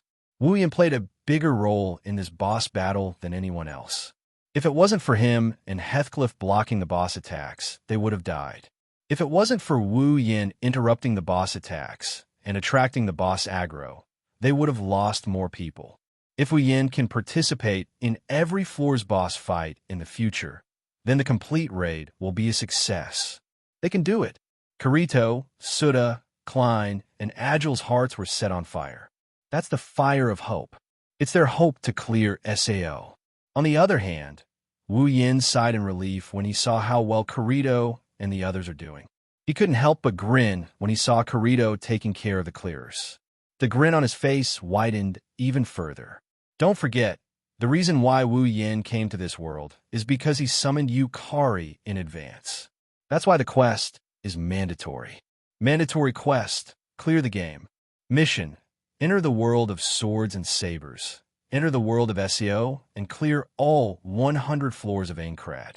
Quest requirement. During the quest, the user is not allowed to use any abilities, equipment, or items. The user is not allowed to bring other characters into the Sword and Saber Dominion world. Wu Yin has to clear all 100 floors of Aincrad. This means that he can't let Kirito discover Heathcliff's true identity like what happened in the original work.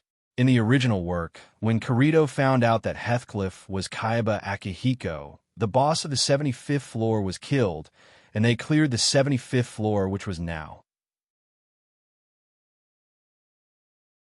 If Kirito finds out about Heathcliff's identity, Wu Yin's quest will fail by half. Who knows if someone else will jump out and take a hit for Kirito. That way, Kirito will be able to kill Heathcliff and clear Aseo. Even if Kirito can't beat Heathcliff now that he no longer has dual swords, it's still the same for Kirito. Because Wu Yin won't let Kirito die in Heathcliff's hands. In order to save Kirito, a battle with Heathcliff would be unavoidable. It's possible that he will fail by half, or even lose the whole game. At that time, if he fails the quest, he will be taken out of this world by the system and sent to the next dungeon. What about Asuna? What about Yui? If he leaves this world, time will stop, and the next time he enters this world will be the same. But Wu Yin doesn't want that to happen. He promised Asuna that he will go back to this world. Even if Asuna doesn't feel anything, he will feel a thorn in his heart. Fortunately, Kirito didn't find out Heathcliff's true identity. In the original work, Kirito was able to discover Heathcliff's true identity because he had a duel with Heathcliff. He discovered that Heathcliff had broken through the system's restrictions and obtained assistance. But now, without the dual sword school and Asuna, Kirito and Heathcliff had lost a lot of contact. So naturally, there was no duel between them. That's how Heathcliff's true identity is hidden. Wu Yin could only apologize to Kirito and the others for not being able to leave this world early. He then glanced at Heathcliff and opened his personal interface to check his loot. Heathcliff also glanced at Wu Yin before he turned around and told the other players that Wu Yin got the loot alone. This made Kirito, Suda, Klein, and Agile nervous. They were worried that these players would be hostile to Wu Yin. After going through so much trouble and risking their lives to kill the final boss, they didn't even get any loot. People's hearts were very narrow-minded. Under such circumstances, it was natural for them to be hostile towards each other. But what surprised Kirito and the others, and even Heathcliff, was that after hearing this, the players around them all nodded in agreement without any objections. Could it be that these people were really so magnanimous? They didn't know that the players around them were grateful to Wu Yin for repeatedly interrupting the boss attacks and saving their lives. That's why they didn't care about the loot. This was quite unexpected. Kirito, Suda, Klein, and Agile looked at each other. They didn't know what was going on, but they sighed in relief. No matter what, it's a good thing. Commander Heathcliff. Kirito looked at Heathcliff and said, "Activate the portal." Heathcliff nodded and walked forward. Wu Yin walked over and waved at them. "Well then, I'll be heading back. Already?" Kirito and the others were stunned for a moment before they quickly said, "There might be a celebration later. Don't you want to stay?" "No thanks. No thanks." Wu Yin smiled faintly. "Someone died, and we don't know if there's going to be a celebration or not. Asuna is waiting for me, I see." Kirito shook his head helplessly. "Then there's nothing I can do." Yin-kun. Heathcliff suddenly looked up and said, "I hope you'll be able to help me next time." Wu Yin glanced at him and walked out of the room. "I won't go back on my word, Aincrad, 22nd floor, mommy." Yui asked for the umpteenth time in Asuna's arms. When is Daddy coming back? Daddy, Asuna forced a smile. Soon. As soon as she said that, someone knocked on the door. Asuna's body trembled, and she jumped up from the sofa. She put down Yui and rushed to the door. Please, it has to be him. With this prayer in mind, Asuna opened the door as fast as she could. The next moment, a familiar figure came into her sight, causing her to cover her mouth with her hands. Tears instantly flowed down her cheeks. Asuna, Wu Yin tilted his head and smiled. I'm back. Asuna silently covered her mouth as tears flowed down her cheeks. After a while, the most beautiful smile of her life blossomed on her face. Welcome back.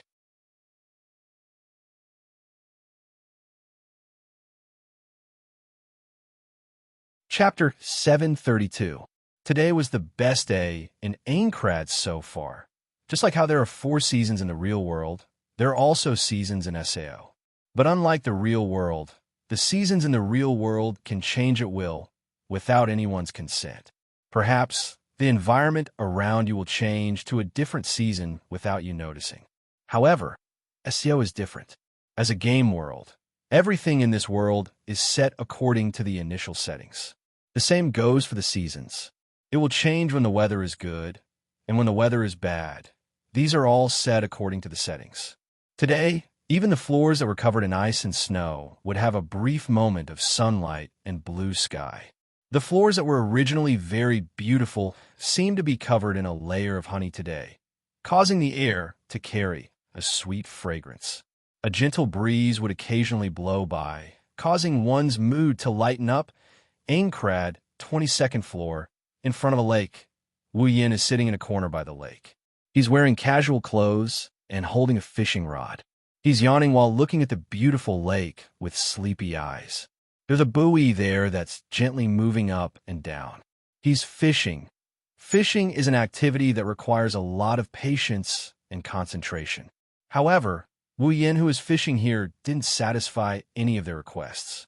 He continued to yawn as he pleased.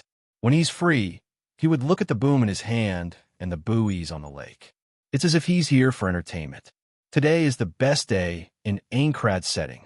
Wu Yin can't say for sure that he's going to have a hard time with this kind of weather. There's nothing better than sleeping in. Yet, he came here to fish. He believes that if any fishing expert were to come and see him like this, they would look down on him in the dark or even on the surface. If he can catch fish like this, then the price of the fish wouldn't be so expensive. Unfortunately, the person who said this is, if you get close to him, you will see a barrel full of fishes swimming in it. The barrel is so full that it's almost overflowing with water. At the very least, it's about to overflow. There are more than a dozen of them, and all of them are fat and healthy. Everyone's jaws drop to the ground. After a while, Wu Yin lazily waited for another fish to take the bait. Wu Yin quickly lifted the fish and threw it on top of the barrel. Wu Yin muttered while looking at the barrel full of fish. This should be enough, right? After saying that, Wu Yin put away the fishing rod, lifted the barrel, and tapped on it a few times. The fish in the barrel immediately flashed and disappeared into Wu Yan's inventory. After doing this, Wu Yin shook the barrel in his hand and walked back home. Let's hook more tomorrow. When he said this, he might as well put a pillow over his face to show how lazy he is when he said this. But Wu Yin himself didn't doubt it, because in this 1 year, he had already mastered all of his fishing skill proficiency. That's right. It's been a year.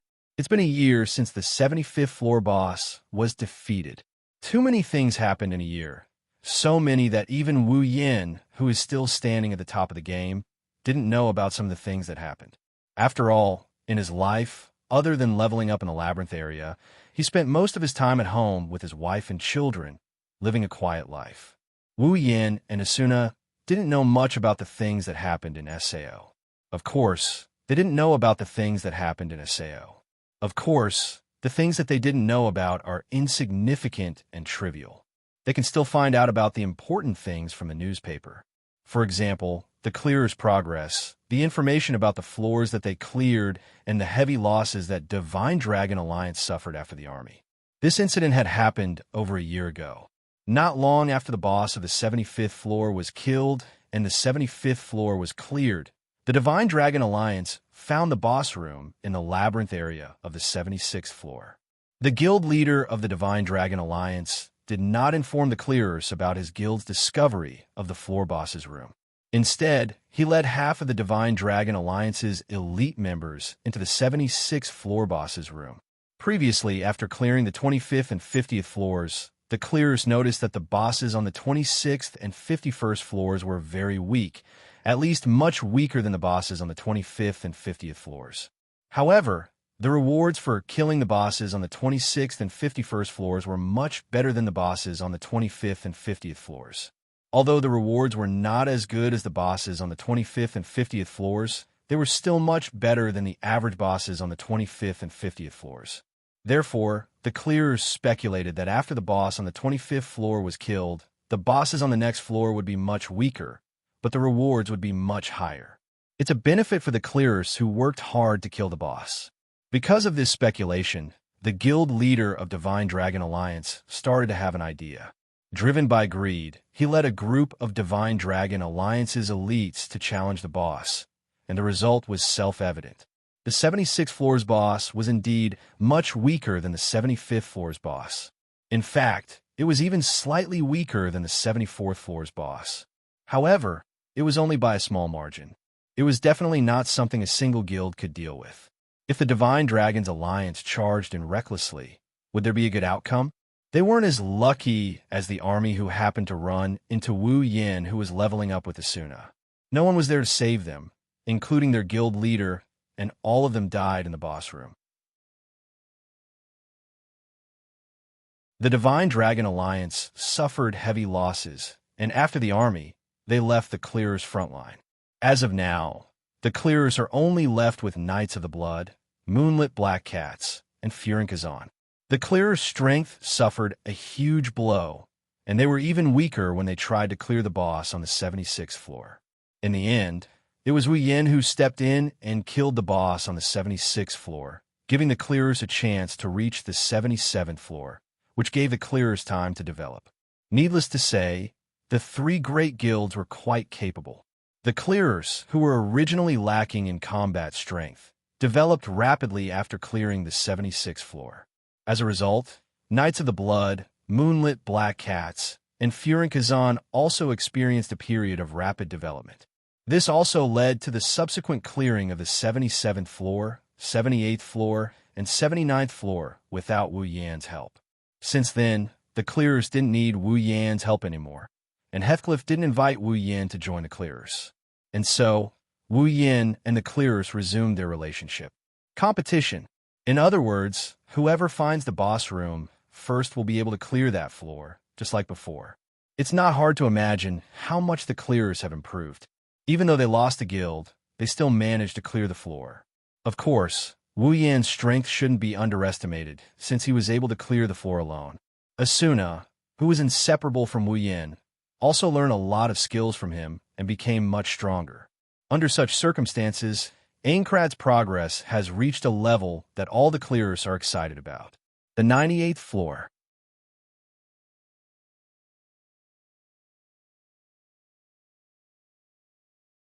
Chapter 733. Today was the best day of the year in Aincrad. There seemed to be something else in the forest.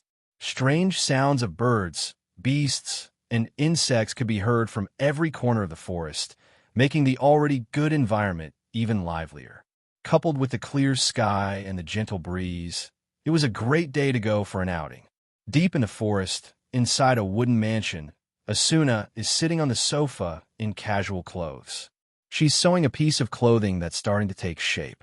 Judging by her nimble movements, she must have gotten a lot more proficient in her tailoring skills. She seems to be enjoying herself as well. She has a smile on her face that can topple a city. After a year, Asuna had changed a lot. Although the 18-year-old Asuna was a little taller, her chestnut-colored hair was a little longer, and her figure was a little more curvy. However, she exuded a mature, gentle temperament. Compared to a year ago, her charm had increased by a lot. He believed that if Asuna went out again, she would definitely attract more fans. Her old fans might even go crazy for her. Unfortunately, Asuna didn't have the chance to do so. Since quitting the Knights of the Blood, Asuna hasn't been seen in public since. In other words, aside from Kirito, Liz, Sachi, Cheyenne, and Silica, who drop by from time to time, no one else is lucky enough to witness Asuna's transformation. But it's a big mistake to think that Asuna only changed her appearance and temperament. Asuna likes to live a peaceful life, but she's also a person who doesn't like to admit defeat. Even though she's no longer a member of Knights of the Blood, she didn't fall behind in level. Every night, after Yui goes to bed, Wu Yin and Asuna would go to the labyrinth area to level up. Asuna would even go with Wu Yin when they found the boss room. Plus, Wu Yin would teach her some combat skills from time to time. Asuna's level, equipment, and actual strength are all the same. None of them were weaker than Kirito. In fact, they were showing signs of surpassing him. In the past year, Kirito's strength increased day by day. It can be said that Kirito is now one of the top 3 players in SAO. Other than Wu Yin and Heathcliff, no one dared to say that they were stronger than Kirito, but Wu Yin dared to say that Asuna was stronger than him. One could imagine Asuna's current strength. It was also not to be underestimated. It was just that no one knew about it. Except for Wu Yin, everyone's impression of Asuna was still the same as a year ago. Asuna was considered a reclusive powerhouse. Unlike Asuna, who has obviously changed, Yui's change is as good as nothing. Her long black hair reached her waist, and her bangs were flat. Even her height was still the same. The only difference was that the pure white dress had been replaced with an ordinary shirt and pleated skirt. It made Yui look a little more lively and cute. However, if one were to look closely, they would notice that although Yui still looked innocent on the surface, there was a different kind of light in her pure eyes. At this time, Yui was lying on the sofa with her hands supporting her cheeks. She tilted her head and looked at Asuna, who was sewing clothes. She couldn't help but ask, "Mom, are you sewing clothes for yourself?" It's no wonder Yui asked this question. At home, Wu Yin and Yui's clothes were made by Asuna, but aside from Asuna, one of them is a boy and the other is a child. Asuna's clothes are obviously for women, and the style isn't a child size. Asuna is the only one who can wear it. Asuna smiled softly and didn't slow down her sewing. "No, this is a gift for your Aunt Liz." Hearing this, Yui nodded in relief and wrinkled her nose. "Can you make it in time?" "It's done," Asuna said as she sewed the last stitch. The next moment, a youthful and beautiful piece of clothing appeared in Asuna's hand, and she held it up. "It's done. We just need to wait for your daddy to come back, and we can go." "Can we go now?" Yui's eyes lit up. She suddenly sat up from the sofa and jumped to the ground. She couldn't wait to say, "Dad, come back quickly." Wu Yin opened the door and heard Yui's words. He smiled and shook his head. "There's still some time before we start. I'm not too late, right?" "Daddy." Yui turned around and looked at the door. When she saw Wu Yin, her small face beamed with joy. She ran to his side and hugged Wu Yin's arm. "Daddy, you're too slow. Uncle Kirito and Aunt Liz might get angry. I'm not as stingy as you are." Wu Yin pinched Yui's nose, causing her to beg for mercy. Asuna stood up and walked to Wu Yin. She helped him fix his clothes and asked gently, "How's the harvest?" "Well, I got a few good ones. They're not as good as S-grade ingredients, but they're still very precious." Wu Yin put down the bucket in his other hand. "With Kirito's gluttonous personality, I don't think there's anything better than this." "Don't say that." Asuna patted Wu Yin's shoulder. He didn't know why she was blaming him, but her intimate action made Wu Yin very happy. "How's your side?" Wu Yin looked at the pretty dress in Asuna's hand. He praised her. "Not bad. Other than jewelry, clothes are a girl's favorite thing to wear." Wu Yin rubbed his chin as if he was thinking of something. "But Liz looks like a tomboy. She probably likes weapons more than clothes, right?" Asuna rolled her eyes. She clicked on an item on the clothes and stored it in her inventory. Then, she took a few steps back. "Well then, I'll go change first." Wu Yin subconsciously glanced at Asuna, who was wearing a spaghetti strap dress that exposed her white shoulders, arms, and legs. He looked at her body that's becoming more and more attractive by the day and gulped. He cursed in his heart and turned his head away. He didn't want to get aroused. Daddy, Daddy. Yui tugged at Wu Yan's sleeve and said with wide eyes, "Aren't you going to cook those fish? Uncle Kirito will definitely like Daddy's cooking more than the ingredients." Wu Yan pursed his lips and rubbed Yui's head. "Yui, you should know that when your mother and I got married, Uncle Kirito didn't even give us a single core. Now that he's married to Aunt Liz, we should be grateful that we're able to give him a present." That's right. After a year, Kirito and Liz's relationship finally came to fruition. Maybe it's because they've reached the 98th floor and SAO is about to end. Kirito and Liz felt that it would be a pity if they don't get married in their last moments in this world. A while ago, they suddenly announced that they're getting married, which caught everyone off guard. They didn't even have time to prepare a present. That's why Wu Yin gave them food and Asuna gave them clothes. When Daddy and Mommy got married, Yui clasped her hands together and her eyes sparkled. "I wonder what Daddy and Mommy looked like when they got married. I really want to see it." Wu Yin blinked and chuckled. "I'll tell you when I have time." "Okay." While they were talking, Asuna also came out of her room. She was wearing a white dress and a small jacket, and she walked in front of the two. "Okay, let's go."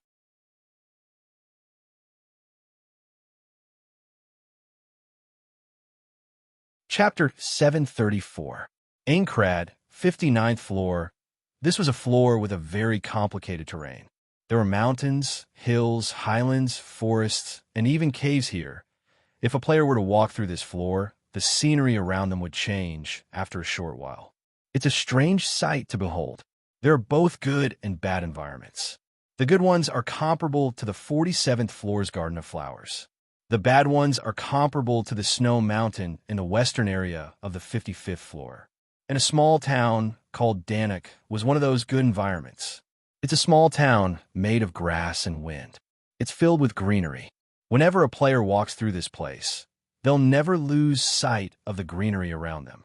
There's always a gentle breeze blowing through the grass. The buildings here aren't as new as the ones in other towns. Instead, they look like rural buildings with chimneys on their roofs.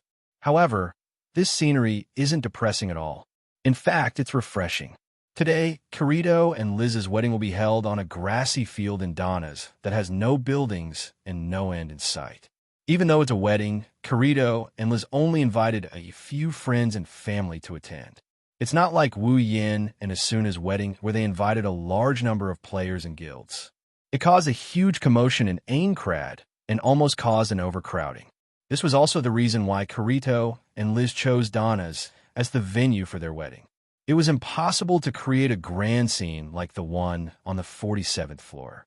Kirito didn't know if it was because Liz didn't like to receive everyone's blessings while surrounded by a sea of people, or because Kirito didn't want to stand out as a solo player. But Wu Yin thinks it's more likely that it's the latter. Kirito doesn't have that much money to host such a grand wedding, even if his wife is the owner of a weapon shop. Danik isn't far from the 59th floor's labyrinth area. Most of the players who've been to the 59th floor have been here before, so they're familiar with this place.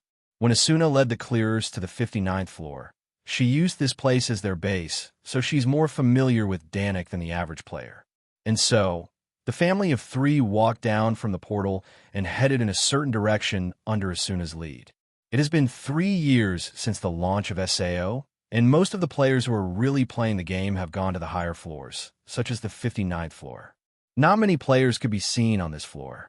Along the way, Wu Yin, Asuna, and Yui only saw NPCs. He didn't see a single player. Walking on the dirt path, there were neatly arranged buildings on both sides of the path. The NPCs were doing their usual routine of fetching water, washing clothes, cooking, and taking a stroll. Everything was there.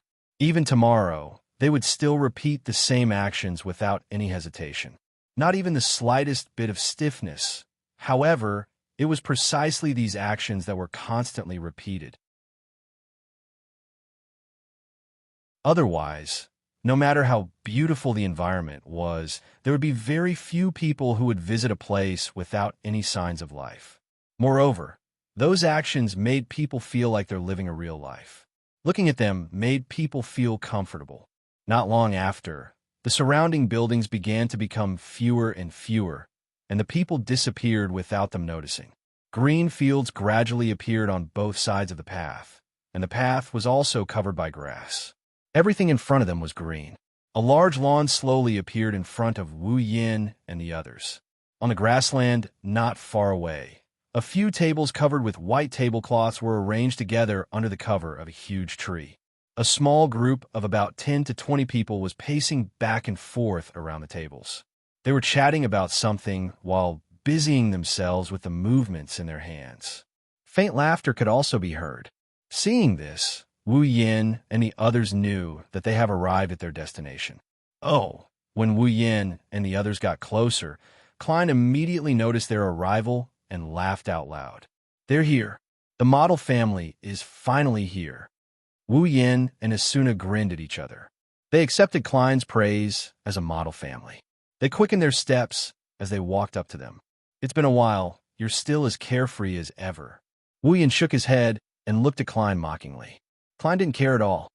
It's been a while, but the Fey Swordsman has always been active in the news. Suda, who was with Klein, nodded and said with admiration, but I didn't expect you to clear the 96th and 97th floors in just 1 month. You really are the strongest player in the game. I was just lucky. I happened to come across the room of the boss and killed it on the way. Agile's mouth twitched, and he slapped his smooth forehead. You're probably the only person in SAO who can say that you killed the boss room so easily. Yo, you guys are here. Yin, Asuna, Yui, Klein, Suda, and Agile all turned around and looked at the source of the voice. They saw Kirito in a white suit walking out from a corner under a tree. He looked at Wu Yin and smiled. If you came any later, I wouldn't have let you in. Well, Wu Yin shrugged.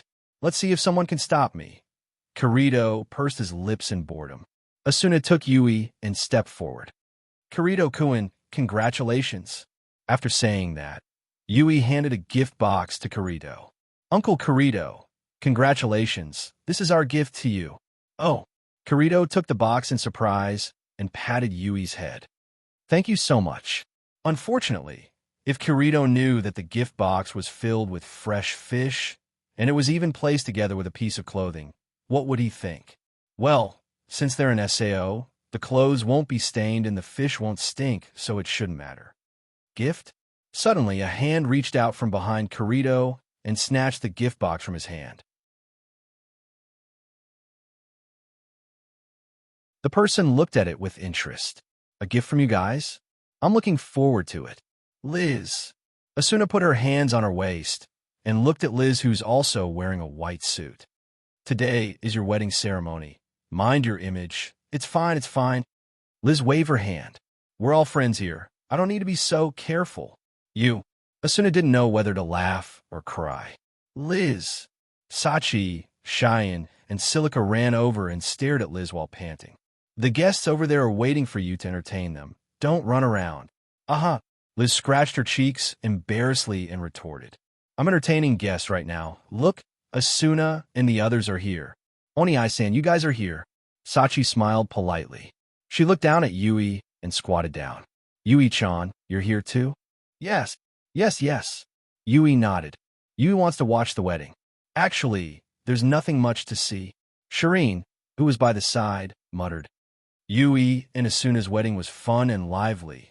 Liz's wedding was boring. Silica recalled Wu Yin and Asuna's wedding. She nodded in agreement. Liz was annoyed by this. I'll tell you. Liz gritted her teeth. I'm getting married. How can you say something like that? Look at me. Wah. Cheyenne and Shili screamed and quickly ran away. Liz also shouted, don't run, and chased after them. Everyone was dumbfounded. Is this a party or a wedding?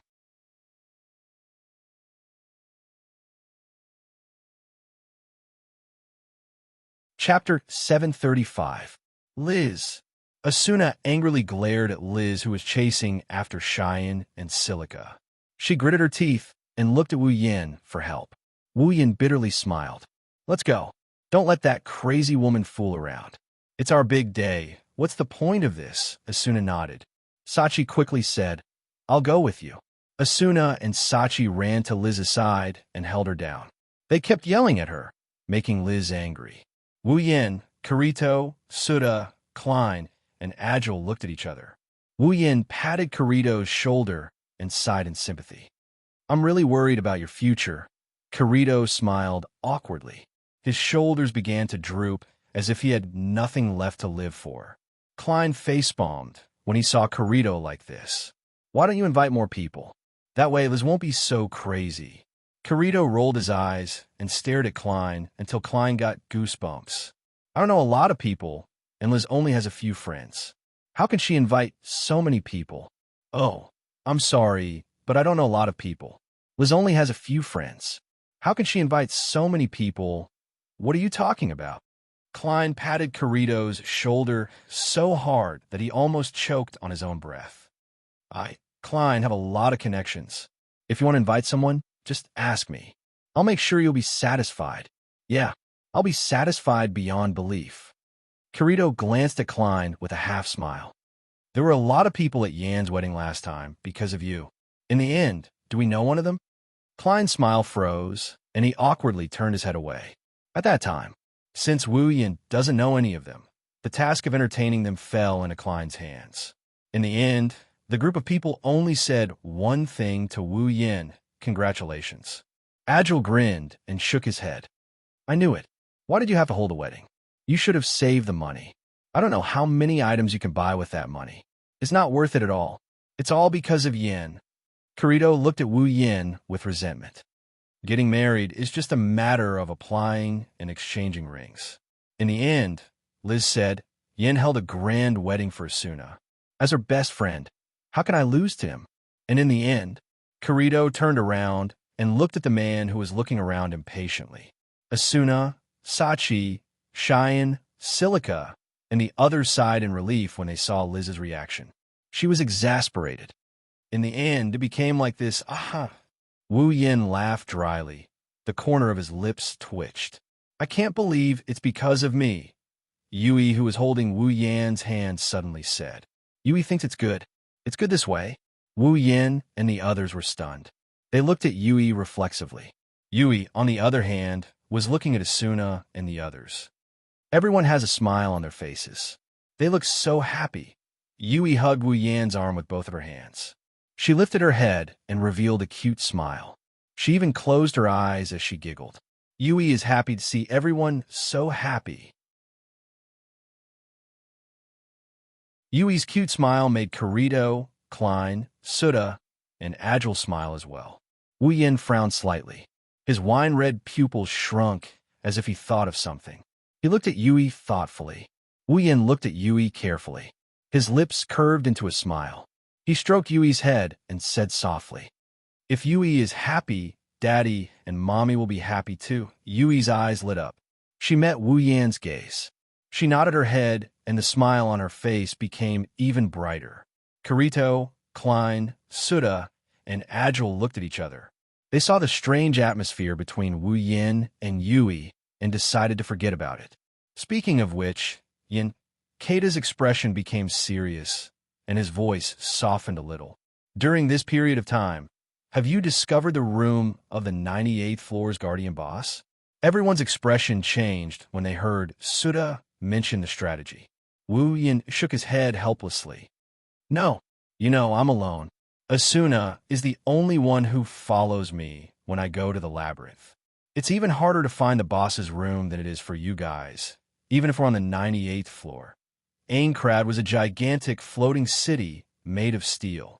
It was shaped like a pyramid, and its surface area increased gradually from top to bottom. In other words, the first floor of Aincrad was the largest, while the 100th floor was the smallest. Similarly, the higher the floor, the smaller the area of the labyrinth. By the 98th floor, the area of the labyrinth isn't much. However, the smaller the area, the more monsters there are. The monsters in the labyrinth are grouped up, and it's very difficult to clear them. Even if Wu Yin can kill these monsters in groups, it'll take him a lot of time.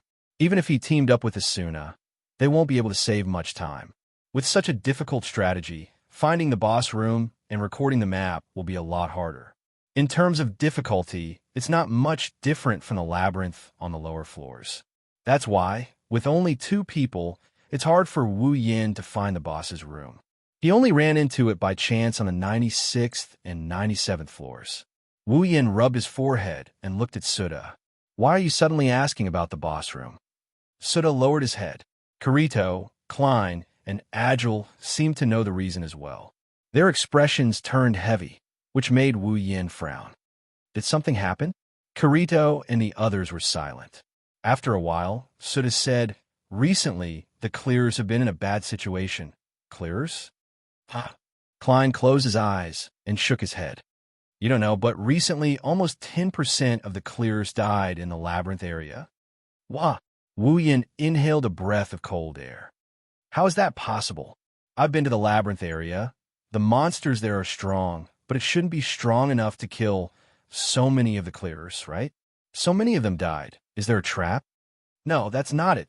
Agile smiled bitterly. Then is there a certain death setting? Or is there another powerful monster in the labyrinth area? No, that's not it. Suda gritted his teeth and said in a low voice, there are no traps, no certain death settings, and no unusually powerful monsters. The labyrinth area is still the same as before. Other than the map being different and the location of the boss room being different, the monsters and safe areas are all normal. Normal? Wu Yin narrowed his eyes and looked at Kirito and the others seriously.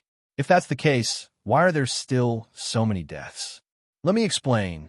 Kirito took a deep breath and said, to be honest, the clearers should be blamed for this. Wu Yin frowned and didn't say anything. He waited for Kirito to continue. As of now, Inkrad has already reached the 98th floor. There are only 3 floors left to complete the dungeon, including the 98th floor. As long as they can clear those 3 floors and kill the boss on the 100th floor, Iseo will come to an end, and the players who are trapped here will be able to leave this world of death. By then, Wu Yan's mission will be complete. No matter what happens to the clearers, he has to be careful. After all, the final boss of Ainkrad's 100th floor is inside.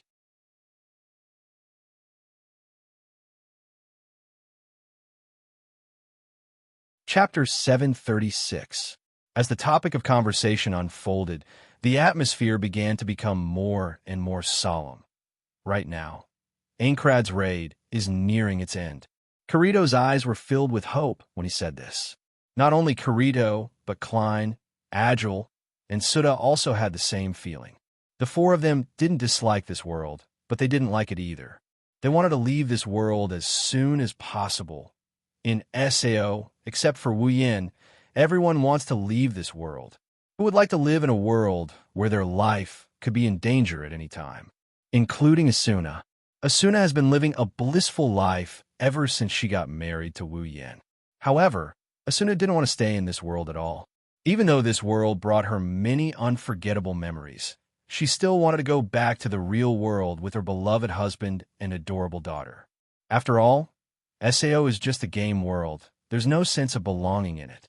People like Wu Yin, who's been traveling around the dungeons, don't care about this world. But for others, being in a world that doesn't belong to them, everything in front of them is fake, and only death is real. No one can bear it. Wu Yin could empathize with their feelings. He saw the same kind of hope in Asuna's eyes more than once. He didn't feel anything wrong with it. However, he didn't expect the deaths of 10% of the clearers to be related to this kind of hope. But Kirito's tone changed. His expression became bitter. As more and more floors were cleared, the clearers became more and more anxious. And now, the clearers are getting more and more anxious. Now, there are only 3 floors left. Once they've cleared the floors, the clearers will be truly liberated and return to the real world. Because of this, the clearers are showing signs of going crazy.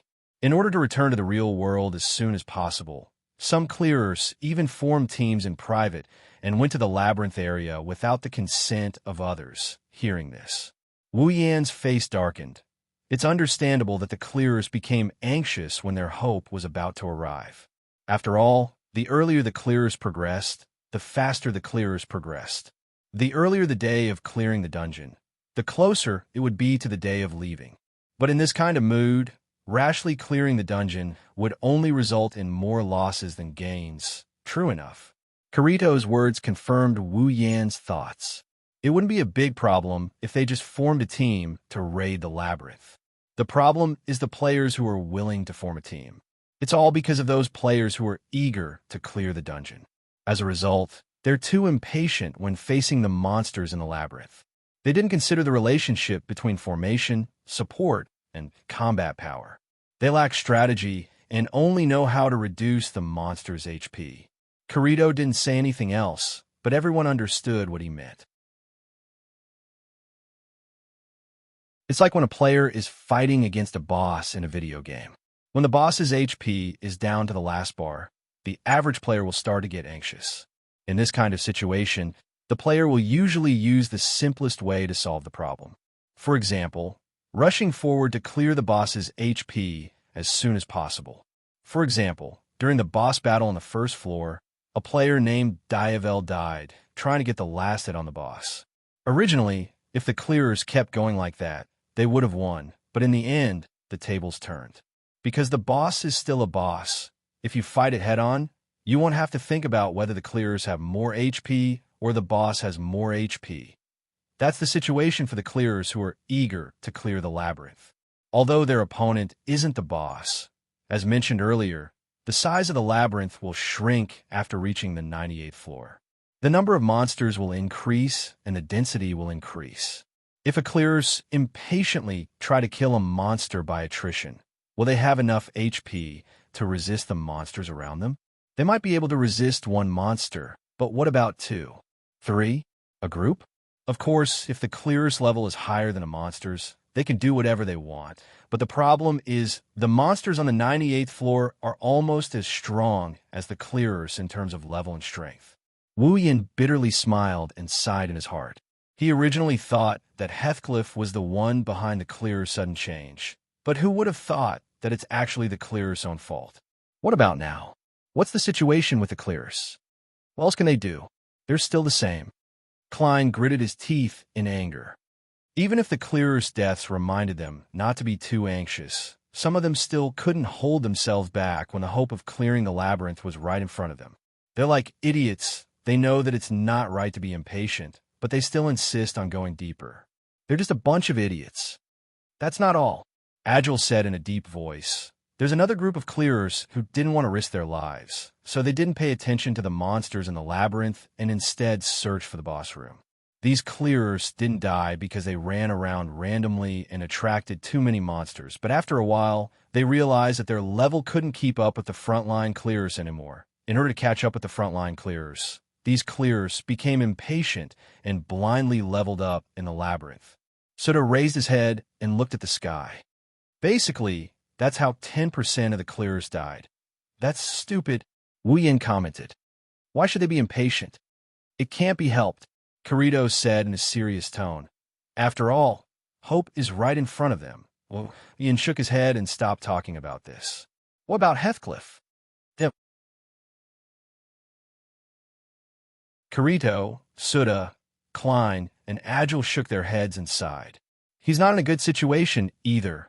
Wu Yin raised an eyebrow. What do you mean? Some of the clearers are getting impatient, but they don't dare to enter the labyrinth because of the 10% death rate. They've already banded together and protested against Heathcliff.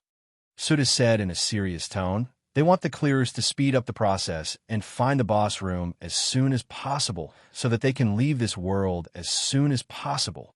A bunch of idiots. Klein cursed. They don't have the guts to go, but they're forcing others to follow them. Do they want all the clearers to die before they're satisfied? What did Heathcliff say? Wu Yin looked at Kirito. Delay. Delay as much as possible, Kirito said. That's the only way out of this situation. Wu Yin lowered his head, but after a while, he suddenly looked up. What do you guys say? Kirito, Suda, Klein, and Agile were stunned. Seeing them like this, Wu Yin chuckled as if he already expected this. You guys didn't think too much about it. Under Heathcliff's leadership, you've already gotten used to relying on him. Wu Yin put on a serious face, and he emphasized each and every word. Listen up, you four. You need to seriously think about your strategy from now on. Otherwise, when Heathcliff suddenly disappears one day, the clearers will become a pile of loose sand and be at the mercy of others. It'll be impossible to completely clear the dungeon. Wu Yin grabbed Yui's hand, and they walked towards Asuna's direction. The four of them were left in a daze, lost in their own thoughts.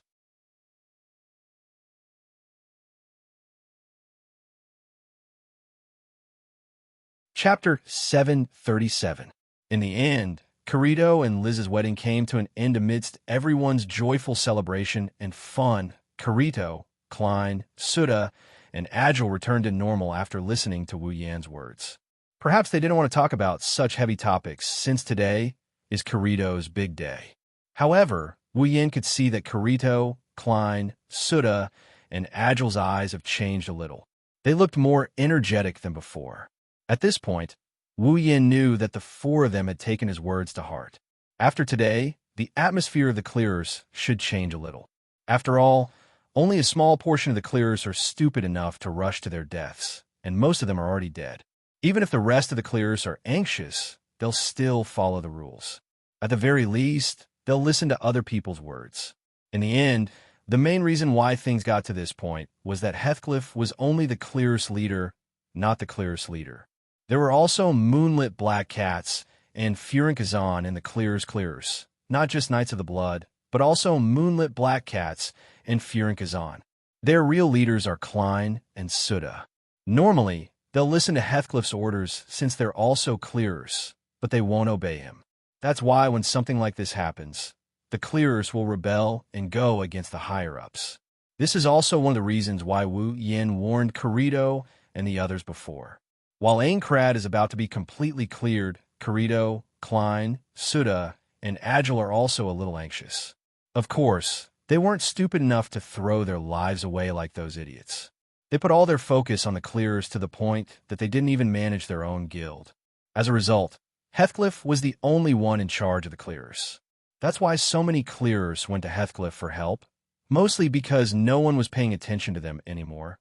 With this reminder, with Klein and Suda's personalities, they should start to realize that something was wrong with them and adjust their state of mind. This way, they would be able to better conquer the remaining 3 floors. What's more, Wu Yin isn't being an alarmist. He knew that Heathcliff was Kayaba Akihiko from the very beginning. He also knew that the boss of the 100th floor of Aincrad was Heathcliff himself. In other words, just as Wu Yin said, Heathcliff will still lead the clearers to clear Aincrad's 98th and 99th floors. But when they reach the 100th floor, Heathcliff will really turn on them. At that time, without Heathcliff's leadership, the clearers will definitely fall into chaos. Wu Yin is also giving Kirito and the others a heads up. At least, Klein and Suda will have a say in the clearers.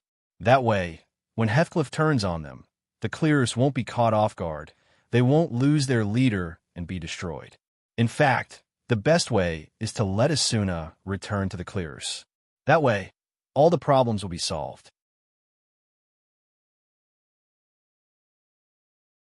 With Asuna's reputation in the clearers, if she stands up for the clearers, the effect will be no less than Heathcliff's, and the chaos in the clearers will be quelled.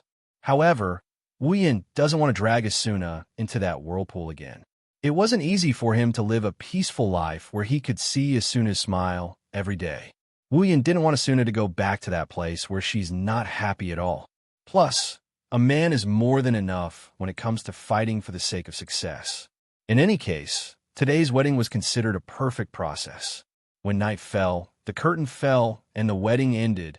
As for the conversation between Wu Yin, Kirito, Klein, Suda, and Agile, it's just a small interlude. Aincrad, 22nd floor. Yin lay down on the sofa with one hand on his forehead.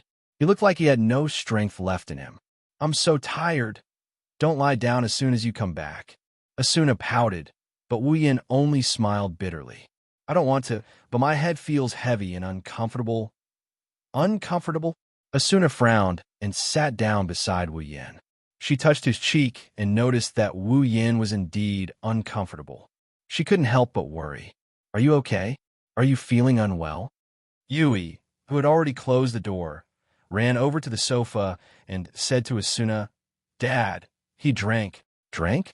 Asuna paused and looked at Wu Yin. Her chestnut-colored eyes were filled with dissatisfaction. You drank? I can't help it. Wu Yin rubbed his temples and patted his head. It's all because of Klein and Agile, those two bastards. They forced me to drink with them. I thought everyone was having a good time today, so I decided to drink with them. Who would have thought that drinking an SAO would give me a hangover? I'm not drunk yet. Asuna snorted and turned her head away. Why did you drink so much when you don't know how to drink? You reap what you sow. Wu Yin twitched the corner of his mouth. I'm one of the better ones. Kirito is the worst one. He's still underage, and Klein forced him to drink twice as much as me with the excuse that this is a game. I'm afraid he's going to fall asleep tonight, or he's going to do something to Liz under the influence of alcohol. Asuna blushed when she heard Wu Yan's words. Yui blinked and curiously looked at Asuna. Mom, what's that? What's Uncle Kirito going to do with Aunt Liz? And nothing. Asuna laughed awkwardly and slapped Wu Yan's stomach. It was so painful that Wu Yan almost jumped up. Don't be a bad influence on your child. Okay. It's my fault.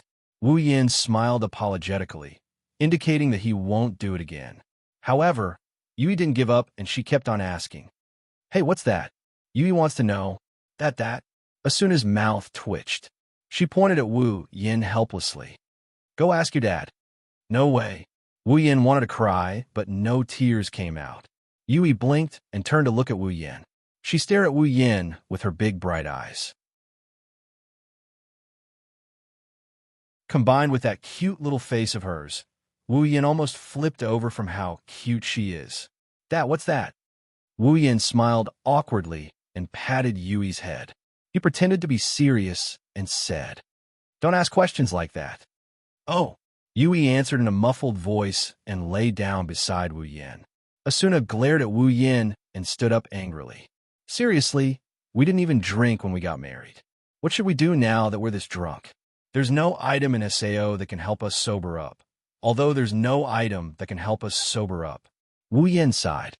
But this kind of dizziness or sleep should be categorized as an abnormal state. Let's try an item that can remove abnormal states. Asuna pondered for a moment and nodded. She turned around and walked into the kitchen. Yui, please take care of Dad. Okay, Yui became energetic again. She stood up and hugged Wu Yan's arm. She looked at him with a smile and let Wu Yan pinch her cheeks. Wu Yan looked at Yui's smiling face and thought about something. Although Yui's behavior is the same as before, during Kirito's wedding, Yui's words were normal but strange at the same time. It aroused Wu Yan's suspicion. Should I talk to Yui about it?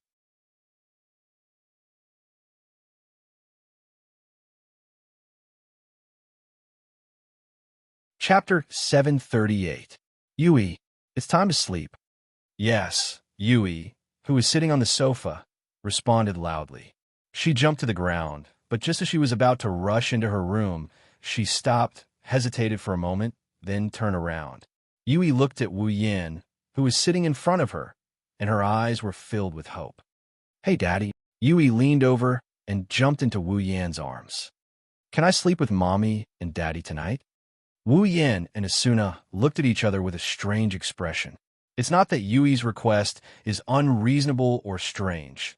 Yui has been living alone in her room since a year ago. She didn't ask to sleep with Wu Yan and Asuna. But Yui is still a child. It's normal for her to ask for such a thing. The reason why the two of them had a strange expression is because they remembered the reason why they gave Yui a room alone. To be more precise, it's because of Wu Yan. As an energetic young man, Wu Yan spent his first 2 years in SAO in agony. Every night he spent in SAO was filled with agony. His wives weren't around, so he couldn't have sex with them. Wu Yan couldn't stand it. Although a true ancestor's body is immortal, if he continues to hold it in, even if his body doesn't have any problems, his mind will. At least, Wu Yan was very irritable every night. Fortunately, God was kind to him and sent Asuna to his side, giving Wu Yan a chance to have sex again. In addition, the two of them were married, so it was even more justifiable for them to do what they loved. Drywood met a raging fire. Of course, he wanted to have fun every night. Yui, who was sleeping with Wu Yan and Asuna, was taken aback. Because of her father's evil thoughts, she slept alone in her own room. He didn't have a choice. With such a cute lowly by his side, Wu Yin couldn't possibly turn her down. Even if he wanted to, Asuna wouldn't listen to him no matter what. He had no choice but to do so. He can't just let Yui sleep with him. Then he'll be the devil's father. With that thought in mind, Wu Yin could only mutter Umitba 3,655 times before he tidied up a beautiful room for Yui to satisfy his evil thoughts. Yui was very obedient. Although she was a little unwilling at first, she seemed to have understood that her parents had something they couldn't say, so she obediently listened to them. In the past year, Yui didn't mention that she wanted to sleep in the same room with Wu Yin and Asuna. It's like she got used to it. Until now. That's why the two of them had strange expressions on their faces. Thinking about the reason why he let Yui sleep in the same room as him, Wu Yin was embarrassed. Asuna's cheeks and ears turned red. However, Yui, who buried her head in Wu Yan's arms, didn't notice it. She just quietly looked at Wu Yan's wine-red eyes. Her face was full of expectation. Looking at Yui's expectant expression, even if Wu Yin had evil thoughts, he couldn't bear to refuse. It's just one night anyway. He's already endured 2 years, so why would he care about one night? Okay. Wu Yin hugged Yui and said with a smile, "Mom and Dad will accompany you tonight." Yui immediately showed a big smile and threw herself into Wu Yan's arms. She rubbed against his chest with indescribable happiness. Asuna, who was blushing, couldn't help but smile. The door opened quickly. Yui was the first to rush in. She jumped onto the bed and buried herself in the quilt. She stuck her head out and waved at Wu Yin and Asuna. "Dad! Mom! Come here! Coming! Coming!" Wu Yin shook his head and laughed. He and Asuna slept next to Yui and poked her cheeks. "How old are you? Stop acting like a spoiled child." Yui wrinkled her nose and held Wu Yin and Asuna's hands. "Yui just wants to sleep with Mom and Dad." Humph. Asuna narrowed her eyes and held Yui in her arms. She glanced at Wu Yin. "Don't bully children." Wu Yin was speechless. "I didn't bully." Asuna turned a deaf ear and looked down at Yui. She patted her back. "All right, let's sleep." Yui nodded and yawned. She closed her eyes and fell into a deep slumber. Wu Yin and Asuna didn't sleep. They quietly watched Yui sleep. It was as if they were afraid that she would wake up from a nightmare and couldn't find anyone to rely on. They smiled and their eyes softened. Asuna helped Yui tidy up her bangs. Her chestnut-colored eyes were filled with nostalgia. "I remember the first time I met Yui. She was just like this, sleeping quietly." Asuna looked at Wu Yin. "How long has it been since I saw Yui's sleeping face?" "It hasn't been that long." Wu Yin didn't move his eyes away from Yui. "I see it almost every night." Asuna was stunned. "Almost every night?" "Yeah. What's wrong?" Wu Yin said matter-of-factly. "Yui sleeps in her own room, so of course she's worried. Every night before she goes to bed, I go to her room to check on her. You don't know how obedient she is. She doesn't even kick her blanket away." Asuna frowned when she heard Wu Yan's words. She stared at Wu Yin with dissatisfaction. "Aren't you a little too cunning?" It was Wu Yan's turn to be stunned. "Why do you say that?" "I can't believe you did this behind my back." Asuna muttered. "I only care about being a good father." "You make it sound like I'm not a good father. I can't help it." Wu Yin grinned. "Seeing how tired you are every night, I can't bear to wake you up." "How dare you?" The look in Asuna's eyes became dangerous. "In the end, you were the one who suggested sending Yui to another room. That's why I haven't seen her sleeping face for so long. It's all your fault." "How can you say that?" Wu Yin retorted. "Children need to be independent. What's wrong with giving them some privacy?" Asuna gritted her teeth. Her teeth were chattering loudly. She was obviously annoyed. He only let Yui sleep in the same room as him to satisfy his own evil desires. Now he's talking about it in such a righteous manner. How shameless. That's enough. Wu Yan's heart skipped a beat when he saw Asuna looking like she wanted to take a bite out of him. Only he knew how sharp Asuna's teeth are. She had bitten him many times over the past year. If this wasn't a game, he would have become a celebrity by now. Wu Yin quickly tried to calm her down. "Don't go overboard. The child is still sleeping." Don't wake her up. Don't make it sound like I don't care about the child." Asuna's voice softened. She glanced at Yui and said to Wu Yin in a serious tone, "From now on, when you visit Yui at night, you must call me along." "Huh, you're not allowed to." Asuna glared at him and said in an unquestionable tone, "Did you hear me?" Wu Yan's mouth twitched. He saw the determination on Asuna's face. He knew Asuna was jealous. But whether she's jealous of herself or her child remains to be seen. "Fine, fine." Wu Yan rolled his eyes at Asuna. "Fine, fine, fine." Asuna pouted and placed her head on top of Yui's head. She ignored Wu Yan. Her eyelids fluttered and slowly closed. Wu Yan laughed and shook his head. He gently pulled Asuna and Yui into his arms and closed his eyes. Not long after, 3 very even breaths began to reverberate throughout the entire room. After a long time, Yui, who was sleeping in the middle, suddenly opened her eyes.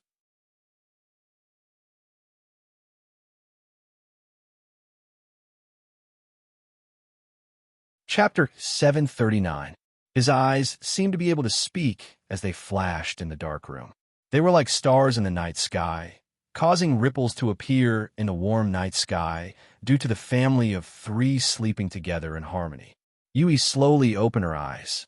She no longer had the sleepiness she had before. It's obvious that Yui didn't fall asleep from the beginning to the end. Yui turned her head to look at Wu Yin and Asuna. She looked at Wu Yin and Asuna with a dazed expression. She heard everything that was said just now. Yui gently broke free from Wu Yin and Asuna's arms. She sat up on the bed and looked at her parents. She reached out her hand as if she wanted to touch them, but she was a little timid. Like she got an electric shock, she reached out, then pulled back, then reached out, then pulled back again. She kept repeating this action. Her lively and cute little face is now filled with sadness. In the end, Yui didn't have the courage to stretch her hand out. She slowly retracted her hand and said something in an inaudible voice. The next moment, she actually floated up from the bed. Yui flew above the bed like a fairy. She hovered there for a while before quietly flying to the side of the bed. Her movements were very careful. When she landed, she slowed down as if she was afraid that she would wake Wu Yin and Asuna up if she made the slightest noise. "Dad! Mom!" Yui's eyes trembled. Her gaze had been fixed on the 2 people on the bed ever since she landed, and the light in her eyes gradually dimmed. Droplets of water began to appear, scaring Yui. Yui quickly wiped her eyes. She turned around. She looked at Wu Yin and Asuna one last time and walked out of the room without hesitation. She was afraid. She was afraid that she would look at them one more time. She couldn't hold back her tears anymore. Yui opened the door and walked out. She didn't turn on the lights in the living room. She walked to the window in the dark and pushed it open. Then she walked out of the balcony. The forest at night is very quiet. It's so quiet that not a single sound can be heard. Not far away, the surface of the lake is rippling. Little arcs of light reflected off the surface of the lake, creating a beautiful scene as if the lake is glowing. The ripples are slowly moving. It's a beautiful scene. The lake is glowing, the sky is glowing, but the lake is glowing as a whole.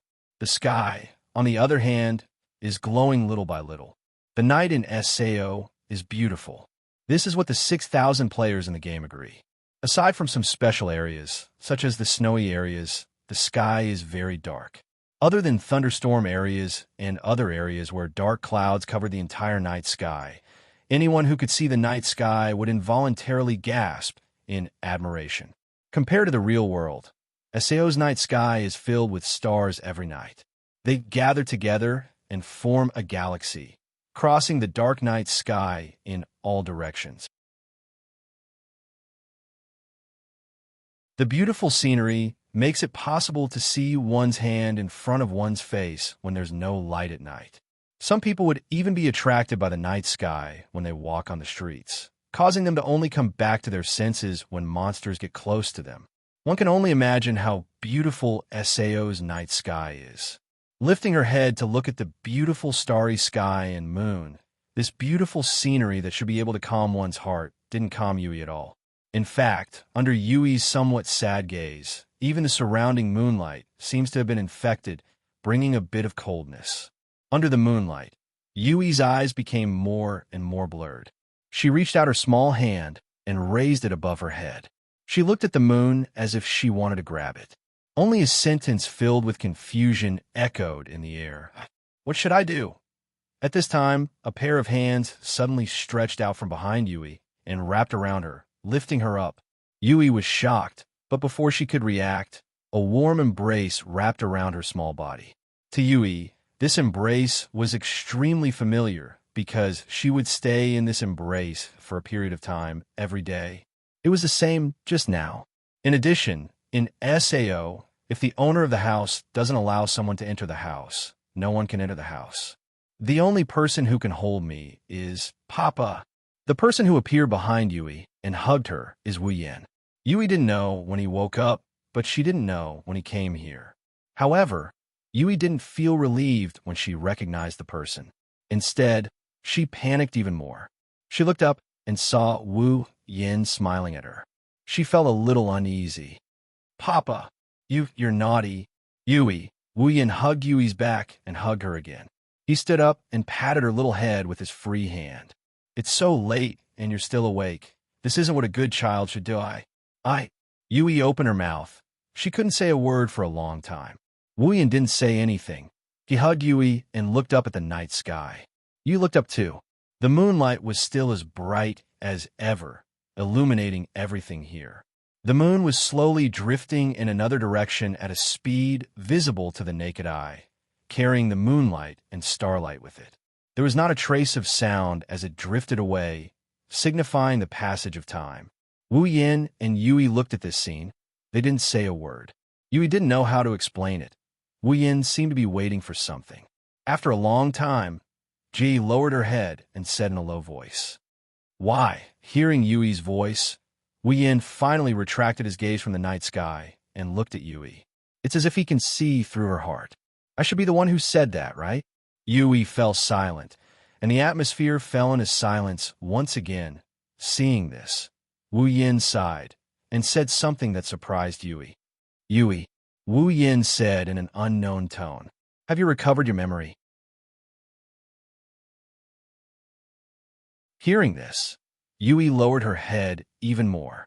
The bangs on her forehead covered her face. It's hard to see her expression. Wu Yan didn't rush her. He just smiled faintly and looked at Yui, waiting for her answer. Even with her head lowered, Yui could guess that Wu Yan was looking at her. A pair of small hands tightly grabbed Wu Yan's clothes, her red lips slightly opened. I remember everything. A pair of big eyes fell on Wu Yan's face. Yui's eyes were a bit sad, but when she saw Wu Yan's gentle smile, Yui's eyes brightened up a bit. She seemed to have gained a lot of courage. She summoned her courage and spoke slowly. Actually, I'm not human. The words coming out of Yui's mouth are enough to stun an ignorant person. They might even throw Yui away in shock. Yui was also waiting for Wu Yan's reaction when he heard this. To her surprise, after hearing her words, Wu Yan's expression didn't change at all. Even the smile on his face was still as gentle as ever. Yui thought Wu Yan didn't believe her. She couldn't help but say, I'm not lying, it's all true. Hearing this, Wu Yan's expression didn't change at all. He hugged Yui tightly and rested his face on her head. His wine-red eyes looked straight at the sky. I already knew.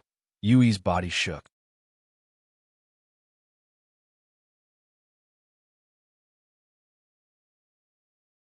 Chapter 740.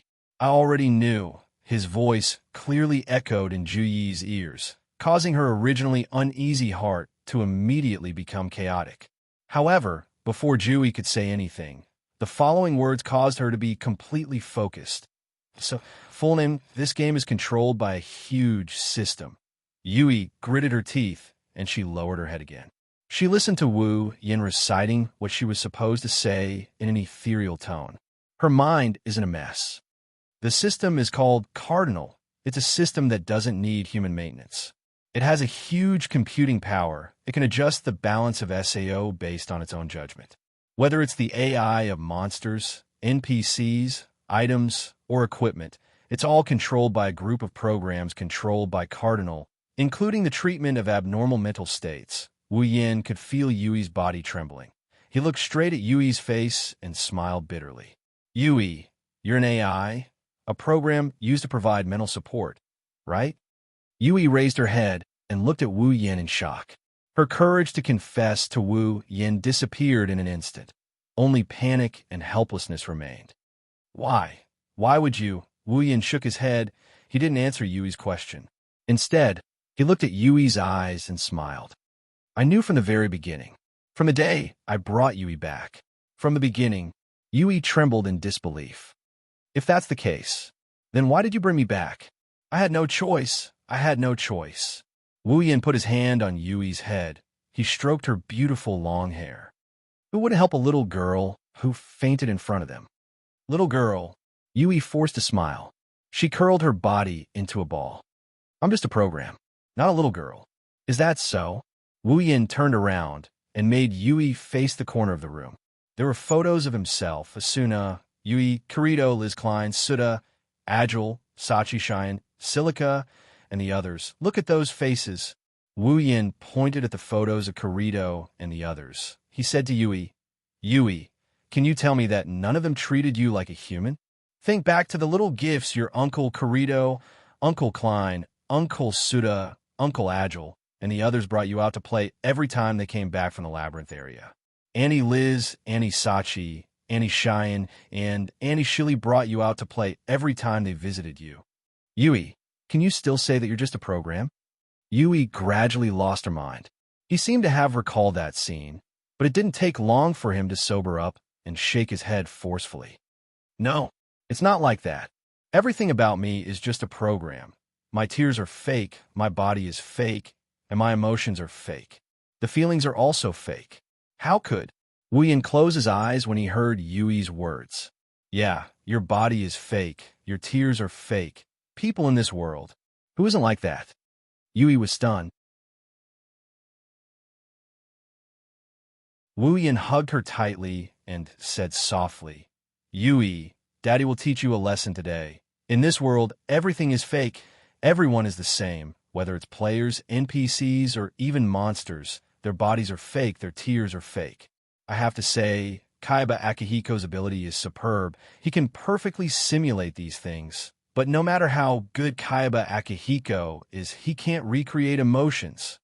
So, Yui, in this world, everything can be fake, but emotions can't be fake. Wu Yin smiled and pressed Yui's face against his chest. How is it? Daddy's embrace, is it warm? Yui couldn't help but nod. Wu Yan's smile became even brighter. So, Yui, do you like Daddy? Yui raised her head and looked at Wu Yan's face. The next moment, tears uncontrollably flowed down her cheeks and dripped to the ground. She clutched Wu Yan's clothes tightly and buried her head in Wu Yan's chest. Yes, yes, Yui likes Daddy the most, and Mommy the most. Yui's cries echoed in the silent night. Her tears soaked Wu Yan's clothes. Yui wants to be with Daddy and Mommy. I don't want to leave Daddy and Mommy. Suddenly, a figure rushed out from the hall and quickly arrived in front of the two of them. The figure hugged Yui. Wu Yin was shocked when he saw the figure. Asuna, Yui. Asuna's cheeks were already filled with tears. She hugged Yui's little body tightly and squeezed her into her arms. We will always be together. Mommy won't leave you. Mommy, it doesn't matter if Yui is an AI, an NPC, or a monster. It doesn't matter. Asuna smiled and cried at the same time. Her arms were getting tighter and tighter. I only know that Yui is my daughter. Mommy. Yui's tears flowed freely from her beautiful eyes. She couldn't stop the tears from rolling down her cheeks. She hugged Asuna tightly and sobbed as she left the room. Yui couldn't stop the tears from rolling down her cheeks. Looking at the mother and daughter hugging each other and crying, Wu Yin didn't feel good about it. In this world, the two most important people to him are crying so hard, he's sure that no one would feel good about it. Yui seemed to have noticed the pain in Wu Yan's heart. She stopped crying and wiped her face. Her tear-stained face turned into a smile. Thank you, Daddy and Mommy. I will cherish these last moments. Last moments? Wu Yan's pupil shrunk. Last moments. Asuna's face turned pale. Her eyes were filled with panic. Why? Yui's smile turned bitter. She hugged Asuna's neck. Currently, Aincrad has cleared the 98th floor with the help of the current players. As long as we clear the next 3 floors and defeat the 100th floor boss, we'll be able to clear SAO and leave this world. Yui looked at Wu Yin and Asuna. Her eyes started to lose focus. 3 years ago, SAO underwent a huge change. It changed from a simple game to a game of death. Since then, the players started to feel fear, despair, and hatred. The game was filled with negative emotions. Even though the people around Daddy and Mommy started to face this world, leaving this world has become everyone's wish. Daddy, Mommy, you will leave this world sooner or later. Yui looked at Wu Yin and Asuna with longing. I'm just a program. I can't leave this world. Asuna's face turned paler and paler. She covered her mouth as she started sobbing. Wu Yin, on the other hand, laughed out loud. Yui. Wu Yin hugged Asuna, and Yui, he said, "Don't worry, Daddy has a way." Papa. Yui flinched. Asuna also looked at Wu Yin when she regained her senses. Yin, don't worry. Wu Yin hugged them tightly. You just need to trust me. Asuna and Yui looked at Wu Yin in silence. Then, they nodded with a firm expression. You're tuning into the Romance Rendezvous YouTube channel. We're so grateful for your support, and don't forget to subscribe to join us on this incredible journey through captivating stories. Your generosity through donations truly makes a world of difference, as it's the primary source of revenue that allows me to expand and enhance this channel for you. Thank you from the bottom of my heart for being a part of this adventure.